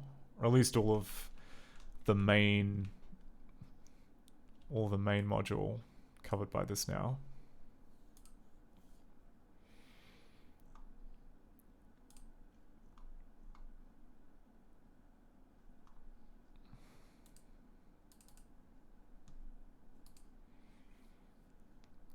Okay, are there any other references to... No, it's just that. And I'd hope now that would mean that every function...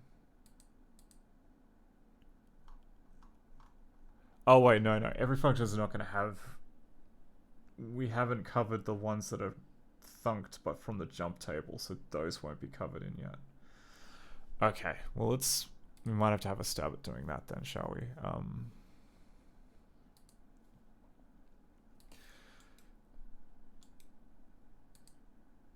So what kind of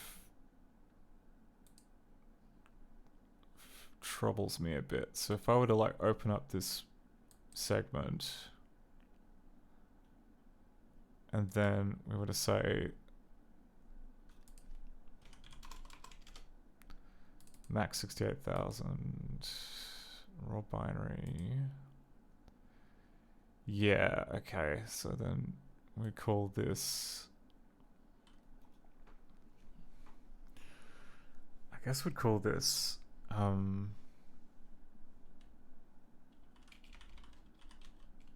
just mem. Yeah, and the base address we'd probably want to make it sufficiently different.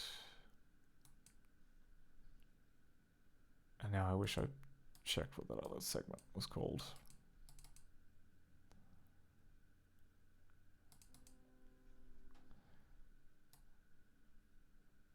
Right, okay, so that's like RAM something something something. So let's try this. We'll do this.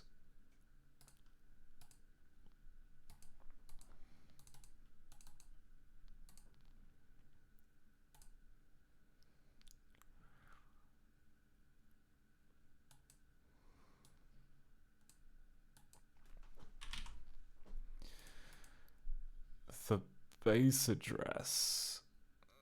Where would be the best place to put the base address? I guess it would be here. And then the file offset. That's going to be defined by these numbers up here, isn't it?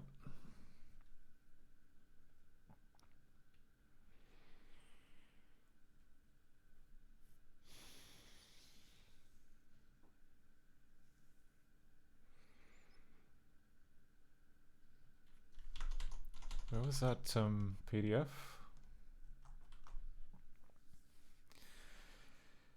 Yeah, so we have high memory and then we've got low memory, and in order for it to line up properly, your application's jump table contains an entry for each of your application's routines that's called by code in another segment. Use this.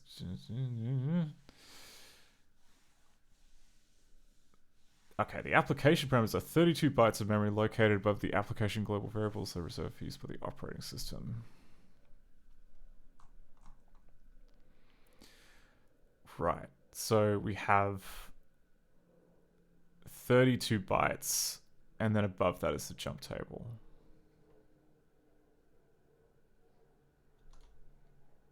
So above A5 should be 32 plus. So we're at 258. I've got 246. Is that about right? So like.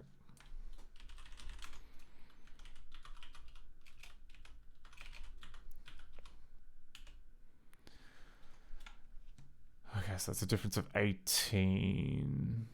But. Oh, but we wouldn't have like those 16. Yeah, we've got, so we're ways, so these 16 wouldn't, I don't think those 16 would be in memory. It would be, oh, interesting. Okay, so offset to jump table is like 20.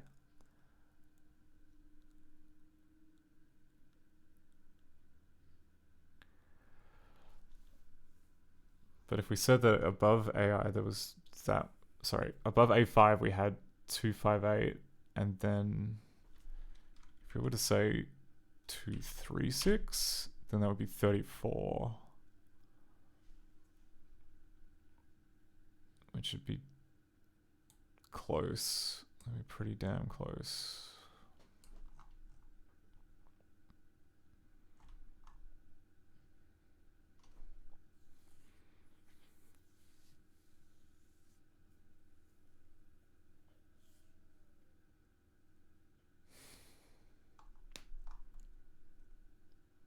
Points to the boundary between the current application's global variables and its application parameters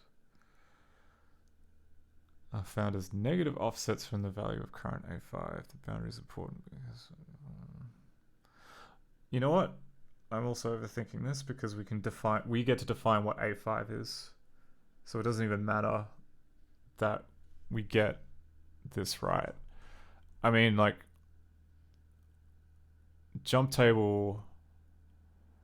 As long as the jump table is situated high enough in memory to make room for all the stuff that's below A5, I think we're in the clear. So we just need to make sure that there's 70F6 bytes below A5 for all the application global variables and all that. And then we're good. I think we're good. So let's do that calculation. So we go 70F6 plus let's say plus 34. And I've got 7118. Let's make a nice round number for the boundary. Let's say that the jump table starts at 7200. And that gives us like plenty of extra space above and below that. So we'll say 7200.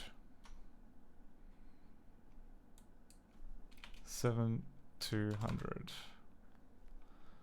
File offset must be greater than 0 and less than the file. Oh, I see. Okay, so sorry, the file offset is like that.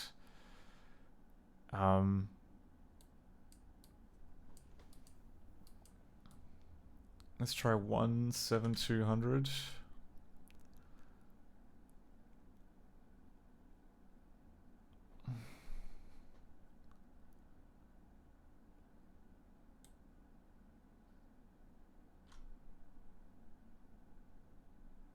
We'll see. Okay, and then seg raw has not been analyzed. So no, don't ask again.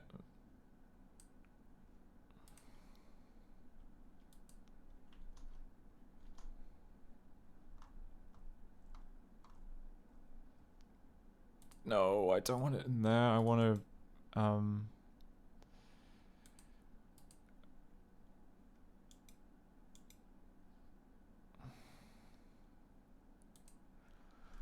okay, what I really want to do is I want to open tree view, Program tree. Add in view. Go into view. Create folder. Create fragment.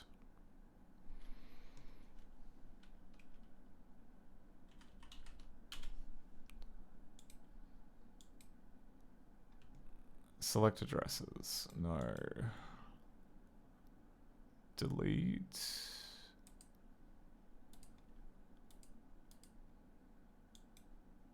Copy.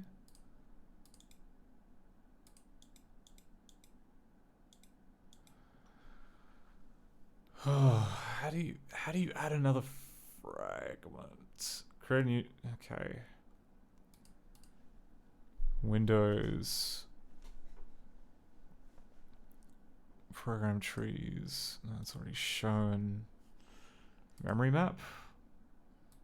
Okay, that's closer to what I want.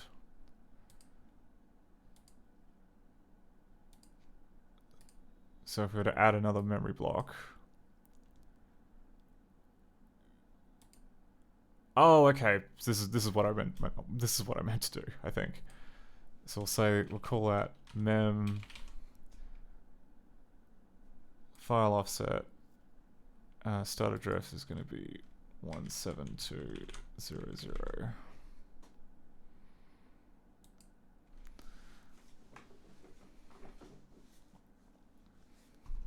File bytes is going to be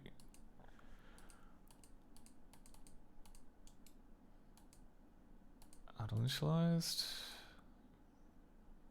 byte mapped, default. Can I seriously not load another file? Have I screwed myself by not having another file?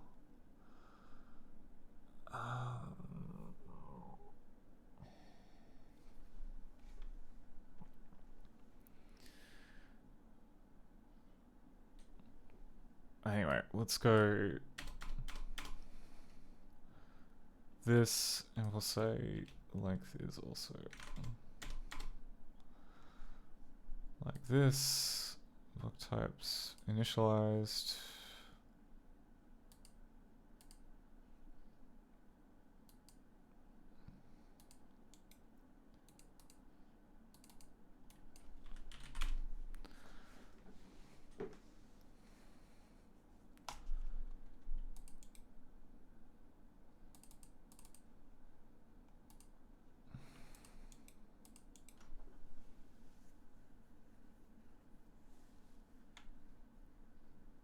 So there's like add to program.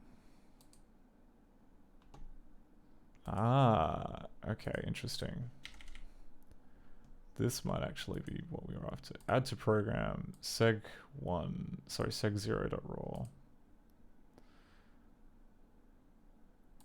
Use options to change the base address. We want to change this to 17200.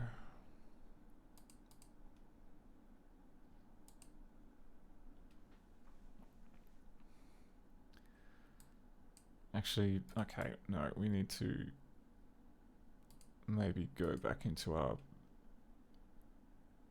memory map.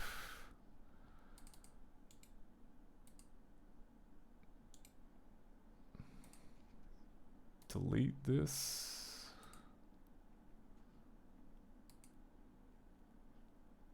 Okay, add to program. seg0.raw. Make the base address 17200.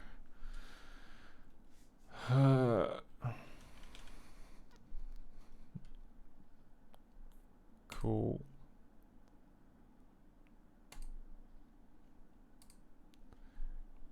Right.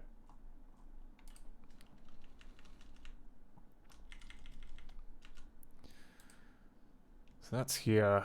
Now we can go into our memory map. Add another segment. We'll say starting at 1000. Length is going to be 7200. And we'll say this is uninitialized.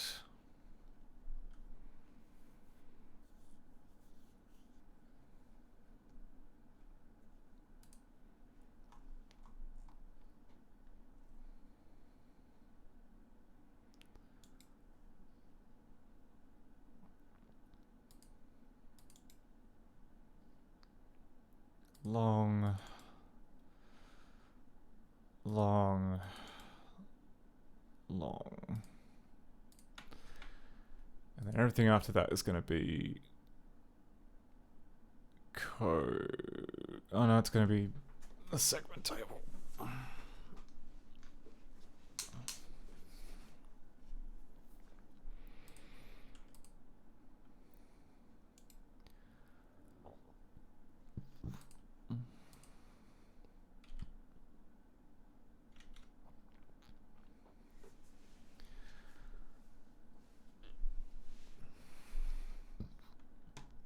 So how is it? Okay, there was a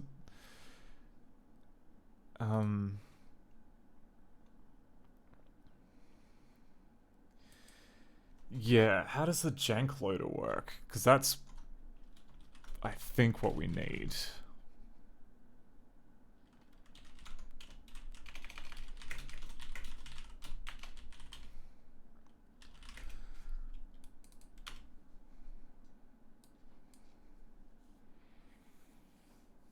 Okay. Find data file in any module. Mac system globals. Okay.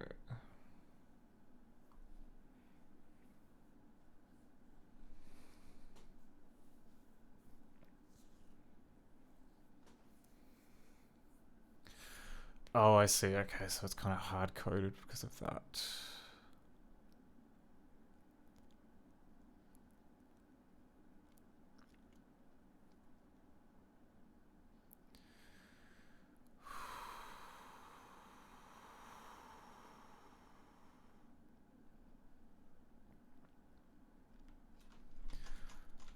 Alright, so A5, so it's off by like 32.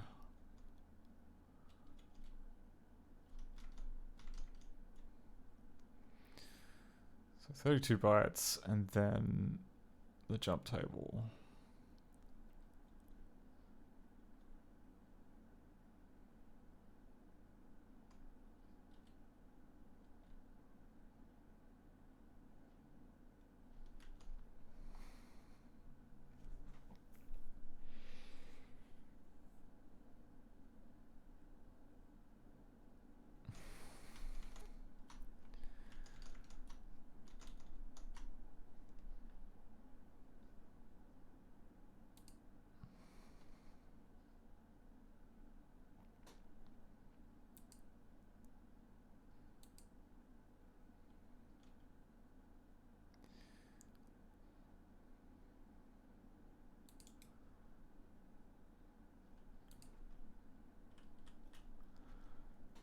I see, yeah.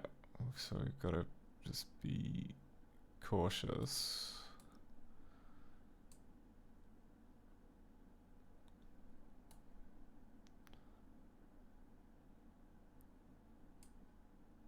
So 1, 2, 3, 4, 1, 2, 3, 4, 1, 2, 3, 4.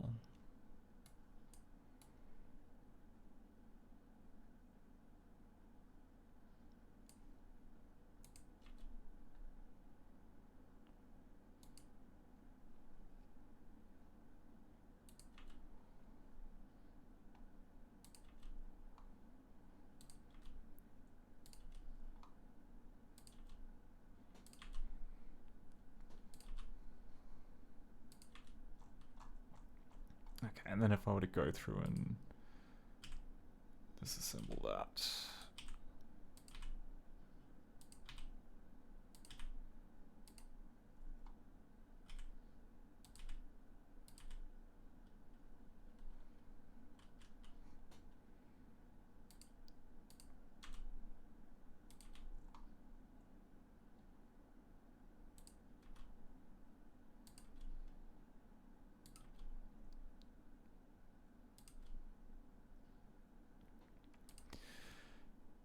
like in a perfect world, like, I mean, we're doing this by hand now, but like ideally what we'd want to happen is Ghidra just loads in the Mac binary file. It then gets all the code segments. It looks in code segment number 0 and sets up the jump table properly with A5 and the thunks and all of that. So that you don't have to even think about it.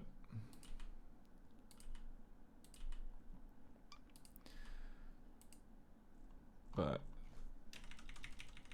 we may as well just kind of see how it looks like this. Try and shake out all the problems now.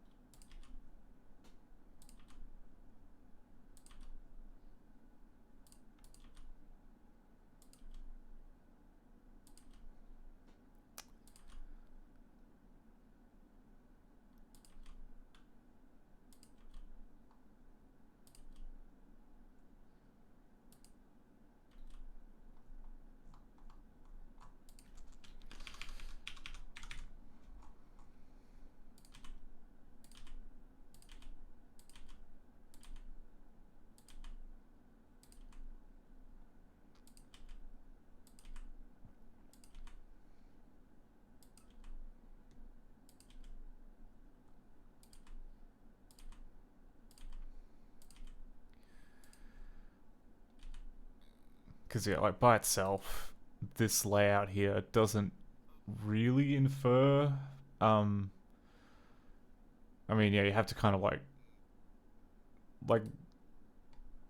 this disassembler here is an example that because it knows that 0 is going to be the jump table, it can infer that, oh, right, it's referring to this function in this other code segment. So we would need to do some kind of similar sort of automatic matching for this to be any good.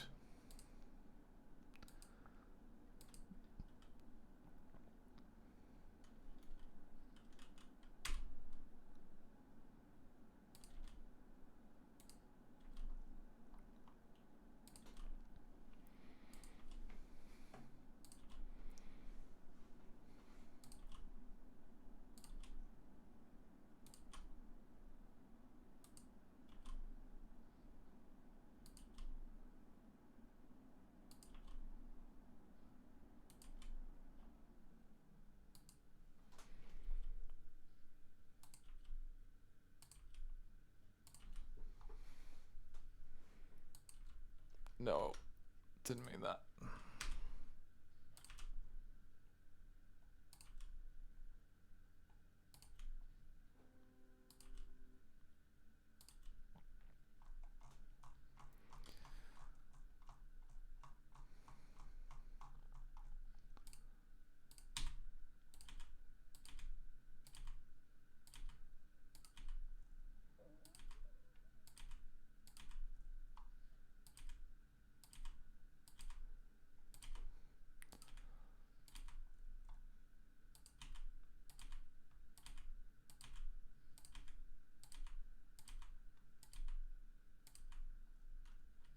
No, didn't mean that. Okay, almost at the end.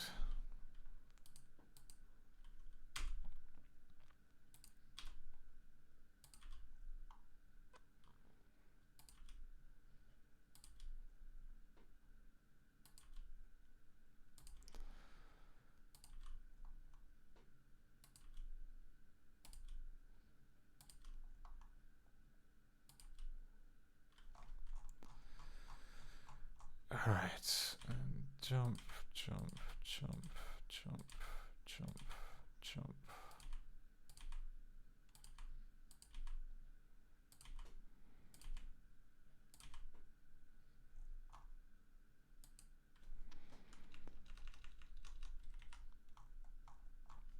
Okay, now we have all this uninitialized memory underneath here. So if we're going for 32 bytes before the start of the jump table,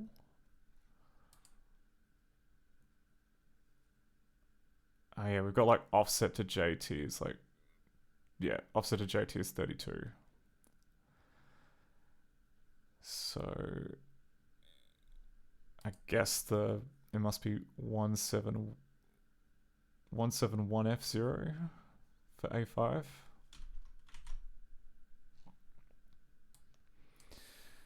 Well, let's try it. So if we go tools, how do we do it?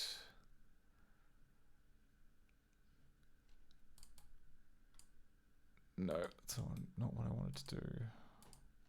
Don't save. There's like references, add references, data, comments. How do we patch instruction, processor menu, processor options.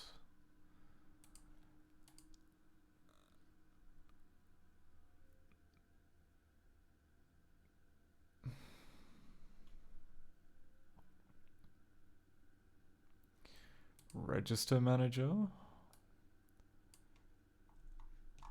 Okay, A5.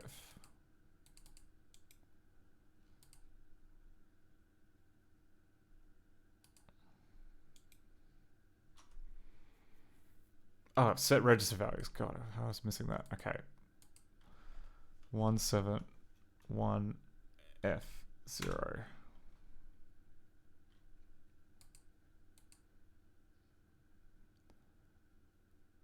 And go.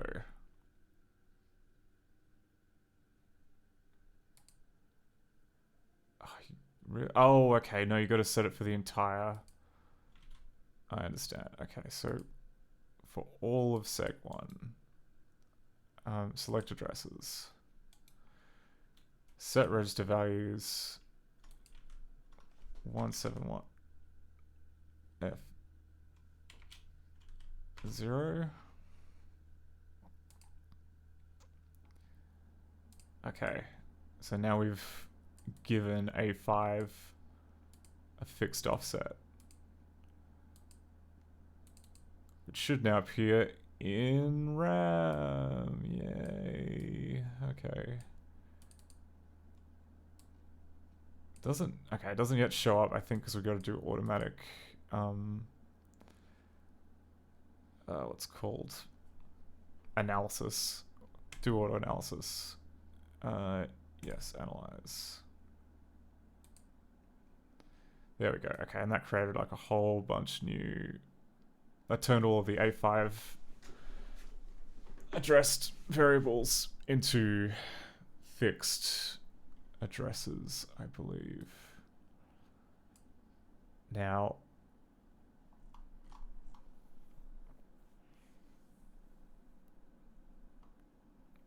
now did that sort out this?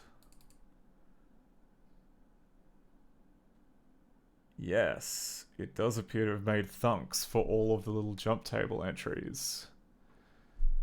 How convenient.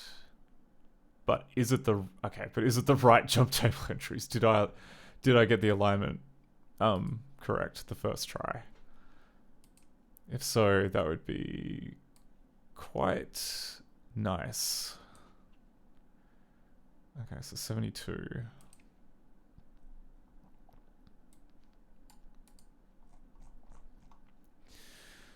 Okay, 72 is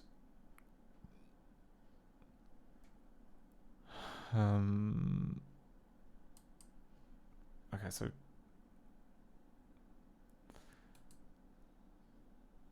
jumps to offset 82, and according to this,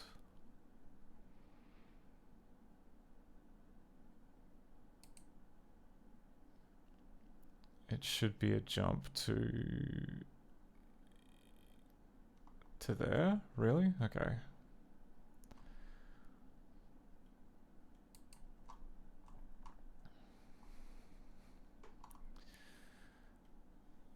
Okay, maybe we should just like pick the very first, like.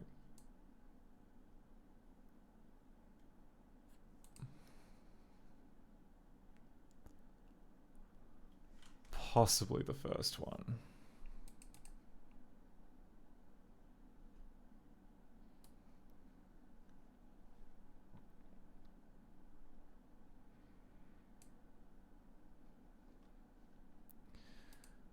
Oh yeah, actually while we're here, syscall script. Gonna run the syscalls.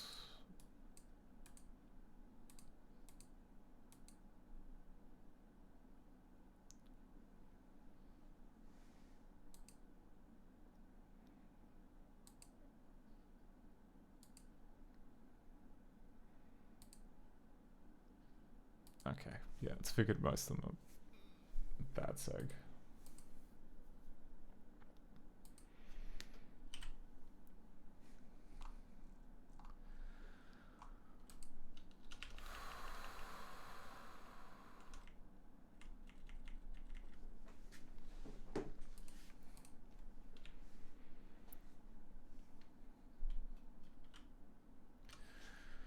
Okay, so we've got some nice memory usage. We've got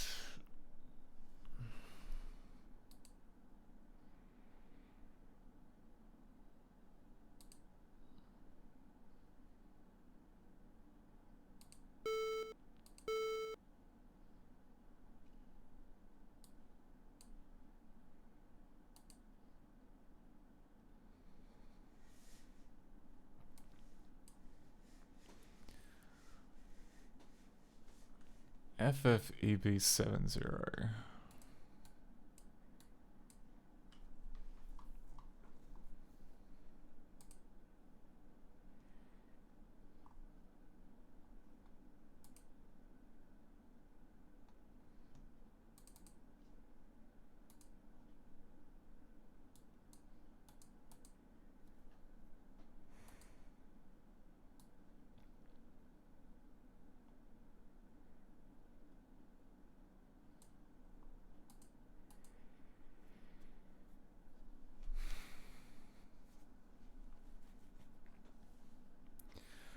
Okay, so then like, I think if we go to the jump table,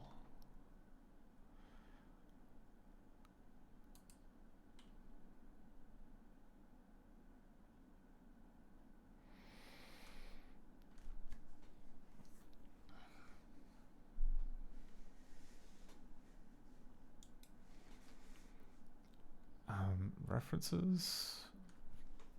Create memory reference.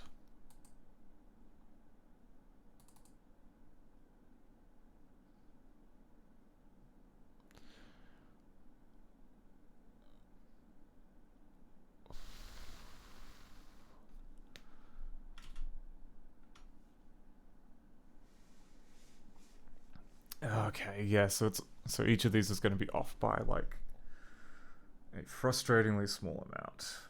That's cool. That's what I like to see.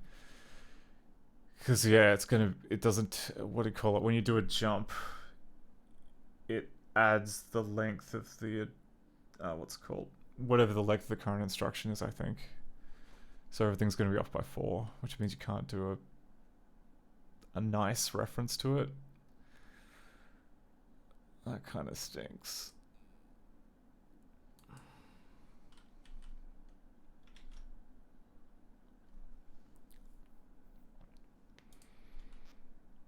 Okay, so what is referring to this? Loads of places are referring to this. So if we just investigate and we go A1C.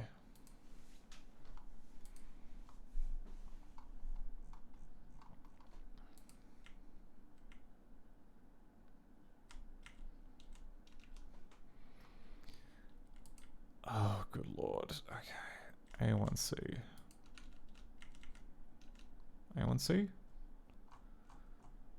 A1C, okay. Yeah, and that jump. Okay, and that jumps to like a. That supposedly jumps to segment 32, which is then meant to jump to 01 DC. Okay, so if we look at that, yeah, okay, that makes sense.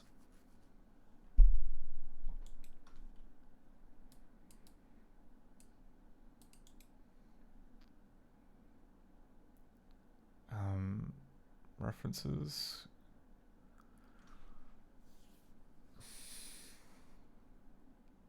Create memory reference.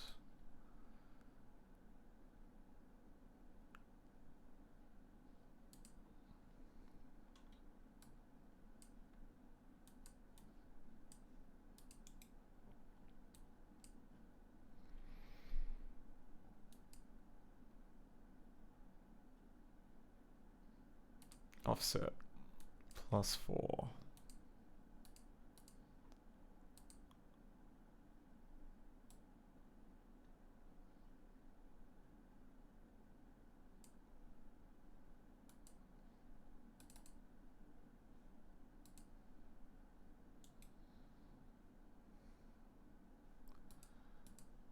Would that be enough to make it figure it out?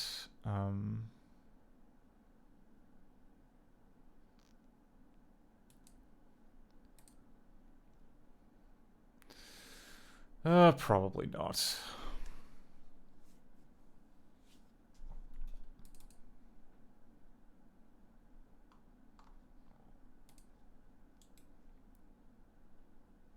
Oh, there we go.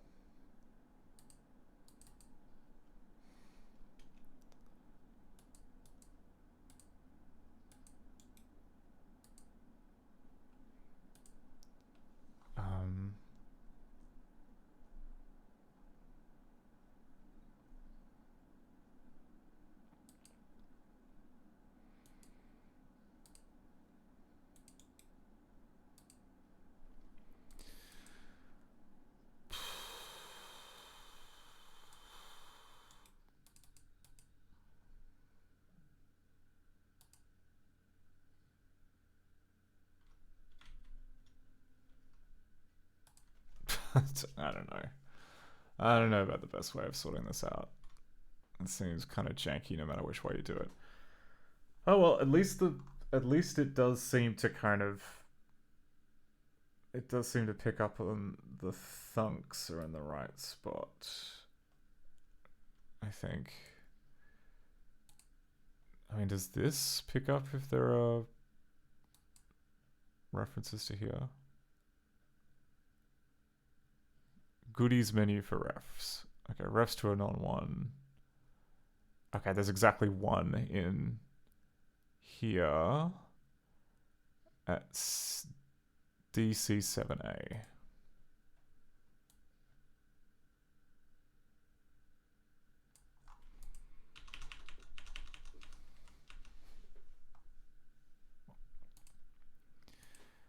Okay, and then wanna maybe show me that on the disassembly, buddy?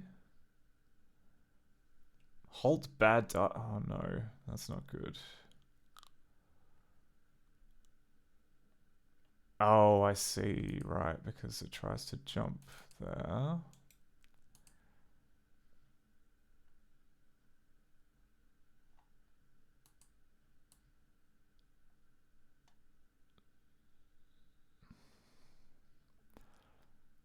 So if I go into here and then like add a thunk for it.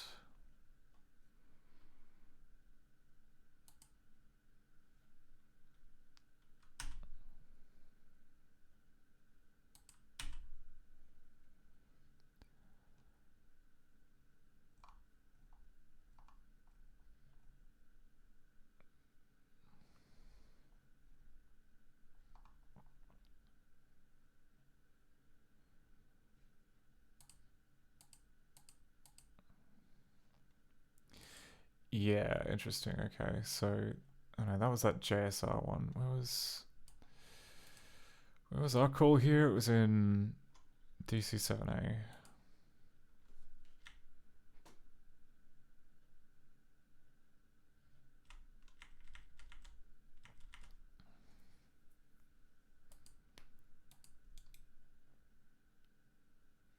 References.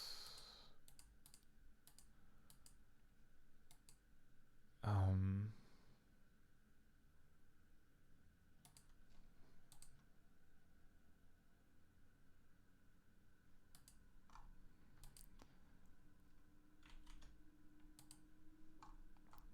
Okay, but yeah, at the end of main, then that should be calling the thunk to get to. I mean, they're also defined as thunks.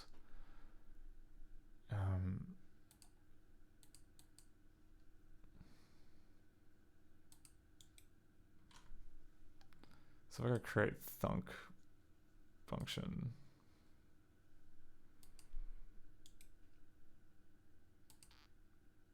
And we say like the destination function or address is going to be, I think it's 4.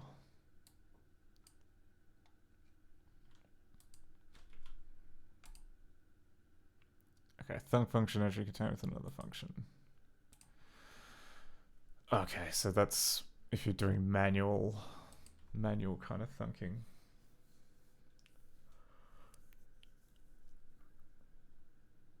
Oh wait.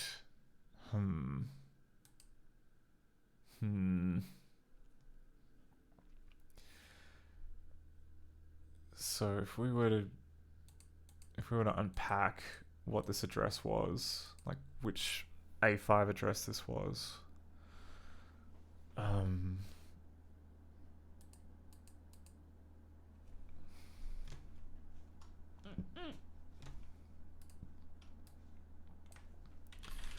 Then that would be 171 F0 plus 2A.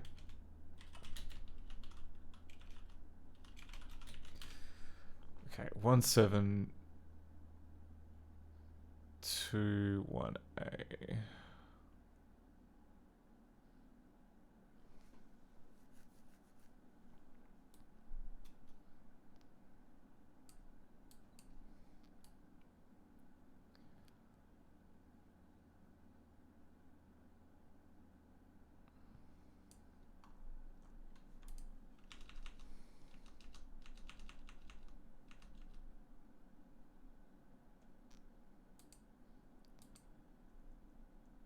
Yeah, which starts here at this instruction,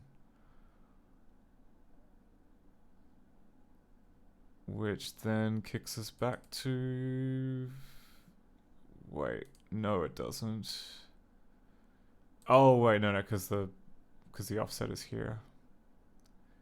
Yeah, fine.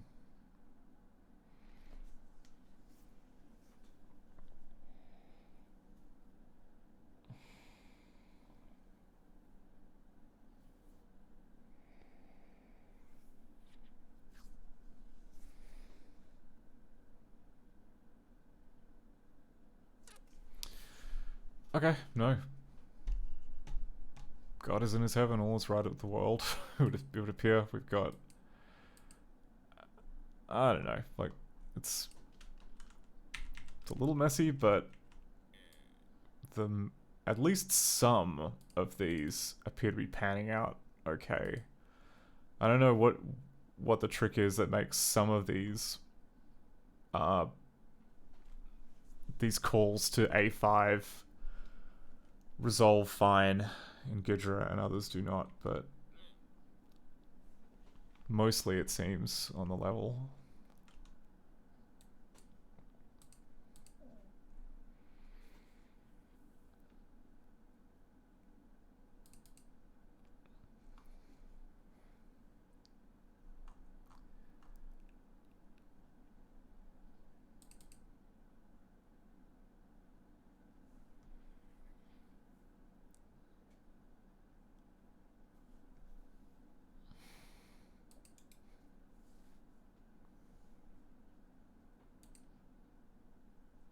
Okay, and then we can...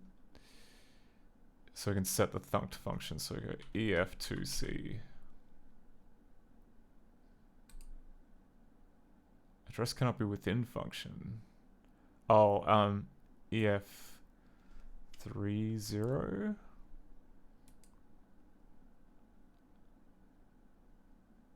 Okay. So now if we go back, yeah, it calls this thunk, which then should translate that to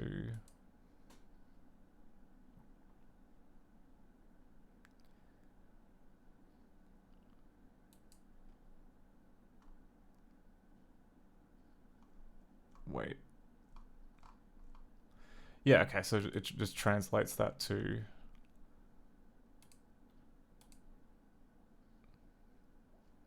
yeah, okay, that's exactly what we want.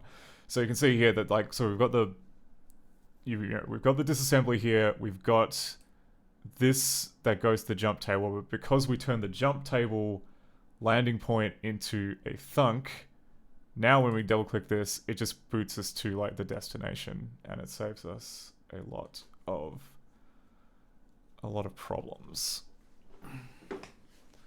Great. Okay, we might see if we can just do that for all the entries in the jump table.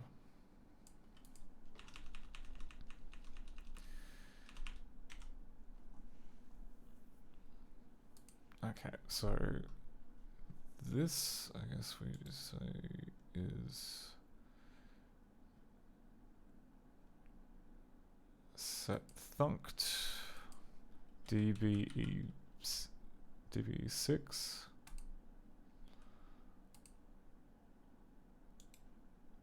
set thunked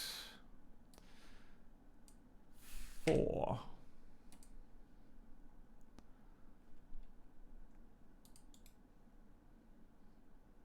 references.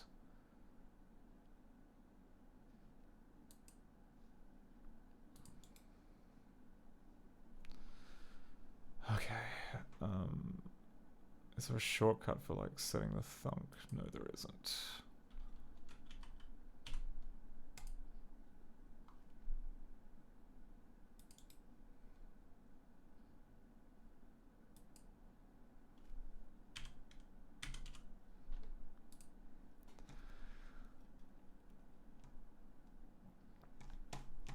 Actually, we might. So, just writing down some notes. So, what do we need to do in order for this to work? We need to load in the code segments. Load in the jump. Sorry, read the jump table. Get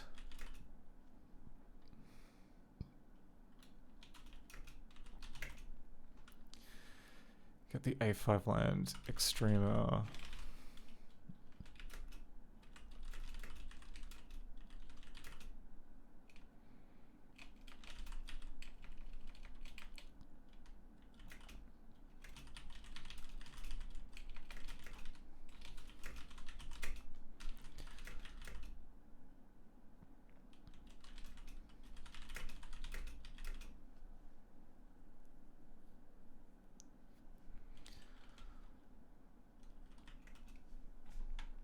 What do we end up doing?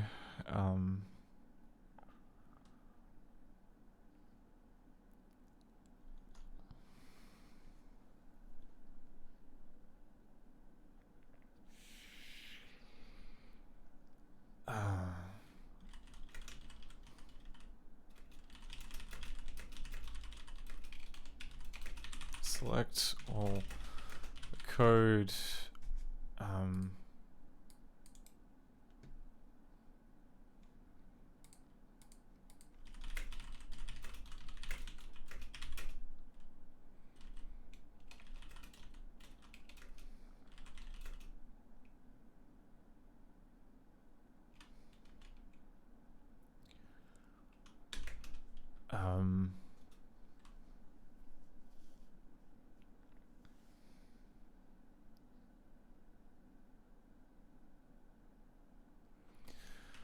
For each... Okay, so for each bit of code in the jump table, add a thunk for the DW preceding it.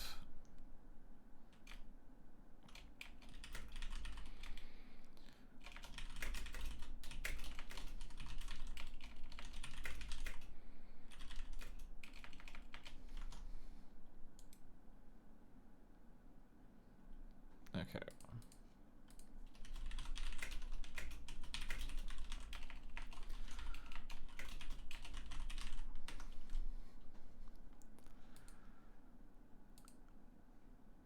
Okay.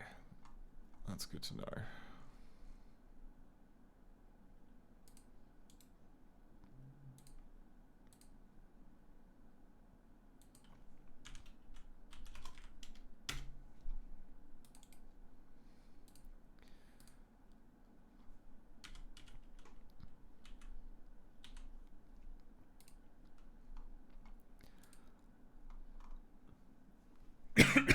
Excuse me.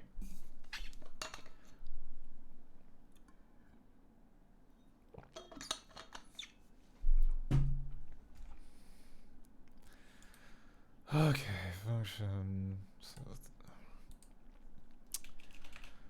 43BC.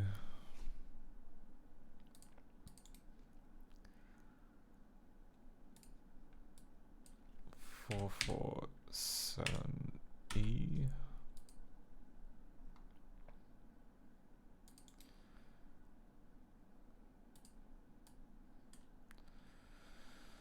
Um, 4AOE.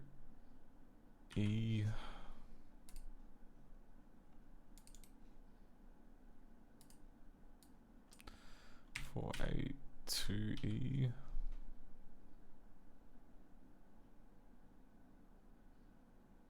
Oh wait, no, 4A32. Okay, so just do another auto analysis pass. I just want to double check. If I go to main now, main should, okay, it still tries to resolve it as that, which wouldn't be my first choice. My first choice would be to do something else. But I mean, like the first code module seems to pick up on it okay.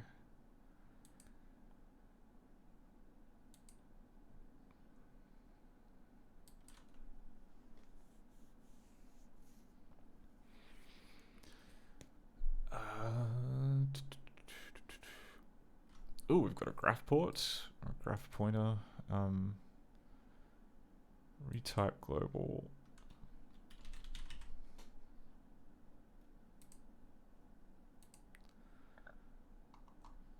Oh, okay. I thought I had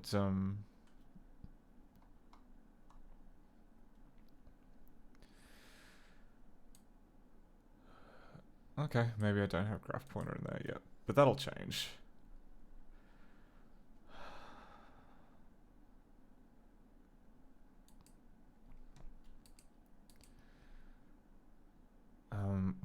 Where was that first jump? It was at 20.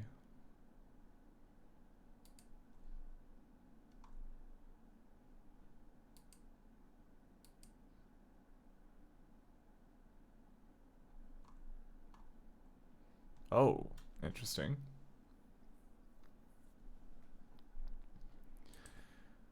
Why is there a is there anything which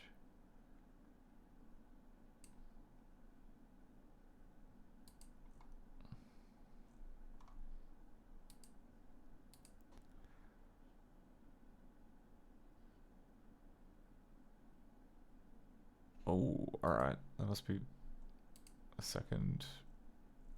It's weird how it just kind of like runs into another function like that.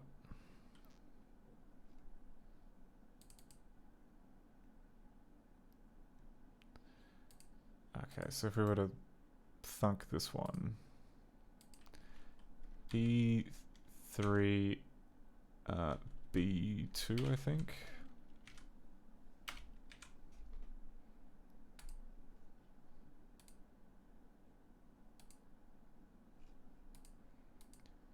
Yeah, okay.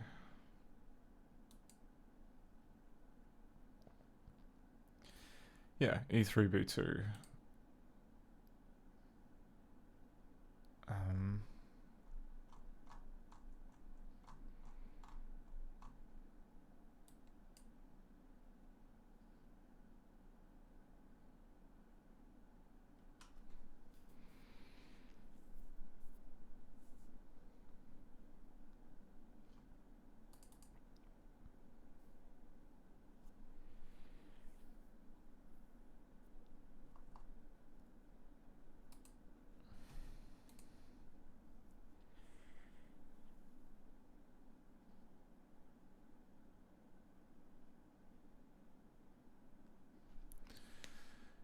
Yeah, and then EF30, which is also another function.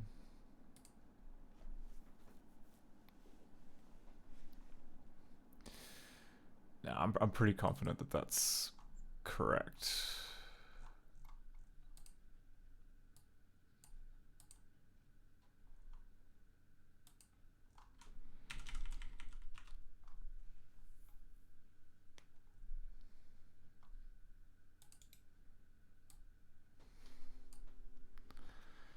EF3A. Okay, that's a thunk.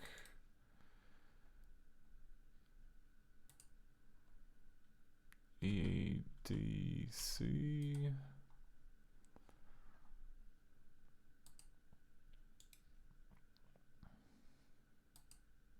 EB6. Oh, sorry, 70.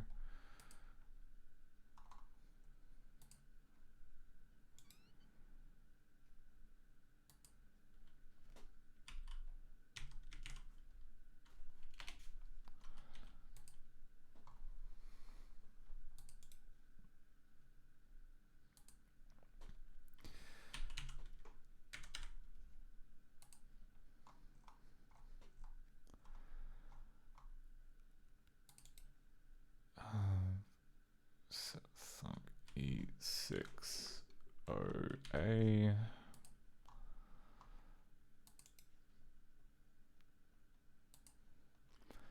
E5 on E600.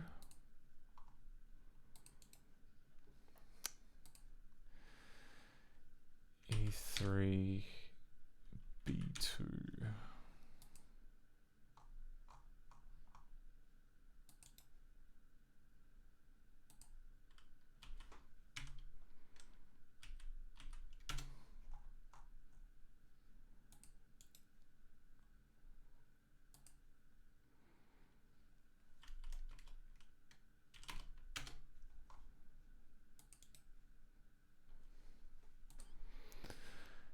DF94.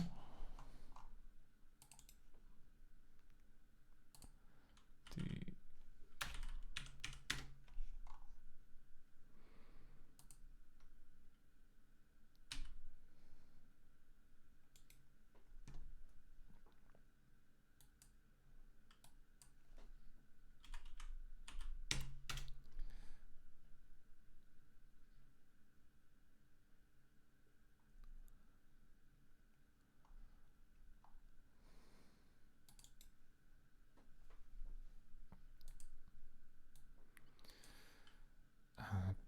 D338.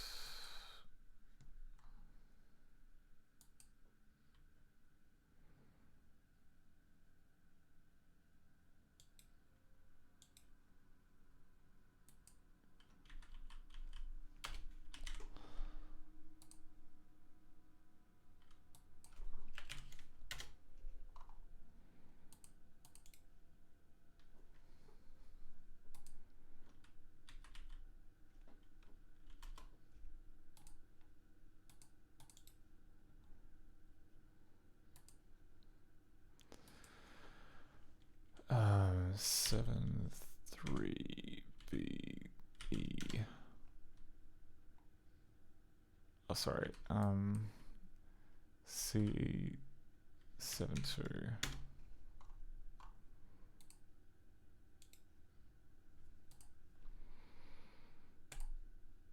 CD 2E.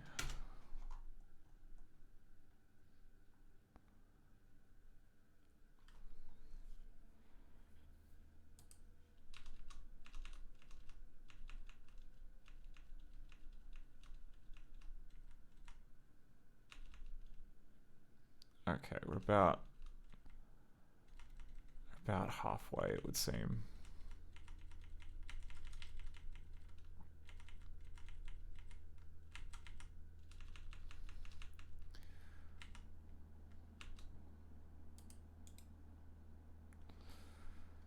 Okay, function tunk CB1C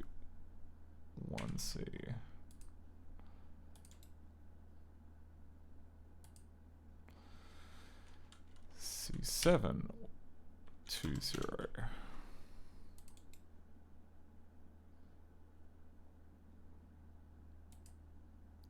C7 1 2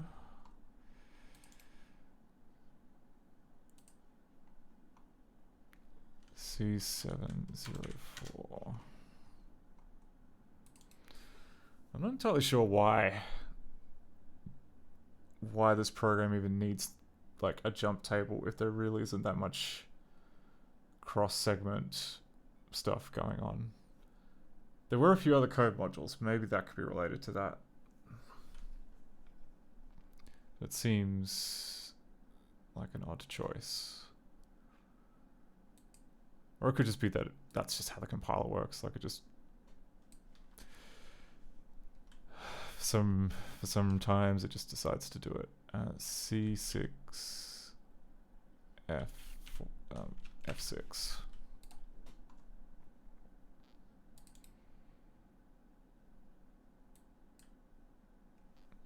Six E0.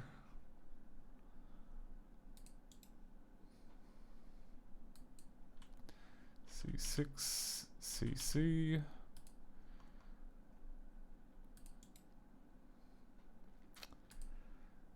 C6 B4 C5 7C. No, that was a mistake. That was a mistake. C5 7E.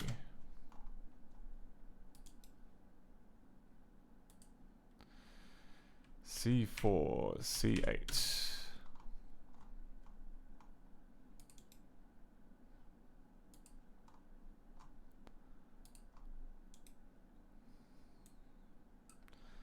C5 B6. C324.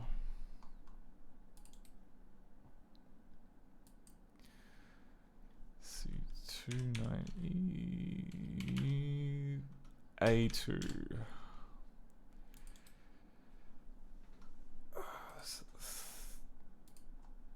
Okay. BF EA.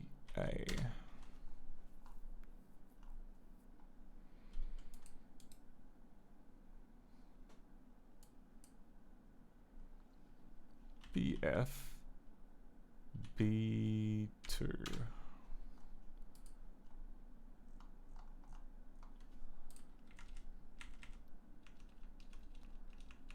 How much I got left? A few more pages.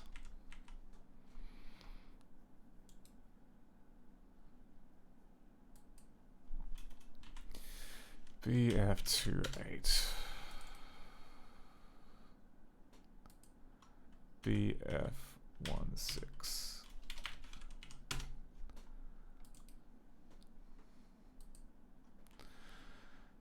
BE96. BD7. E.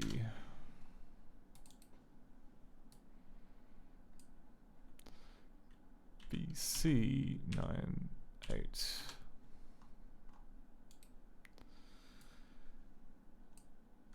B98A.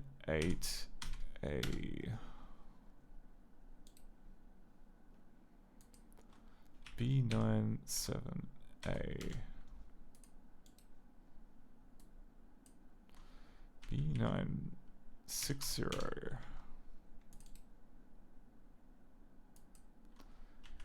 A68.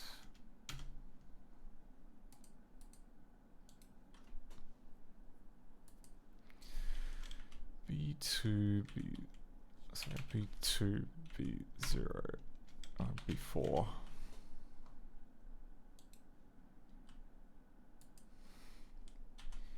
One, 6, 2.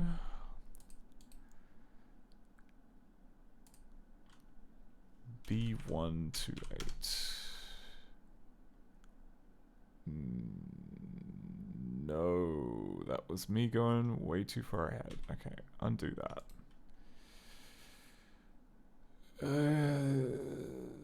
Set thunked. B144. B128.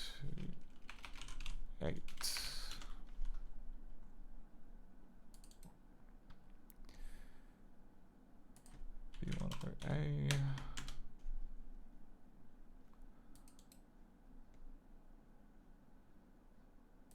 B070.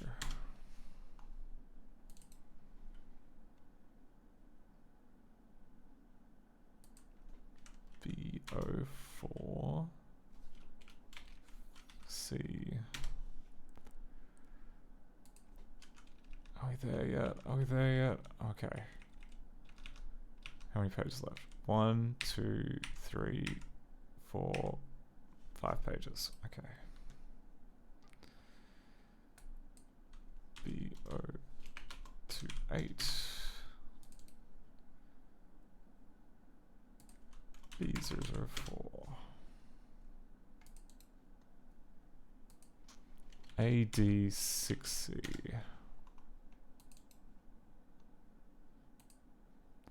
ACEC.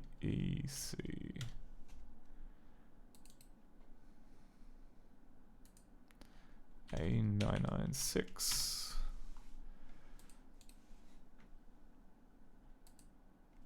9E68.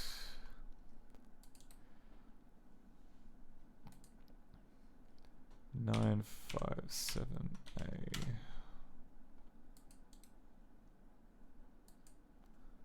9288.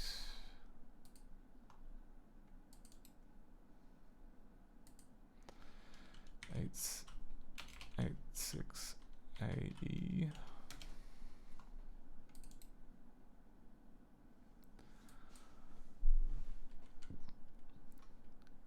4D70.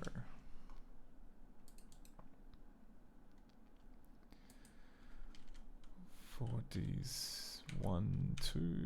Oh, sorry. 4D 1, 2.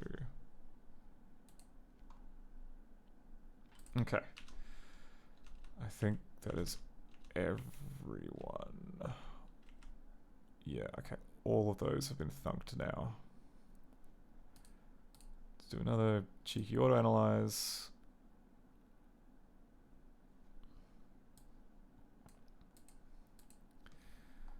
And we should have pretty good connectivity between these.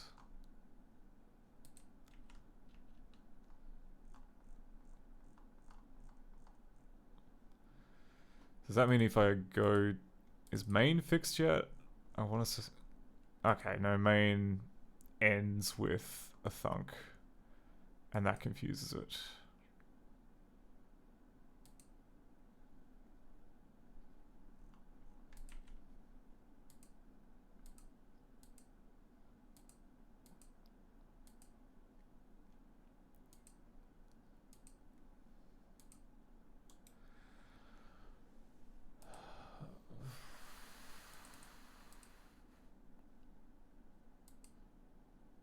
Whatever. That's, you know, it's very easy to kind of, it's, you know, it happens in main. That's very easy to just ignore.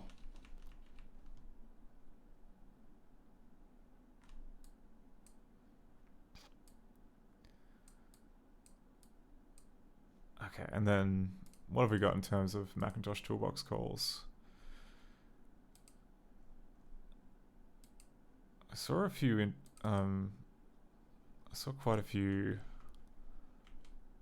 floating point 68K calls here and there.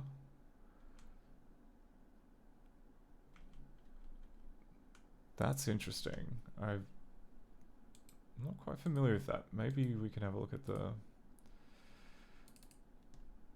inside Macintosh FP68.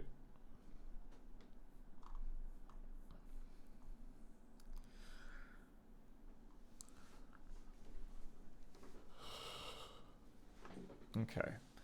Macros for calling the floating point routines push a 2-byte upward on the stack and then... Okay, so it's a 2-byte upward.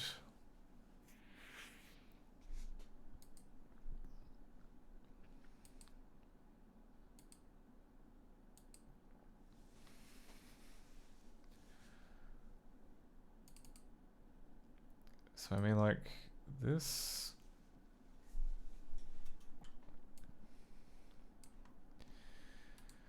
So yeah, there's like a few cases like, I'll just hit save because we're pretty good now. But like, some of the functions I think take arguments from registers, but I think most of them just take it from the stack. So possibly we can fix this by if we edit the function and then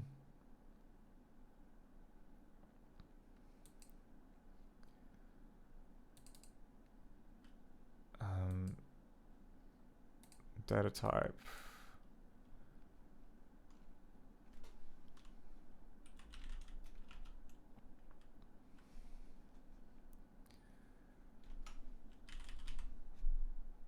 Okay, we'll just take a word. We add a storage type, stack.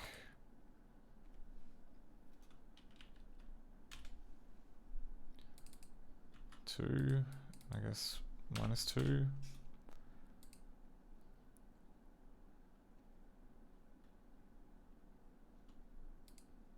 And then we call this, I guess, opcode.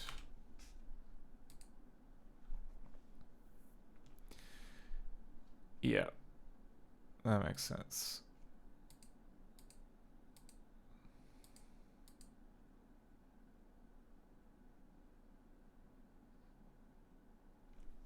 Wait, does it?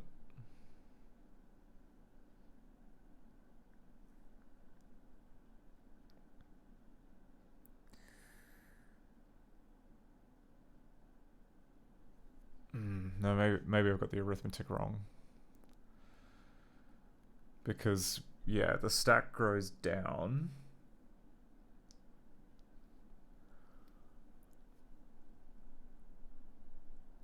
So really it would be plus that.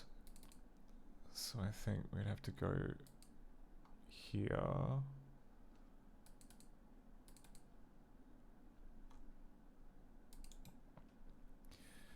Edit function. All monitored systems are functioning. Oh, thank you very much for the follow, Scuffed Chungus. Lovely to have you around. Is it +2? I guess maybe it's +2. We'll just say 2.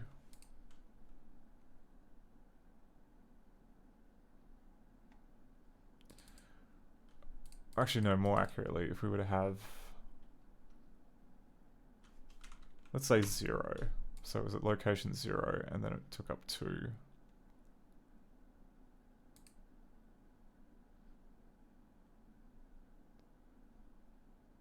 Yeah, okay, that's what we want.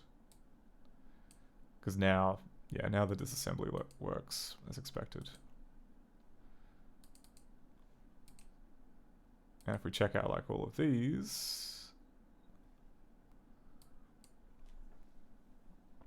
Okay, the macros for...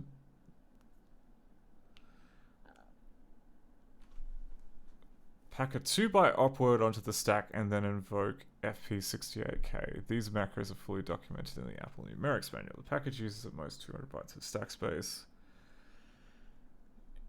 Yeah, so I think that this call is like, it's heavily multiplexed, so the,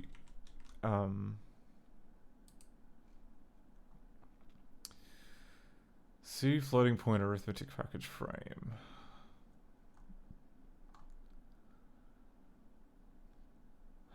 Let's try 2403. Okay, contains routines for doing basic stuff like that.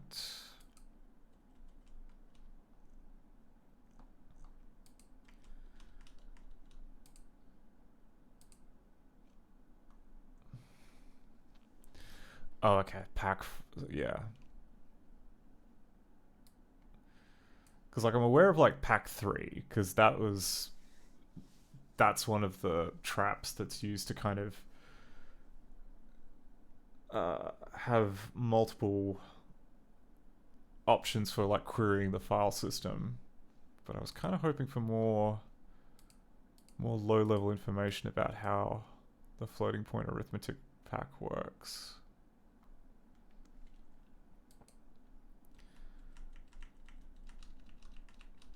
Okay, do we have to go by pack 4? Maybe that's it. Pack 4.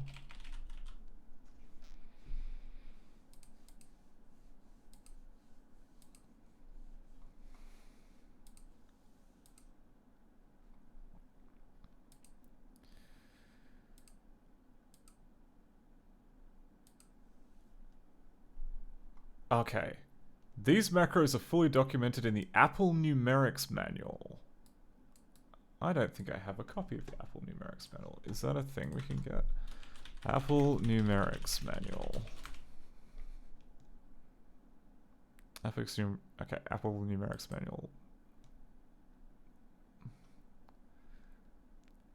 The standard Apple numeric environment, the 652 assembly language, sane engine.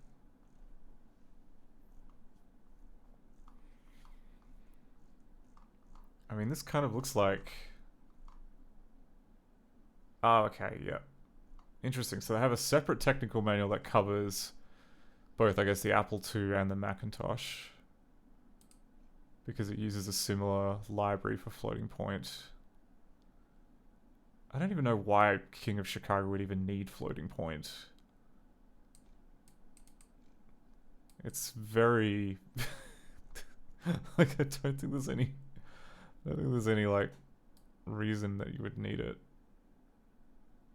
But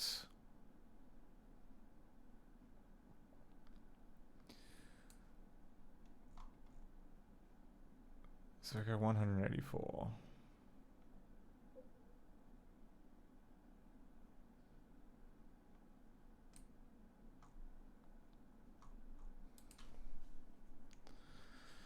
Oh, that's right. The PDF viewer freaks out a bit if you try and use a PDF with too many pages. Okay.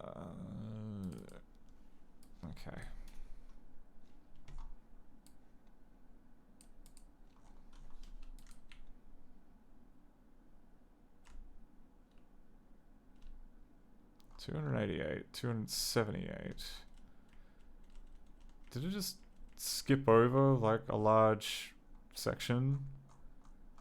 Like, okay, so they didn't archive the bit with like this. They didn't archive the Macintosh part of the manual. They just archived the Apple II part that I didn't need. The Apple Numerics Manual Macintosh. Apple Numerics Manual 2nd edition. Okay, yeah, this looks more promising. Let's save as.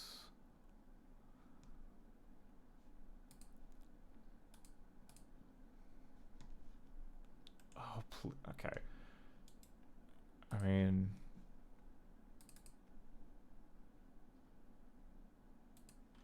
Great, it saved it as HTML.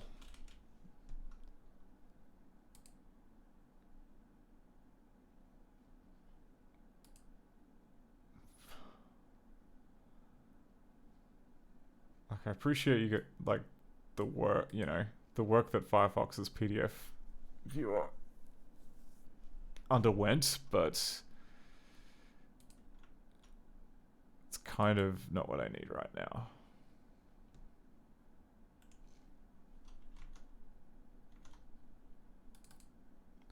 Okay, here we go. Apple Numerics Manual.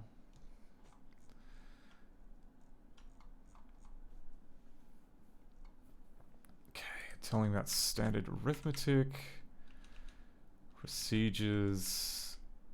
Oh, and it's searchable. Okay, FP68K. Tell me about the assembly language. Okay. Support for SANE is built on all Apple computers that use the Motorola 68000. The SANE functions are part of the system tools. The package manager automatic. Okay. FP68K, LM68K, and Dexter 68K as needed. Okay, well that's good.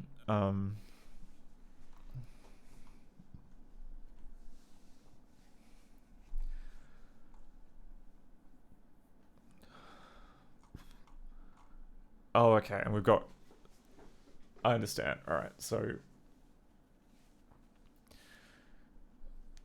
for entry point F68K, we've got these op words, which then correspond to floating point instructions. So if we were to look here at F68K and go 280E, for instance, what op word would that be?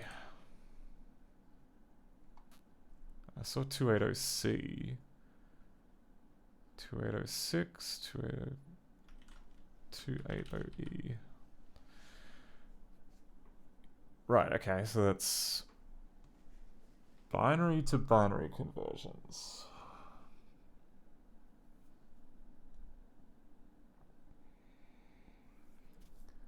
So that's like, I wish I knew what the source type was, but like X to long. Okay, D has got to be double, S has got to be single, I has got to be integer, L I'm guessing is going to be long.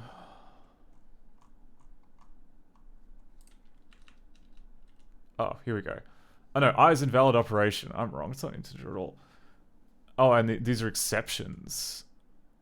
Oh, wait, okay, hang on, no. So we've got... No, those are registers. I don't care about registers. Data types, okay. Oh no, that's right, okay. So integer is a word, B is a byte, L is a long, C is a comp. Oh, complex, yeah. Yeah, then they've got single precision, double precision, and then extended precision. So if that makes a lot of sense. So then coming back to here, we've got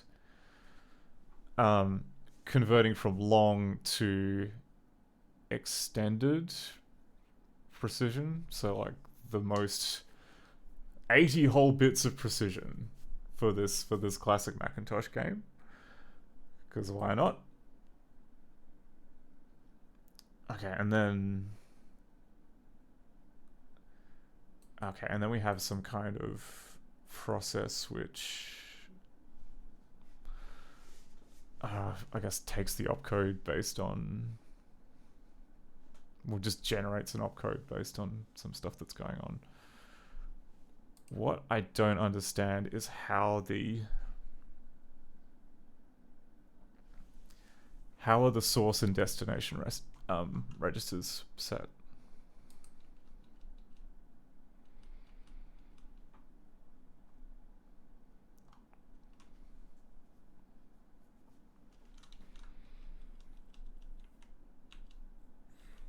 Formats of same types, rounding direction.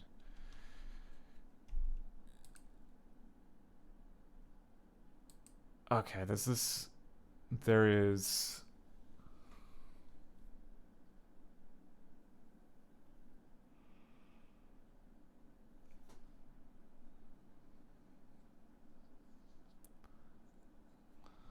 Oh, I see. Yeah.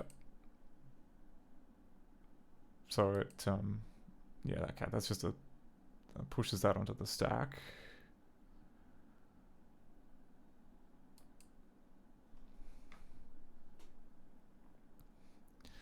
I think this is the return address. So after making this floating point call, it wants to obviously return.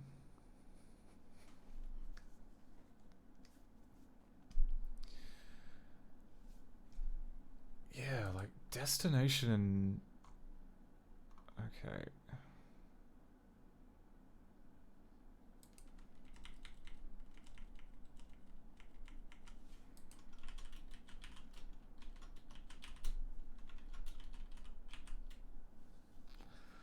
Okay, destination operand, pass by address. Destination 2, second operation, pass by address. Source operation, pass by address. Is it all passed on the stack?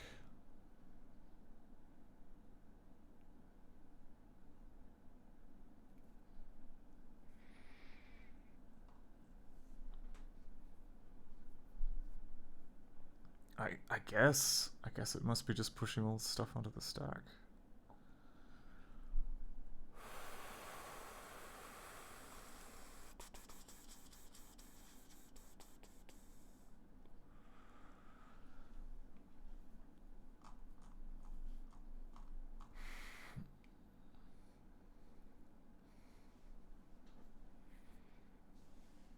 Yeah, so we've got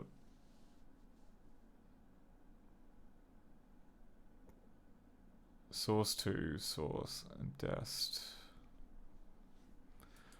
Then I guess the opcode.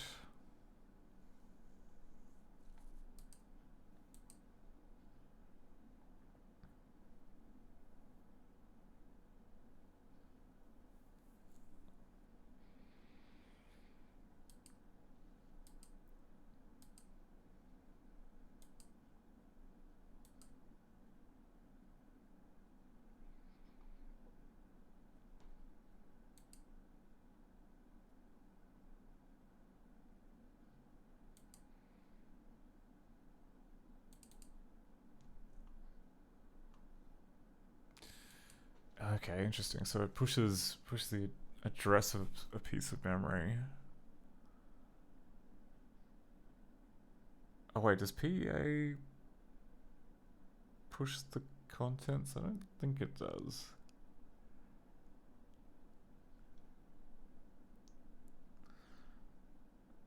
I think it just transforms the location.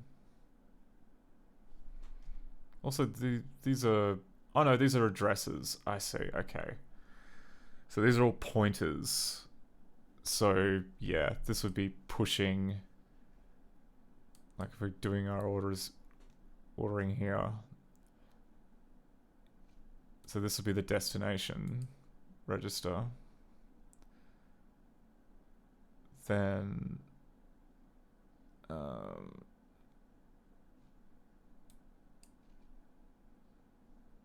yeah, destination, then source 2.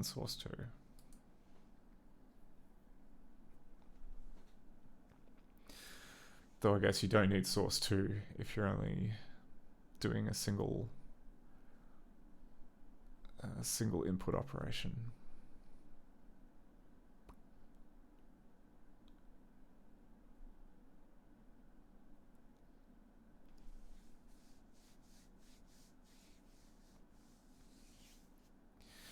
Yeah, okay, so like it moves the... Whatever this local E variable is, it gets pushed onto the stack.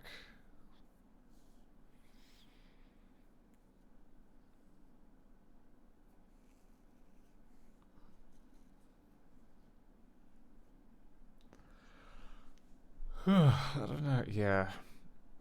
For like weird opcode based ones like this, I'm not sure if there's like a clean way of converting that into or just auto processing that in Ghidra. Like it may just be a case that for those we have to sort of have to like take our lumps and... I mean, how many could there be? 1, 2, 3, 4, 5, 6, 7, 8, 9, 10. 9, sorry. That's, you know, it's peanuts.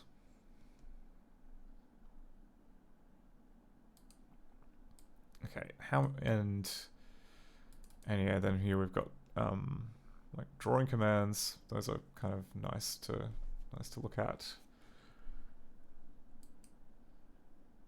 Undefined or stack C. Oh, right, okay, so that, yeah.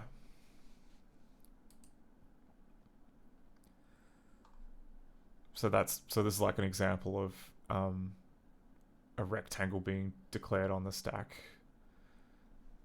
So then, yeah, okay, so for stuff like that, we would then have to start adding in some more Mac types. So if we were to go into here and add open for editing, new structure. And we'll call this rect. I think that's what.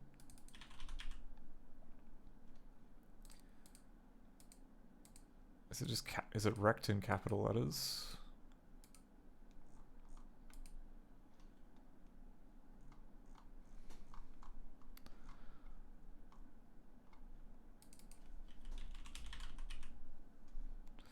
Oh, okay.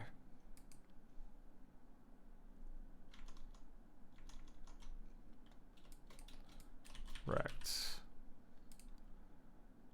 Okay. Cancel.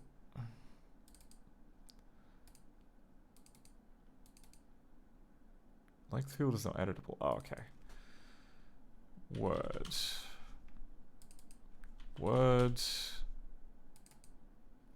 Actually, we should go like short.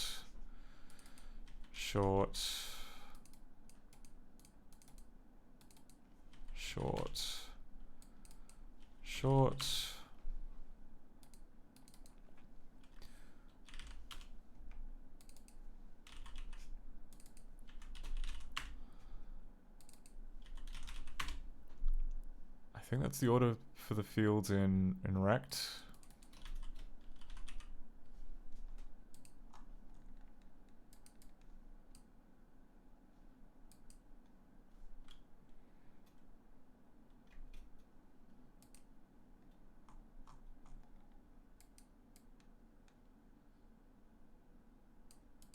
There we go. Type rect. Top, left, bottom, right.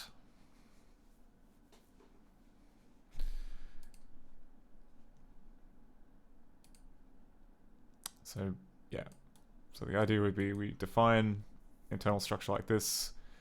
We can now go up to or stack C and retype it. And we can now call it a rect.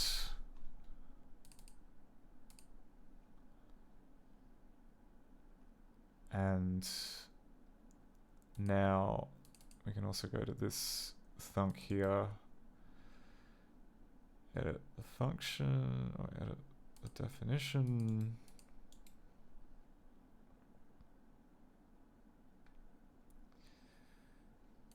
Really? Okay, not gonna.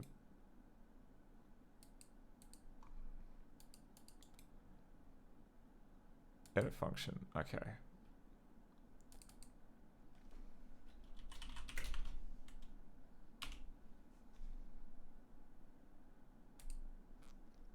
Yeah. And then it just figures that out.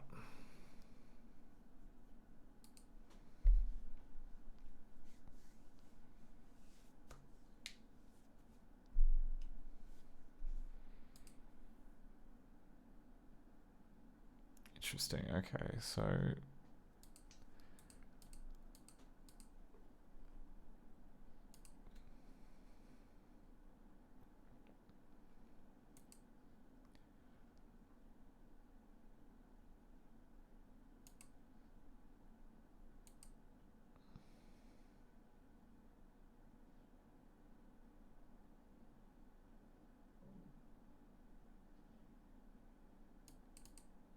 this is really weird because like reading the disassembly, it makes perfect sense. You can just see like, you know, 2 and 2 get pushed onto the stack, and then you call this syscall, which has width and height.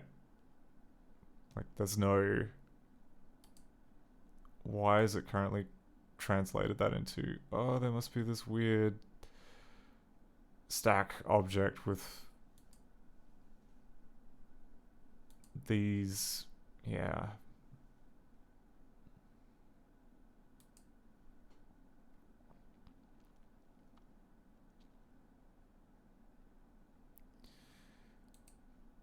It's like just kind of like an odd way of doing that.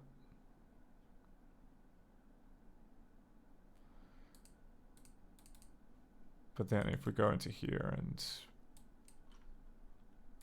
change this to be rect pointer,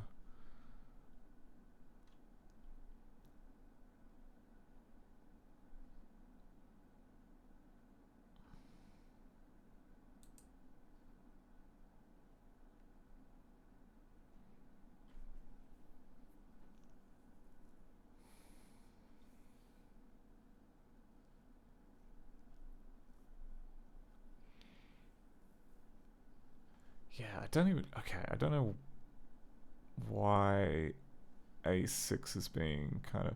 Oh no, yeah, okay, A6 is the frame pointer, so that points to where the code, the function currently starts, I think.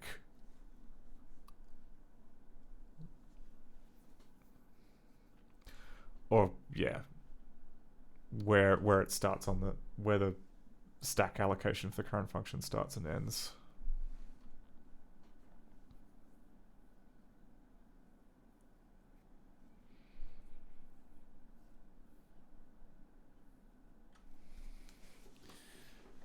Yeah, so, I mean, like, all up, I've been kind of, like, wondering, right? Is it worth doing, like, the level of cleaning up here in Ghidra? So for something like this, I'd say that that's more than readable to just be able to convert that into C++ without having to kind of... Because, yeah, like, despite the fact that this looks complicated, like, really all it's doing is just calling, you know, it's calling setRect with these two, you know, width and height plus D and plus D, setting the pen size, it then erases an oval and then frames an oval. Like, you don't need to go ahead and, like, unpick everything that's going on here. So... like, I mean, possibly, like, the downside of that would then be it becomes, I don't know, you have to do, like, the same work multiple times, but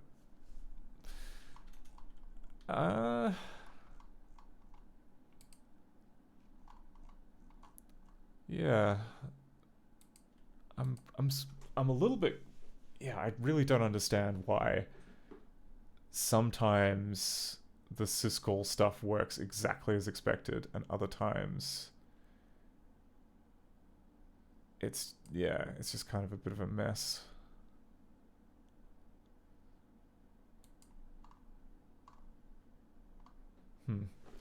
I don't know. I might have to have like a go and try and clean up a few of these functions by hand to see exactly what's going on. But anyway, that's probably enough for one night. My stomach is like screaming at me to go and eat something, so I should probably deal with that.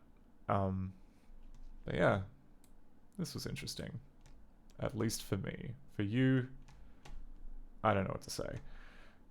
Okay, let's see who's doing stuff on Tuesday. Who's doing stuff on a Tuesday?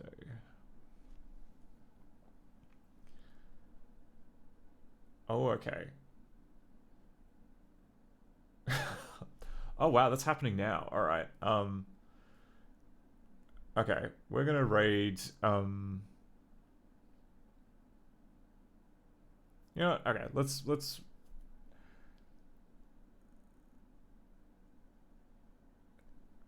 Actually, no. I've changed my mind. Let's go raid in Mac because it's been a while playing Alien Trilogy.